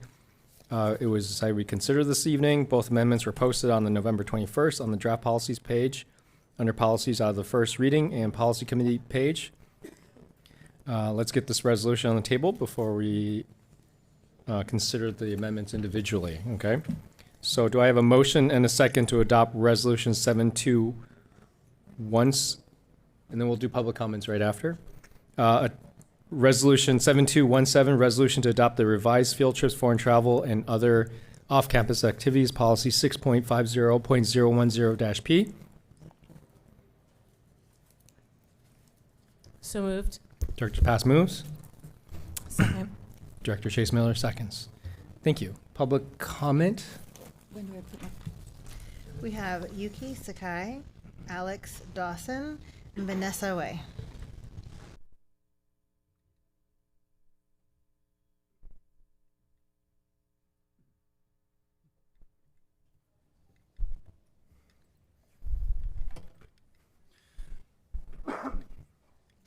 Thank you for being here so late. It's a school day. Yeah, it's a school night. We know Okay. it's a school night, which is even more, we appreciate you even more. No problem. Let's see. I feel behooved to thank, well, they left, I was going to thank them, but also the board and everyone for the hard work that they've been putting in. It was a sight to witness. My name is Yuki Sakai. I don't mean that in a bad way. Okay, behold, thank you. Yeah, no, well, look what time it is. Okay, so my name is Yuki Sakai, S-A-K-A-I. I'm a Japanese dual, I almost forgot what language, Japanese dual language educator at Mount Tabor Middle School, and I'm also Japanese American. I'm very proud to be teaching in the school that I was taught Japanese. In the classroom, I was taught math. But down the hallway from where I was taught Japanese, my co-teacher is my former 4th and 5th grade teacher. I'm also representing, although they are here tonight, Vietnamese, Mandarin, and all less commonly taught languages. I had the pleasure of enjoying that dual language education, and my background, my language, my culture was validated. And I have said this to the board before, but it does behoove reminding. I had that because of the programs at Mount Tabor Middle School, and especially because of my teachers. I'm so grateful for my teachers for looking like me, or if they didn't, speaking like me. And so I'd like to speak tonight about, it makes me think of what is the role of an adult, because as a professional educator, an adult responsible for the growth of children, what is the role of adults in a kid's life? And it reminds me of what my former math teacher in that classroom said, which was never do anything for a kid that they can do for themselves. And that also makes me think about, so I have to think about that every day. Am I doing something for a kid that I should not be doing for them, that they can do for themselves? And my educators, I think, did a very good job of maintaining those boundaries around like, okay, I'm gonna hand this responsibility to the kids. And it also opens up the conversation to what is the role of admin in our schools. So they would be the ones responsible for solving these system level problems at a building level, at a program level. And then what is the role of the board? And Director Wong beat me to the punch. He defined it. There was 3 things. I'm not gonna try and remember what they all were. The budget, hiring the superintendent, and setting the direction. So I would like to express that I have some newfound empathy for, I found out about these amendments Monday,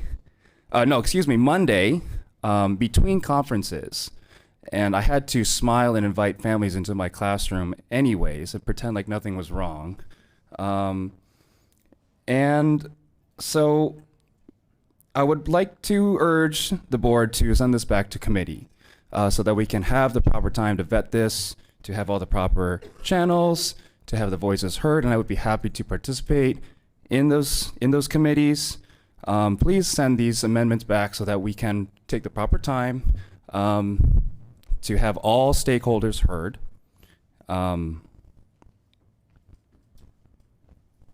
Yes, and I'd be happy to do that. There we go. I can't remember for the life of me what 3 minutes feels like anymore. Thank you. Thank you.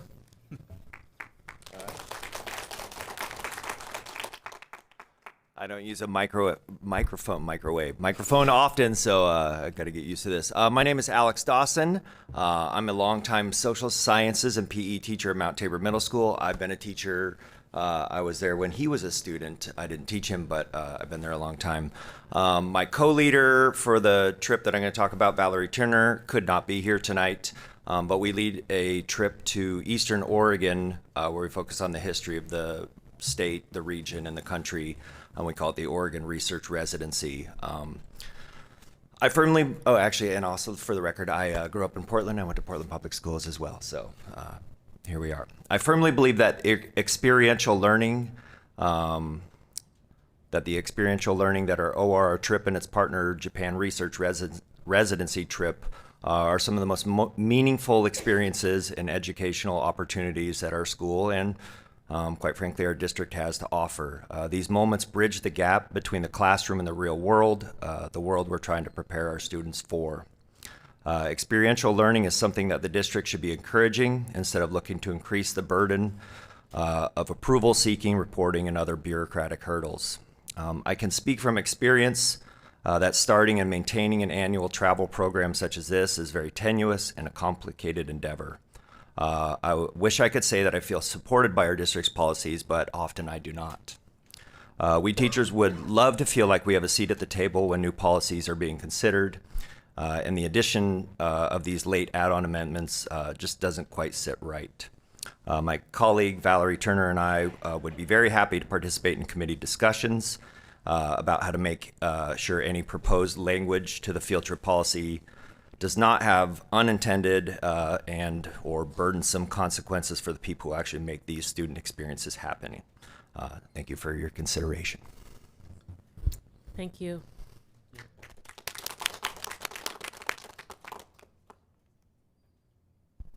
Hi, I'm Vanessa Wei, and I'm a parent. And I would like to thank you for being here, everybody, for being here so late, and for giving us an opportunity to address you. Last year, my family and I chose Portland as our home and PPS as the school for our kid. This was not a light decision to be made because it was a huge change for us. One of the things that attracted us to the Portland public school system is its the wide range of academic pathways that it offers, including the dual language immersion programs. And I feel that the field trips are a big part of that appeal.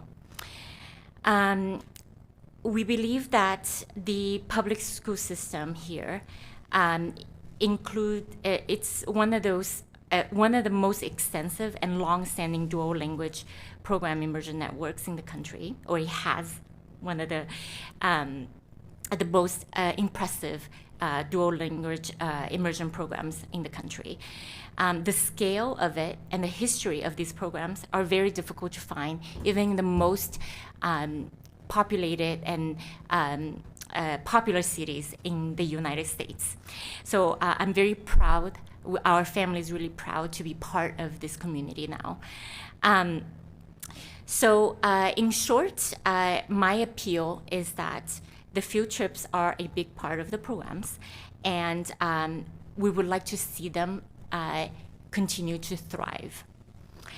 For these reasons, we support a resolution 7217 as proposed without amendments. This policy will ease unnecessary administrative burdens on educators, like my fellow speakers here said, and they allow them to focus on delivering the strongest cultural and language immersion experiences for the students. The resolution as proposed will also reduce avoidable costs for families and making these programs more accessible to all. However, the proposed amendments do not seem to reduce the risk to the district and do not seem to improve educational outcomes. Instead, as written, they would reintroduce the burdens that the resolution 7217 aims to remove, and shifting the decision making away from the educator and administrators, such as my fellow speakers, who know their schools and they know their community the best because they wear the boots on the ground. Also, these amendments would add layers of bureaucracy that would drain human and financial resources, and their effect would disproportionately target dual language program students and their families. Some of you ran your campaign recently on closing the achievement gaps, and others ran on controlling the budget and using it to using the funds effectively. Well, by rejecting the amendments, you'll be cutting the costs over scrutinizing a well-proven and really well-received program. Thus, we urge you to use those district resources towards meaningful and productive work, not adding additional red tape to the field trips. Thank you so much. Thank you. Thank you.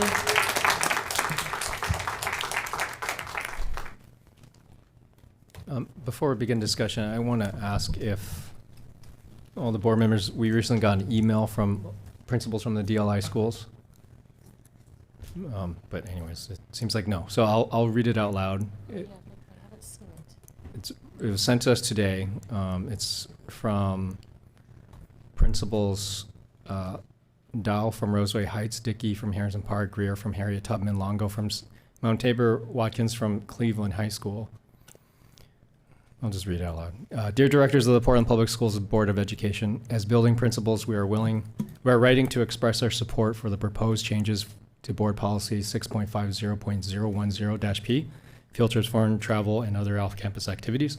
We appreciate the board's effort to modernize and streamline this policy while preserving the core values that guide our high-quality student experiences beyond the classroom. The revised policy appropriately emphasizes that the responsibility for oversight and decision-making belongs with those closest to students, teachers, principals, and school staff. These are the professionals who best understand the instructional purpose of field trips, the diverse needs of our students, and the context of daily school operations. Reaffirming our educators' expertise and judgment strengthens our ability to design safe, equitable, engaging learning opportunities. While we support the proposed policy itself, we want to express our concern regarding the amendments currently being proposed alongside it. Unlike the underlying policy revisions, these amendments have not gone through the committee review process that is essential for developing thoughtful, effective, and workable policy-level changes. This process is critical for ensuring broad stakeholder input and assessing operational impacts. We are particularly concerned about Amendment 1, which calls for quarterly reporting of all field trips. Although accountability and transparency are important, it is unclear how this reporting would be structured, who would be responsible, and what systems would support it. Building leaders and trip leaders already manage significant workloads, including planning instruction, supporting students, ensuring safety, and coordinating logistics for field trips themselves. Without clarity and additional support, Amendment 1 risks creating new administrative burden that could shift time and capacity away from work directly connected to students' learning and school operations. We also have concerns regarding Amendment 2. This amendment states that, quote, students remaining on campus must continue to receive quality curriculum-based instruction, unquote. Building administrators and teachers ensure this every single day for every student, whether others are off campus or not. Providing continuity of instruction is foundational to our roles as educators. This expectation is already embedded in our professional practice, and it does not require additional policy language to reinforce what schools consistently and intentionally plan as part of our daily instruction. In summary, we strongly support the streamlined and thoughtfully crafted revisions to Policy 6.50.010-P that have gone through careful committee review and vetting. These changes maintain the essential safeguards for students, reduce unnecessary barriers, and appropriately center trust in our educational professionals. We urge the board to exercise the same thoughtful approach to any proposed amendments that did not benefit from the established committee process by returning these items to the policy committee for consideration. Thank you for your ongoing commitment to supporting safe, equitable, and enriching learning opportunities for all students. Sincerely, these principals. Thank you. Do we all have a copy of that? I mean, do you know what time that came in? It came in 5 hours ago, 5:13 p.m. I wanted to elevate that because it came from our principals, who are the ones that were directly on the ground ensuring that these field trips are meeting our educational needs and being safe. So, and I always want to elevate the voices of our teachers and principals. Yeah, it's interesting to me that reporting what field trips happened every quarter is kind of taken as that we want to control the field trips, when it was just because we wanted to know what they were, so we would be excited about what was happening in the schools. And it has taken to be somehow onerous. So maybe it's just not stated correctly. I don't know. Strange. So I would like to make the amendment and then address some of the issues that were in that email, which I haven't read because it came in while we were in that executive session. So first I would like to make the amendment number 1, which, well, I guess first I would like to make a motion to postpone all of this, not to send it back to the policy committee, but to postpone it out of respect for our board director who left out of a medical concern and isn't here because of how she felt so emotionally and left. There isn't a demand to do this. We could put this 2 weeks from now out of respect for Director Split, who had to leave. I guess before I make my amendments, given the unusual circumstance, people get a motion, but given the unusual circumstances of someone having to get up and leave, which is, I am qualifying as a medical reason, I'm asking to put this on the 16th for conversation on the amendments and a vote with all of our colleagues here. I can't, I mean, we heard testimony tonight that asked for, in 2 cases at least, for it to go back to the policy committee where we could discuss. Just the amendments. Because I was just going to say, we sometimes have to miss a meeting. It's great when you can be here 100%, but occasionally you have to miss a meeting. And so if that's the case, and I think Director Split stayed for the vote, and that was important. But we heard people asking, especially the people the closest to this process, our building administrators ask for it to go back for additional comment, and so we could hear more from people that are close to it. That would be administrators, teachers, and perhaps even students. But I don't know what's the process for asking if it can go back to the policy committee, because that would be my preference. I just want to really clarify. I think from what we heard from the public testimony and the letter, they're asking for the amendments to go back to policy committee. Yes. And I just want to also really clarify too that policies are not set in stone, and this is the reason why I don't support moving the vote for the actual policy later, is because we can always change policies. So they're not set in stone. If the amendments go back to policy committee, and let's say we pass resolution 7217 as is today, the amendments can still go back to policy committee. It can be referred out, and we can vote to amend this policy again at a later date. So I don't really see any harm in going through the vote and making sure, also just giving the opportunity for every board member to actually have a voice on how they feel about these aspects. So I'm at the policy committee in August. There was no amended policy provided. At the policy meeting in September, the updated policy was filed on board books 4 hours before. 2 of us at the policy committee had not read the policy. And nonetheless, it was sent through to the board. It was sent to us with policy committee members saying, we have time to read the policy.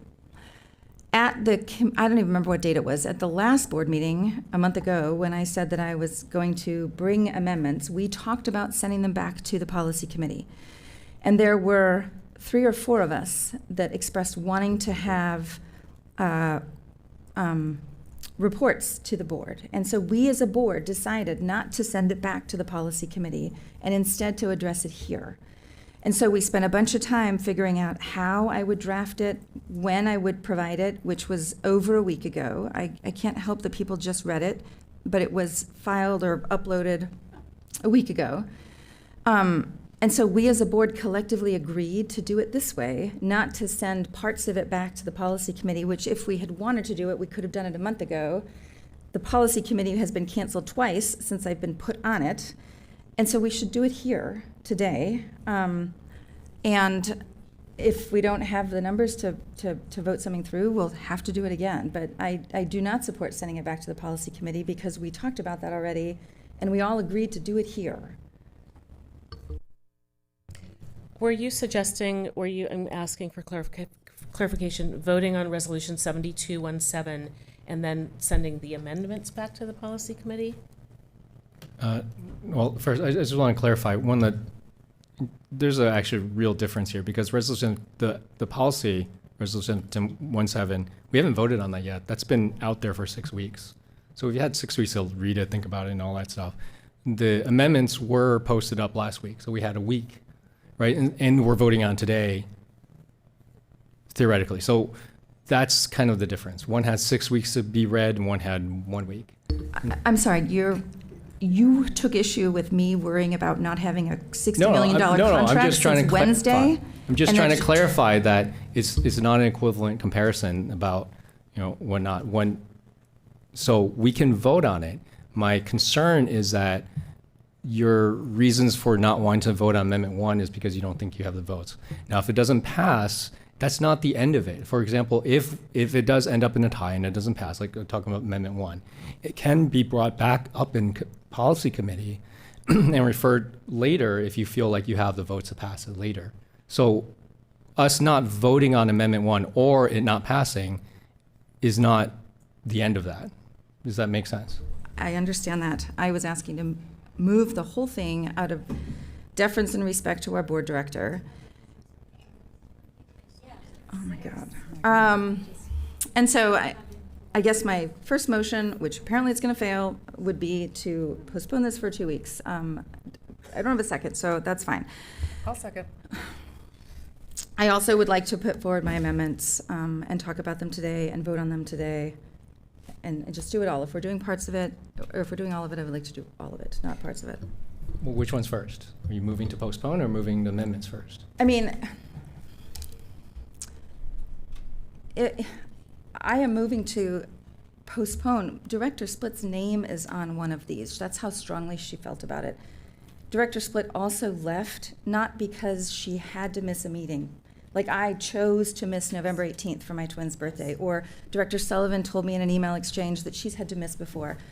She has a medical issue, and we are a professional group who should be respecting that and not. So my first motion is to postpone this to December 16th, which is two weeks away. I'll second. Right, we'll vote on the motion to postpone it. All in favor to postpone? Yes. All of Yes. it, correct? Sorry, questions first. Okay, so it would be voting as it is now without finding out why people feel the amendment is negative. They don't feel it's just getting information. Somehow they're concerned that the way it's written is affecting their ability to have a field trip. Yeah, and I have confirmed with legal that there is no administrative burden Yeah. on this amendment, and also that there is no burden on the in-school principals and staffings, that the last level who signs off on something simply is going to stuff together and scan it in and send it to us. And the reason that this is so important to me is some of us were at a Stand for Children luncheon where Jasmine Reyes Contreras was honored by Stand for Children.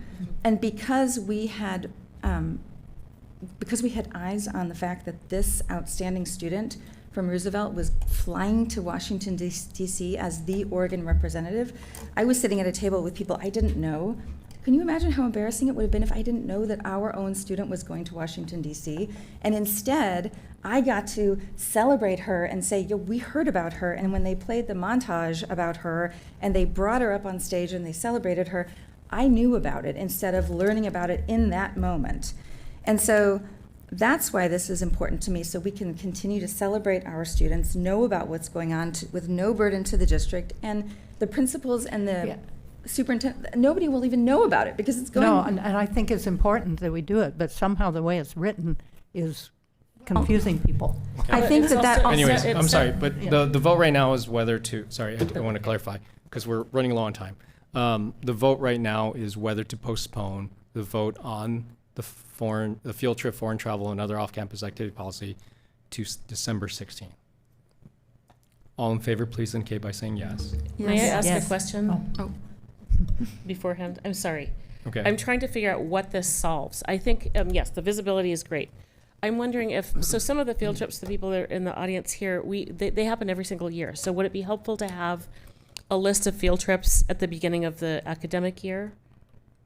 Or does it matter, like, which kids are going and some of the details? Because I think that makes a difference. Also, I like what you said, Director Sullivan, about hearing from the principals, because there's checkpoints. One is the risk management, the other one is the principal, and it sounds like it's burdensome and bureaucratic for principals that are administering according to the letter that they submitted.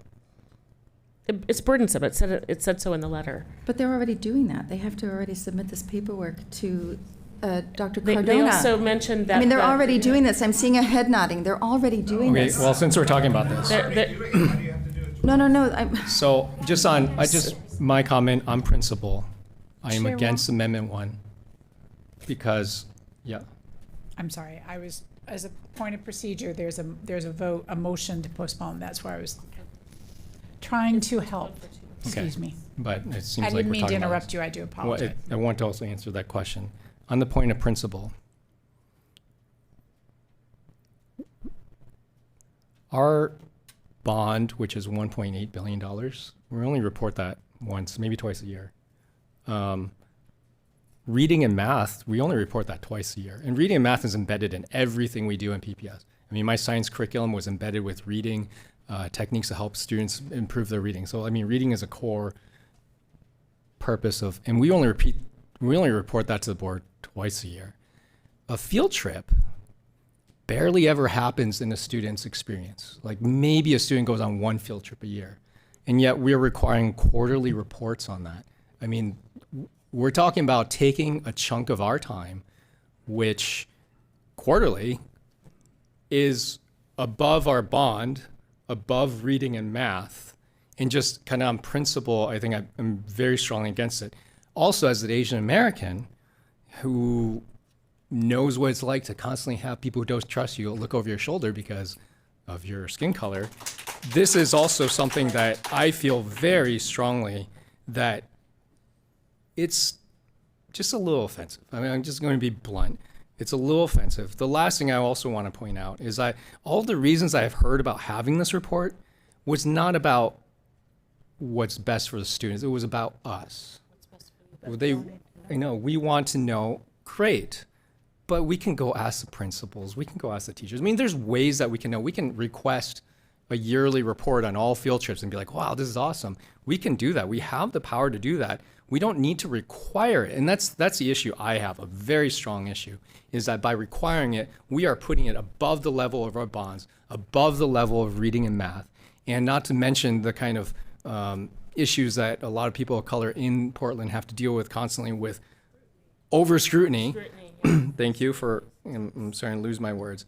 And so, yes, maybe it's not going to be a big thing, but the symbolism behind it is a big deal.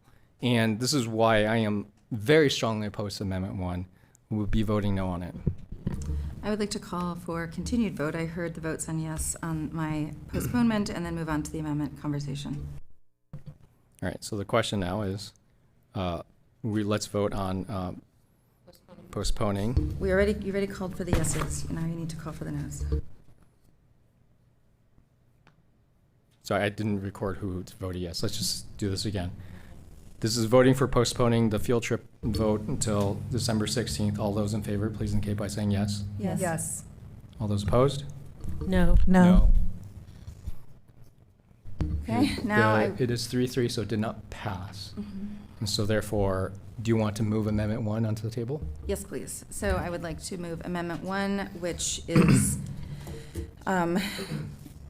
I don't know why or how to do it, but it was amendment proposed by Directors Engelsman, Split, and Sullivan officially on the document. It is an amendment that would, on a quarterly basis, the approval forms outlined above will be compiled and shared with the board for information. So I would move that to the table. Do we have a second? Second. All right, we will now discuss Amendment 1. Discussing Amendment 1, which is adding the amendment of requiring reporting. Can we just call a vote on this? So but we're solving, so the Amendment 1, the intent is to provide the board with visibility in the field trips that occur throughout the year. Does this, because I don't see it here, maybe I'm not reading it right, does this require that it has to come before the board? They'll be compiled. Or is it just a list saying, these are the 10 field trips that are happening this quarter? It's the approval forms outlined above, which are the approval forms which goes through risk management that Dr. Cardona approves, that some other senior director approves. It's those, and that they come for us for information. They already exist. They already exist. Yes, we see them. So the other, I guess my other issue is part of it is maybe because can I jump in here? Yeah, go ahead. When the original complaint, there was a complaint filed, and I think it was, okay. That was a very anti-Asian, yes. What Yes, was yes. discovered through the process was inequity between field trips across schools across the district. It's actually not, and there's a $500,000 field trip equity policy that we have at the district to help students at other schools who may not be able to afford to take these wonderful trips. So that is why that exists. So I don't see why we wouldn't, I don't see a compelling argument not to see something quarterly about what our students are doing. Why do you need it quarterly? I think if you want to 'Cause it's easier than monthly? Sorry, if you want to target, I'm sorry. We need to have a board discussion. If we want to solve the problem for equity in field trips, then we should just solve. I mean, I'm quoting you from last couple weeks ago. Then we need to have a problem-solving session around equity in field trips. It's not that easy. I mean, you can't just throw money at it and suddenly every teacher there who has ever organized a field trip knows it's super difficult and almost nobody takes up that money because it's just not worth the time because it's so hard. And so if you want to solve for equity in field trips, report is not going to do it because unless you have some kind of targeted goal setting and actually a plan to do it, it's not going to happen. I'm just being blunt. The second thing, the reason I'm also against is a little bit more technical. One of the things that was evident in the letter and also just from what I've heard from my days around schools and stuff is that since the 2019 policy passed, it has put a lot of extra burden on our principals in terms of approving field trips, so much so that many of them, I heard from two of them have said that it actually disincentivizes from field trips because of how much work it has created.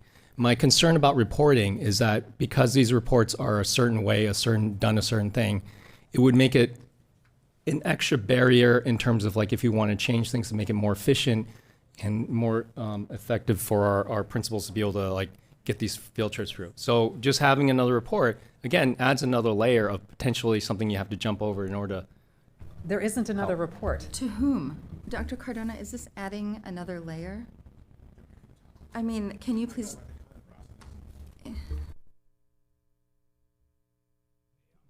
Isaac, Chief of Schools, good to see you. So currently, principals reach out and they get an initial approval from a senior director of schools, and then they begin the process of planning with risk management. They complete documents, it then comes back to our department and gets signed off by the senior director of schools again, and then we just house that documentation. It goes back to the principal and the field trip's approved.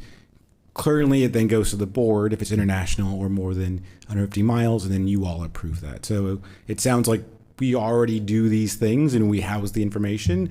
It wouldn't be necessarily an extra burden on principals because they're already doing this documentation, and we do keep those and approve them. I guess I just don't understand why it has to be policy. If we want visibility, we can ask the superintendent to make that information available for us.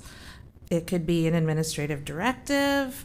I am failing to understand why it has to be a policy amendment specifically. I'd like to call for the vote. All right, unless there's opposition, let's call for the vote. All right, we have Amendment 1, which is the quarterly reporting. All in favor of Amendment 1, please indicate by saying yes. Yes. All opposed? No. No. Abstentions? Thank you. Amendment 1 did not pass by a vote of 3-3. I'd now like to, 3-3. I just want to clarify, was it 3-3 or 4-2? 3-3. You voted yes, 3-3. Thank you. I just want to get the record right. It's getting late. It's late. I would now like to bring forward my second amendment, which is very small.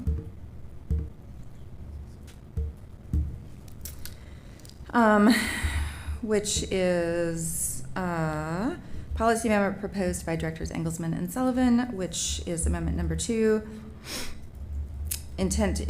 It's entitled Intent to Ensure Clarity and Expectation that there will be continuity in the education for students. Changes are shown in orange. And to the district-sponsored activities, the orange additions are which necessitates intentional planning to ensure continuity of all students' education, those on the trip and those remaining in the classroom. Do I have a second? Yep. Second. All right, discussion. So the reason that I wanted to bring this forward is on the audit committee, for example, and Director Split is on that, one of the audits that we are considering choosing is and please correct me because I'm not going to, Director Sullivan, because I'm not going to say this right, but one of them is that we are considering looking at the effects of substitutes on our students and in our schools, and trying to figure out how we make sure that the kids who have substitutes for all of the legitimate reasons, that's one of the audits that's going to be in front of us at our next audit committee meeting to choose from. And so I have heard from a lot of the community members whose kids don't go on these trips and who are left, and I know from my own kids when they have a substitute that it's just not the same as when their teacher is in the classroom, that it is often considered by my kids like a free day almost, like they're not doing the same work. And so it was important to me to include in the policy the fact that the kids who stay behind know that their education will continue in the same way that it would if nobody had left to go on a trip, and in the same way that classrooms around the district are continuing because no one is going on a trip. And that's not in the policy. And while I appreciate Director Chase Miller's question of why things need to be in the policy, they do, because otherwise it's not obvious and it's easy to just not do. And so a clear policy is important for people to know that they're getting what they're getting. And so I am bringing this forward. That's all I'll say. I have a question. I'm concerned that this would kill the trips altogether. You know, because we want to make sure there's exact experiences. I mean, I didn't say exact experiences. I said continuity of education. And our that curriculum could is be laid out already. Defined as maybe not having a substitute, which could kill the program. That's not what it says. I guess I would like to hear from. I mean, we've heard from parents already.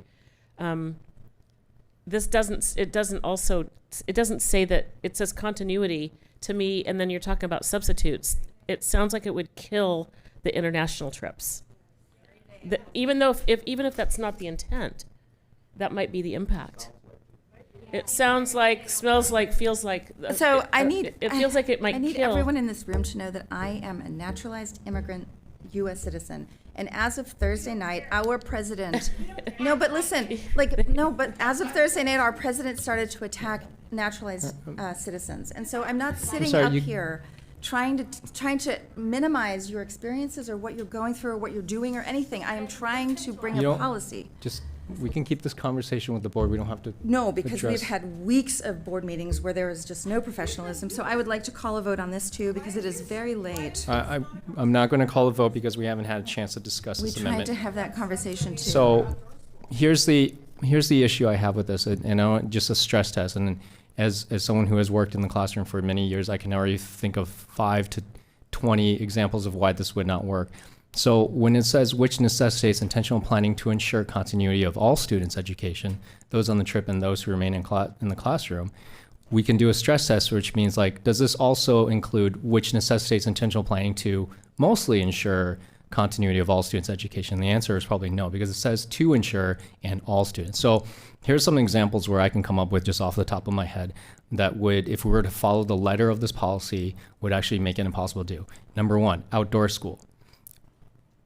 We know for a fact that our middle schoolers, they don't plan the same curriculum that kids, when they go to outdoor school, have for the kids who don't go to outdoor school. So in that case, we have a situation where there is no intentional planning to ensure continuity of all students' education. The ones that are remaining behind are having a different experience than the one going ahead. Here's another example. If I was a coach who's also a teacher, and by the way, this happened at Benson. The girls basketball qualified for state, and it was amazing. And guess what? What we do in high school is that to ensure continuity of education, because guess what? We have policies or school policies in place to deal with this. All the students on the team have to go to each teacher and ask for what the homework is and what they're doing in class so they can do it when they're gone. And I remember some kids coming to me and saying, hey, we got to go tomorrow. I mean, I just found out today, right? And I said, I'm sorry, but your experience in the state champ is way more important than this lab you're missing today. And that was a call that I made as a teacher. However, one could argue that because I did not intentionally plan the continuity and gave them the curriculum that they would be missing for those 3 days, that they would not no longer, because of my fault, as a teacher, my fault, they would no longer be allowed to go on that basketball tournament, right? And so how about another example is, what if I have a kid that's chronically absent?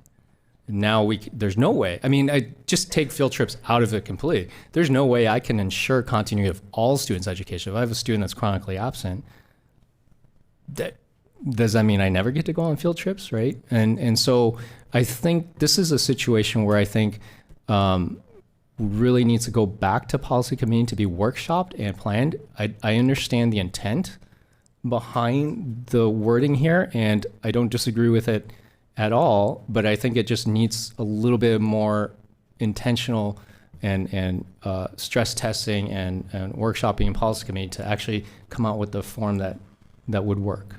And I think that this actually isn't what we said anyway. I think we said continuity in curriculum, not education. I thought it was, well, I think, I like the idea of going back and workshopping it because, again, to hear from the voices, we've heard from parents.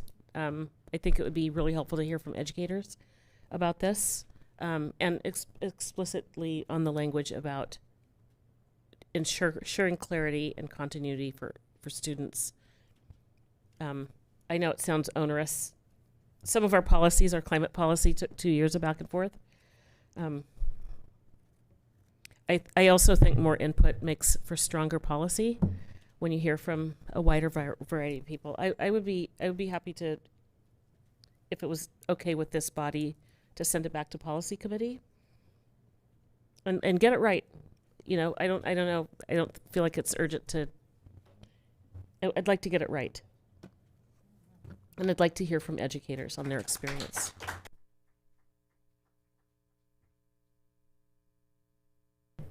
And yet, Yeah, it does sound like it needs to go back to, I mean, it seemed like such a simple thing, but obviously it's not simple to everybody. And so it has to be worded so that it's understood in the way you and I understand it, because people aren't understanding it that way. So, I mean, I think policy committee might be a place to go, and then invite people to come and see what would work. yeah, but I also think the previous sentence already sets the goal. Like, at the same time, students remaining on campus must continue to receive quality curriculum-based instruction. And I know that principals and teachers are all, Well, yeah. like, that's a priority. It doesn't have to be. So, if this goes back to policy committee, we're never seeing it again. It's not getting back out of policy committee. And that doesn't seem to meet the purpose, because we have one non-policy committee member sitting here saying that, you know, we're trying to do something, and it's just not going to come back out. So I would like, maybe we just put this on for conversation on the 16th, when we have more time. And maybe we can try to reword it between now and then. Oh, no. January, I mean, doesn't matter, January, Right. put it on Well, January. let's call the vote on Amendment 2. Amendment 2 is the stronger language saying which necessitates intentional planning to ensure continuity of all students' education, those on the trip and those remaining in the classroom. Wait, I thought we were postponing it, not voting on it. No, the postponed vote failed. No, We're doing for this. for this one. I'm not trying to postpone the whole thing for Director Split, but I thought we just Oh, talked I see about- what you're saying. You want to postpone Amendment 2? Yeah, let's just postpone this amendment to a January board meeting, so we can all just So move talk in about it, second to maybe postpone reword it. Amendment 2. Yeah. Well, as I understand it, Dr. Cardona told me that those have already been approved to start planning, so I don't think that they're going to be affected, right? I mean, I I'm have sorry, done but my. We don't have to respond to. No, I wanna keep this understand. I conversation- understand. Yeah. I actually do want to know the answer to that question, though. Will postponing impact this year's trips? Currently, the majority of trips are already in initial planning, so they've been approved by the senior director. That's currently principals are working through it with risk management, and it'll come back to us. So it shouldn't uphold any current trips as they're already in process. May I ask one more question about that then? What is the latest date that if we were back planning, that we would need to have this go through? So the amendment to the curriculum piece, Yes. I don't know if it would impact any current travel, because that it's for the students who are remaining. I think the first trip is in February. In February, but for next year? I'm not sure if I'm not yeah. suggesting this takes another year, but The majority of trips happen after winter break, so Yes. in the springtime or early spring. okay. Okay, so since Sounds like they've mostly been. we already moved to put Amendment 2 on the table, are you moving to table it? Is it tabling? Or just move to postpone? Move to postpone the discussion of Amendment 2 to December 16th? No, to January. Until January. To be clear.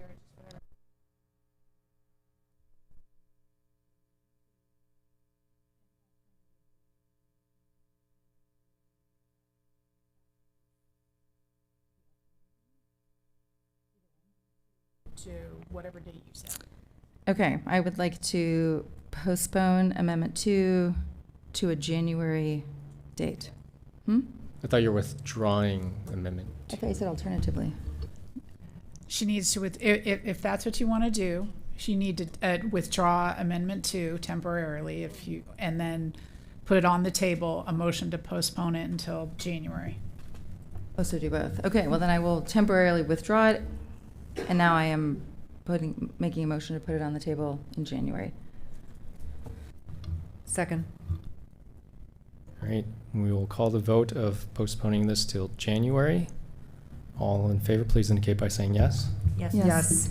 Yes. All opposed? No. So the whole field trip is now postponed until January. No, her amendment is, Her amendment. her amendment 2 is postponed until January. You now Got it. still have before you whatever the, Okay, I'm sorry. I was confused. The Then I vote resolution yes. on the field trip policy, you still need to vote on the actual underlying policy unamended. Okay. Well, I think I still keep my vote no. So the amendment 2 is now moved to January by a vote of 5-1. Thank you. So now we have the actual policy on the table. So this is no amendments. And this is Resolution 7217 to adopt revised field trips, foreign travel, and other campus activities policy. Yes. That was not a vote, that was a correct. By the way, the time that we were supposed to hear that was at 8:15. So. Thank everyone for being here today and being patient.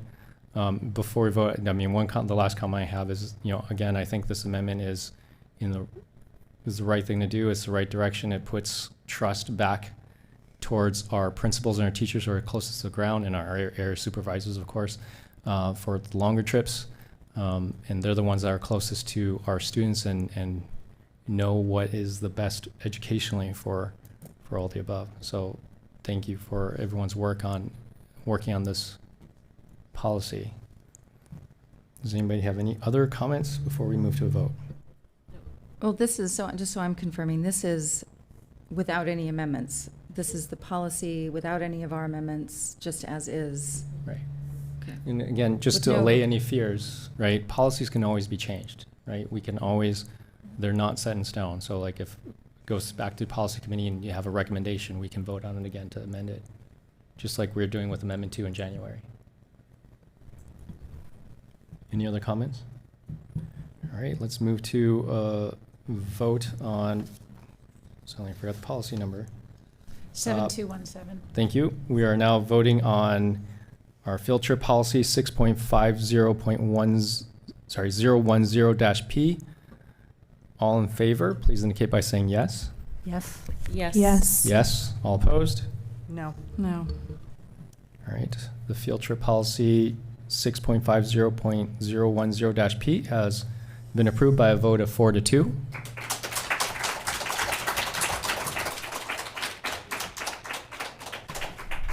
Thank you all for being here. You can go home and Thank hopefully you. catch a couple hours of sleep before you have to work again tomorrow. I would like to make a motion to postpone tomorrow's school day by 2 hours.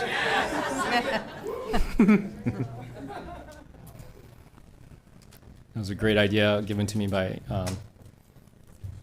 one of our attendees. Okay, so we're just going to put 7218. So we're just, yes. So next up is the second reading, defense and indemnification of district employees. Do we have a motion and a second to adopt Resolution 7218, resolution to adopt revised defense and indemnification of district employees and board members So formerly moved. liable of employees District 5.50.020-P? So moved. Second. Director Sullivan moves. Director DePass seconds. Any board discussion? I think there's no public comment, correct? All right, we will now vote on Resolution 7218, resolution to adopt revised defense and indemnification of district employees and board members formerly liability of employees of the district 5.50.020-P. All in favor, please indicate by saying yes. Yes. Oh, wait, sorry. I paused for that. Under, my mistake, under ORS Chapter 244, board members must disclose any potential conflicts of interest before voting.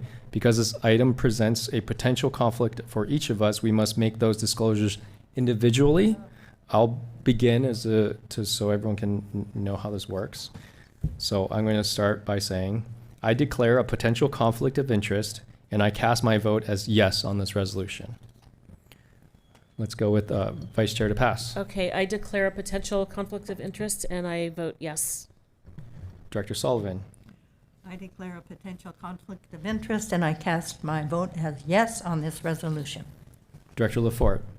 I declare a potential conflict of interest, and I vote yes on this resolution. Director Chase Miller. I declare a potential conflict of interest, and I vote yes. Director Engelsman. I declare a potential conflict of interest, and I vote yes. Thank you. The defense and indemnification of district employees and board members 5.50.020-P has passed by a vote of 6-0. Next up, we have the SIA account grant agreements. Let's go ahead and do I have a?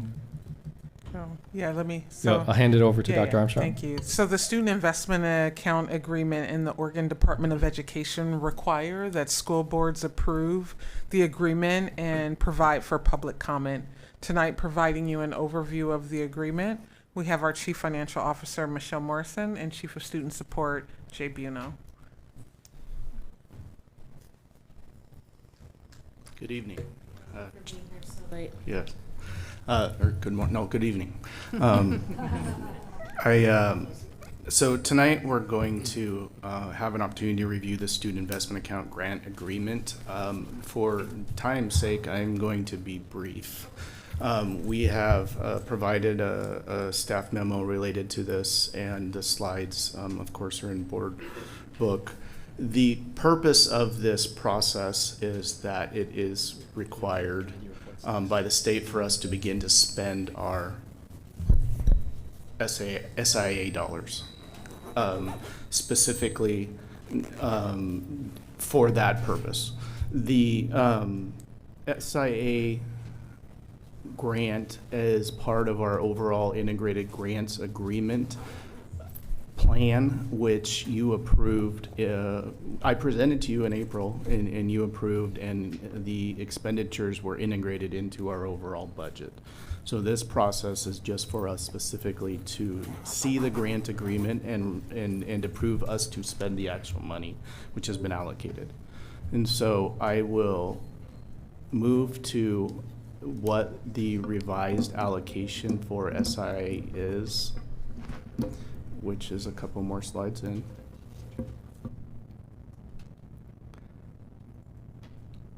So our preliminary allocation was for this school year was higher than we actually are receiving, and so moving forward into the rest of this school year, we are at 43 million.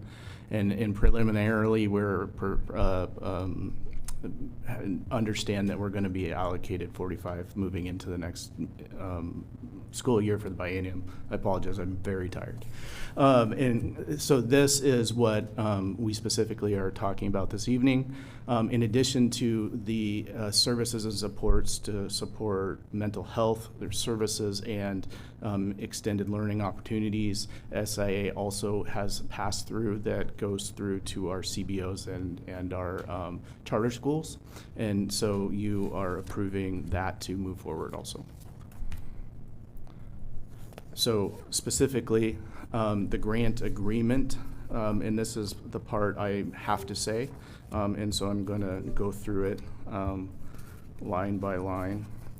And the reason is once this is approved, we post it on our website, and it's required for transparency purposes. But what this includes, this agreement, is grounding in the work of what SIA is, which is specifically to meet the mental and behavioral health needs and increasing academic achievement of students, reducing disparities for focal groups. And then the agreement goes into outlining the total allocation, which is the allocation I just outlined for you, for each year of the biennium, and includes specifically some of the allowable areas of expenditure that the district has already reported to you and you approved in April related to the investment.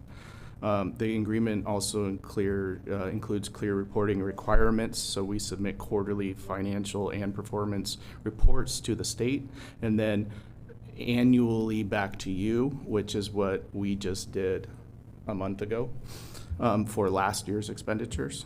And then in addition to that, and finally, ODE outlines how they monitor those expectations, and we receive a report of compliance every year with that. And so with that, that is the grant agreement and an overview of what our SIA investment moving forward for this year is. So I'll answer any questions for you.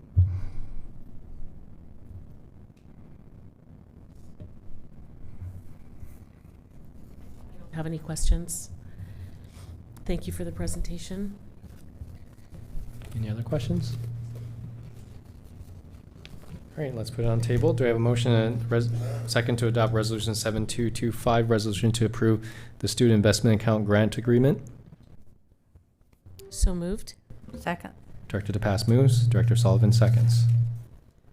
Any board discussion? Public comment? The board, thank you for the really quick presentation. I know it's too quick.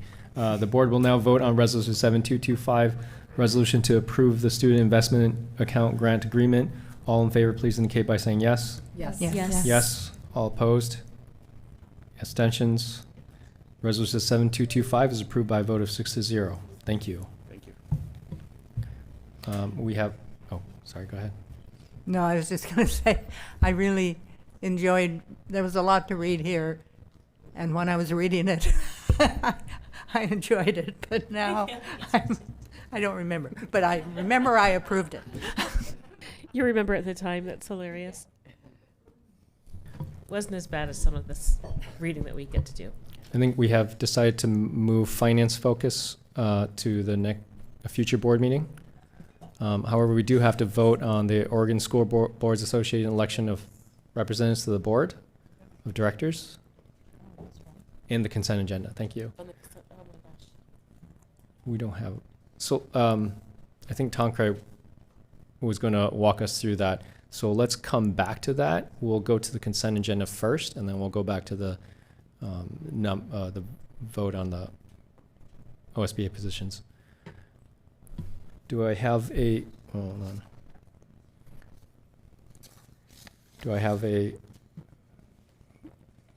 motion and a second to adopt the consent agenda? So moved. Second. Thank you. Director DePass moves. Director Chase Miller seconds the adoption of the consent agenda. Any board discussion? No public comment, I assume. All right, the board will now vote on resolution 7219 through 7224. All in favor, please indicate by saying yes. Yes. Yes. Yes. All opposed? Thank you. Resolution 7219 through 7224 has been approved by a vote of 6-0. I just want to note that the script walks through the voice votes for you. Thank you. I know I just saw Highlights. that after I moved. Okay, thank you. Oregon School Board Associates organized as one statewide association with up to 24 regionally elected representatives across 14 geographic regions to support the member participation and representation, odd number years, et cetera, et cetera. Board members vote to elect regional representatives for even number of positions on the OSBA Board of Directors as well as positions on the Legislative Policy Committee. This year we are voting for position 18 on the OSBA Board of Directors and position 17, 18, and 19 on the Legislative Policy Committee. Tonight we'll be conducting these votes by voice vote rather than individual resolutions. We'll begin with position 18 on the OSBA Board of Directors. The candidates are Chris Howitt and Brenda Rivas. Board members, when I call your name, please indicate your vote by stating the name of your preferred candidate. Director Lafort.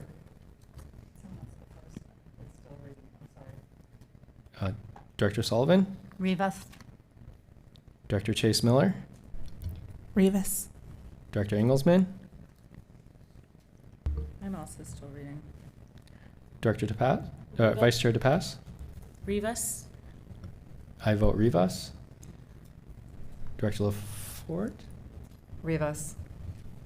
And then Director Engelsman. I'm just going to abstain. Abstain. Thank you. All right. Chris Howitt has 0 votes. Brenda Rivas has 5 votes. Who has secured our board's support for position 18 on the OSBA Board of Directors. Next up is Legislative Policy Committee, position 17. For the rest of these, are I think only one candidate, so it'll be really easy, hopefully. We'll now vote to move to LPC position 17. Those in favor of Heather Coleman Cox for position 17, please indicate by saying yes. Yes. Yes. Yes. Yes. Those opposed? Abstentions? Heather Coleman Cox has secured our support for position 17 by a vote of 6-0. Legislative Policy Committee, position 18. Those in favor of Althea Ender, please indicate by saying yes. Yes. Yes. Yes. Opposed? Althea Ender has secured our support for position 18 by a vote of 6-0. Finally, move to LPC position 19. Those in favor of Chrissy Split, please say yes. Yes. Yes. Better say yes. Those opposed? Now, She would vote for her. It would be 7 if she was here. yes, so Chrissy Split is now, I think I lost the script, has been approved by a vote of 6-0. Right. What, do we have anything left? I thought we voted on that. Oh, yeah, it was. All right, that's it. Yeah, I skipped ahead and then came back. Okay. Right, with that, if there's any other, are you okay if we move to other business committee referrals to the next meeting as well as committee conference reports? All right. No, I think we need to talk about this boys, I mean, I emailed you this, I think we need to talk about this boys volleyball thing. Oh, I'm sorry. Yes, thank you. So we have a section for other topics. Director Engelsman wants to bring up sorry, thank you, I forgot. The issue of the boys volleyball. Can I hand this off to you to introduce it? Well, I just want to, I mean, I have been trying since November to get this on the agenda. Now is not the time at 11:25 without any of the boys who were here a month ago, without anyone with the opportunity to be here, to present, to give public testimony, but I'm trying to get it on the agenda. Just I did put it on the December 16th agenda. Okay. But then I got your email yesterday about the deadline for Yeah, but- OSBA AA is December 5th. Oh, sorry, OSAA is December 5th. So I got that Yeah. email yesterday, but I had already, because 3 people had requested, I put it on the December 16th agenda item. But my understanding. So I don't know how to solve this problem. So my understanding is that December 5th is not a date that we have to worry about. I was told that by the Senior Director of Athletics through district staff. And so relying on that, I think it's fine to talk about it on the 16th, because I take that at face value.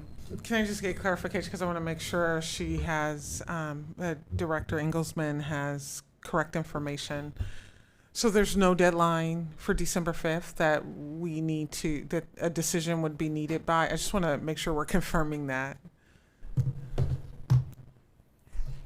Yeah, so Marshall Haskins did clarify with OSAA. He reached out.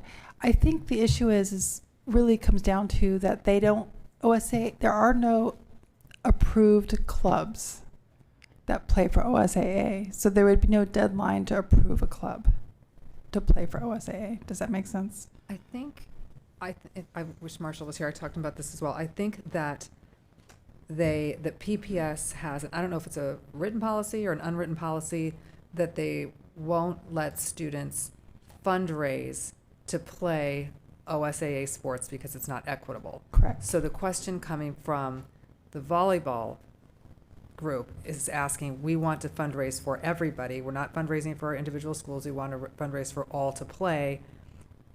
Can we register for OSAA? So I think that's the question for this year. Because there's really no one left to play. Once they're playing club, And I'm sorry, I don't have an answer. I thought where we left it, I mean, I don't want to misspeak, or maybe it's been updated, but I thought that the last that we heard is that clubs can play through the like maybe PIL, and that would be the same. But I don't, honestly, I would need to circle back to the team and get more information. So I'm wondering if we can get some information out to you all. I can try my best to get it out tomorrow, because it sounds like we still are looking for clarification around that, or I'm sorry, I don't have the information. So I can read you what he said, is that volleyball can exist as a club sport, like it has been, that OSAA sanctioned volleyball is not a club program. Does that make sense? So it would be essentially what they're advocating for is just what you said, is they want to play OSAA so they can play around the state. And which gets back to the funding and our policy. Is it a Portland policy, or is it an OSA? I think is that the question? Is it a Portland decision, or is it a state decision? Is it sort of like an unwritten PPS policy that we just don't do that, or is it like we have a policy that prevents this from happening? Because what I'm hearing from the teams is that they want to play OSAA so they can play around the state, play sanctioned ball, but they understand that, it wouldn't be fundraising for my school, or, it has to be equitable. If we're going to do OSAA, every school has to have the opportunity to play. And so they want to fundraise for the whole. It would be a little unorthodox, but it would sure, there's a lot of things that are, with budgets and things that's, but is there any way, I'm looking at my chief of staff, Kafori, can we do our best to land this answer in a clear, definitive way for the board tomorrow? It seems as if it's just like a yes or no. Is it possible? And then what's the anchoring document? Is it Portland policy, or is it state? I think the confusion has been that some of the information relayed by some of the advocates made it seem like they were talking about having club play OSAA, which is not a thing. What they're actually asking for is what Director LaForte said. They want PPS to join OSAA as boys volleyball as a sanctioned sport. But that changes from club. Right. Correct. Yeah, that's what they want. The issue is that Portland has a policy, and I don't know where it's written, that we don't allow schools to individually raise. And so it would be a decision for you all, whether it goes to the policy committee or whether, I don't know what strategy you want to employ, if there's enough support that people want to change the policy. We haven't done it this way before. Our senior director of athletics is opposed to this. He's made it very clear in many emails that he doesn't want to go down this path. We are facing budget cuts of $50 million that you all know, and that will mean, probably cuts to athletics as well. Cutting $50 million without touching athletics would be challenging. They already have to, and again, this is, I know I don't look like him, but I'm playing Marshall Haskins right now. He would say that we already have about $1 million shortfall. So trying to fundraise or have the public fundraise for one particular sport while we're cutting something else. So that is just his perspective. Obviously, it's up to you all. So if you want to schedule a time to have a conversation about it, that's definitely up And to I you. will say that I did ask the area superintendents to weigh in just to kind of figure out what that local circle would be. And I know that Hillsborough is waiting another year or two. North Clackamas is also waiting. Tiger is holding off, and Beaverton is holding off, but allowing the team as a club to play other teams within other club teams. And the only superintendent that I have that says that they are going to move into a league is Salem Kaiser. So I don't know if that's helpful or not. Sometimes I like to have comparisons when I'm not sure where we're at on something, and so that's just some information I got. So there's no local men's basketball in Portland region, or is this something that they would have to travel to, and then would we fund the travel as well? That's part of the cost. Okay. Is the equipment, the fields, et cetera, Okay. coaches. et Does cetera, et everyone, cetera. this might be a dumb question, like, so I don't want this to come off like, I didn't know until my kid was in high school, like, do you guys understand what the difference is between like a club sport Yes. and an OSAA sport? Okay. I mean, that's why I want to get on. I don't. I Yeah. have kids in high school. That's why I'm trying to get on the agenda so we can have Marshall Haskins, this Yeah. other guy, Patrick, who's very invested, and just kind of understand if there is something that can be solved for, or if there's And maybe nothing. maybe we do something differently this time so we can figure out a way for them to play OSAA. It's not, we're Because not it's- in normal budget times. And So it sounds like if it's going to be on the agenda, we definitely all have the team to be able to share, information. I think I wanted to make sure, because Director Engelsman talked about a deadline, and I just want to confirm that there is no deadline that we would. I think there's an OSAA registration. There is a deadline. deadline. Okay, but Yeah. that's for the Did- OSAA Right, as. but that's what, I mean, That's what so if we're we doing have a about. conversation on the 16th. Is it too late? It is, we will not be able to. It's my understanding that we will not be able to this Okay. year. So Director Engelsman, is that what you? That's what I understood. And the Okay. reason that this is important, I think, is because, so I'm just getting information from people who are involved and trying to get a conversation about it, is that the boys from Franklin, what did I put in my email? Somewhere There's got like 4 high third in schools. states last year, so they're really good. And this year, because of the changes, they cannot participate in the state tournament unless we do something to allow them to participate this year. And then next year, we figure something else out. But given the changes with OSAA recognizing it, and this is where I don't understand it, there's no real light bulb on for me. All I know is that there are a bunch of boys who can't play, who last year got third in the whole state, and now, even if they are the best, cannot go to the OSAA state tournament. And so I was trying to get a conversation so that we could solve for it now, so that these seniors who have been advocating and doing all these things, they get recognition for their advocacy and can play volleyball, and then we can figure out what to do next year when there's not a rush. I will just say that our daughters both played club lacrosse at Cleveland, and I did not know that it was a club sport until, when that's partially because I'm a bad mom, but until they went to the state OSAA state tournament, but there was a club sport state tournament that we went to. So I think that they won't be able to play at the OSAA state tournament, but there will still be a chance for them to play in club sports, which does have, and we had girls from Cleveland who went Division I to University of Oregon, so it didn't preclude them from getting scholarships to major universities. Where So they what could I play. think I hear you saying, Kafori, is that there is a deadline in Yes. order to even file an application for OSAA. We don't have the funds. The only way that we would have the funds is to fundraise, and we have a policy that prevents that. So it would have to be a policy that's addressed through policy. That's my understanding. Okay. That's what I'm kind of wondering. Do we have a policy, like an actual policy? And there's, and this, I the boys are saying, we will fundraise for every school, like, if either we all play or no one plays. That's what they're saying. I think, just to clarify, I'm not sure it's a board policy. The specific, I think that's worth clarifying tomorrow. My understanding is that from Senior Director Haskins that it's actually an AD or an athletics policy, not necessarily a board policy. I went looking for it and I don't see it as a board policy tonight.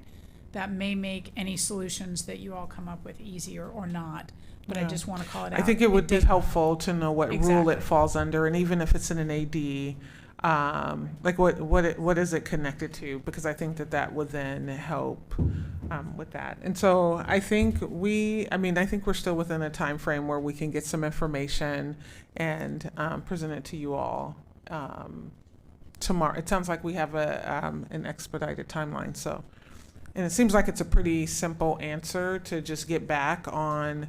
I'm sorry, it's late. What answer are we looking for again? I don't know that it is just a simple answer, because it would require a decision from the board that you were going to allow this to happen. If it's a board policy. Okay. But if it's not a And board if it is policy, not a board policy, then what? I mean, that's the question. would Marshall let us? Well, I mean, it would take 4. He's already said no. I don't know that they need to vote. You don't need to have a vote, but you still have to have 4 members of the board saying that this is something that they want. Because So I guess- the recommendation from our senior director is not to do it. So So the last thing I'll say is that I get the club thing, but I think if we don't sort out this OSAA thing, then the number of other clubs that they can play against is very limited, instead of having access to, and whether or not this information is accurate, it's just what I was told. A lot of the other districts are letting the team sign up for OSAA and self-fundraise so that they can participate in all the OSAA stuff, meaning our boys cannot compete against most of the other teams in the state because of our AD. I wonder if we, after the, I wonder if we get an update, because the group that I messaged are considered like the Big Ten, so the 10 largest districts in Oregon, and Salem-Keizer is the only one that confirmed that they will have a team entering in the league. And I guess I wonder if it's after it's all settled, what may have seemed like there were a bunch of schools that would probably go into OSAA after the budget, they realize that they're not able to. And it could be maybe just a team or two that's left out. But because I assume that they still play based on school size and things like that. So maybe, I don't know. But I think that we can send a message. What's going to be in that message, I'm not sure. But we will definitely say what the policy, what policy we're citing, confirm the recommendation of the athletic director, and then put it in you all's hands to see what other direction you give me from that. And then including in this what you're going to do, if you could please look at that link I sent, which is the OSAA 2026 boys volleyball teams and leagues of 71 schools that are signed up in Oregon. So we already have. Did you send that to? I will send it again right now, so it's at the top. But I think that there may, and again, my light bulb's not on.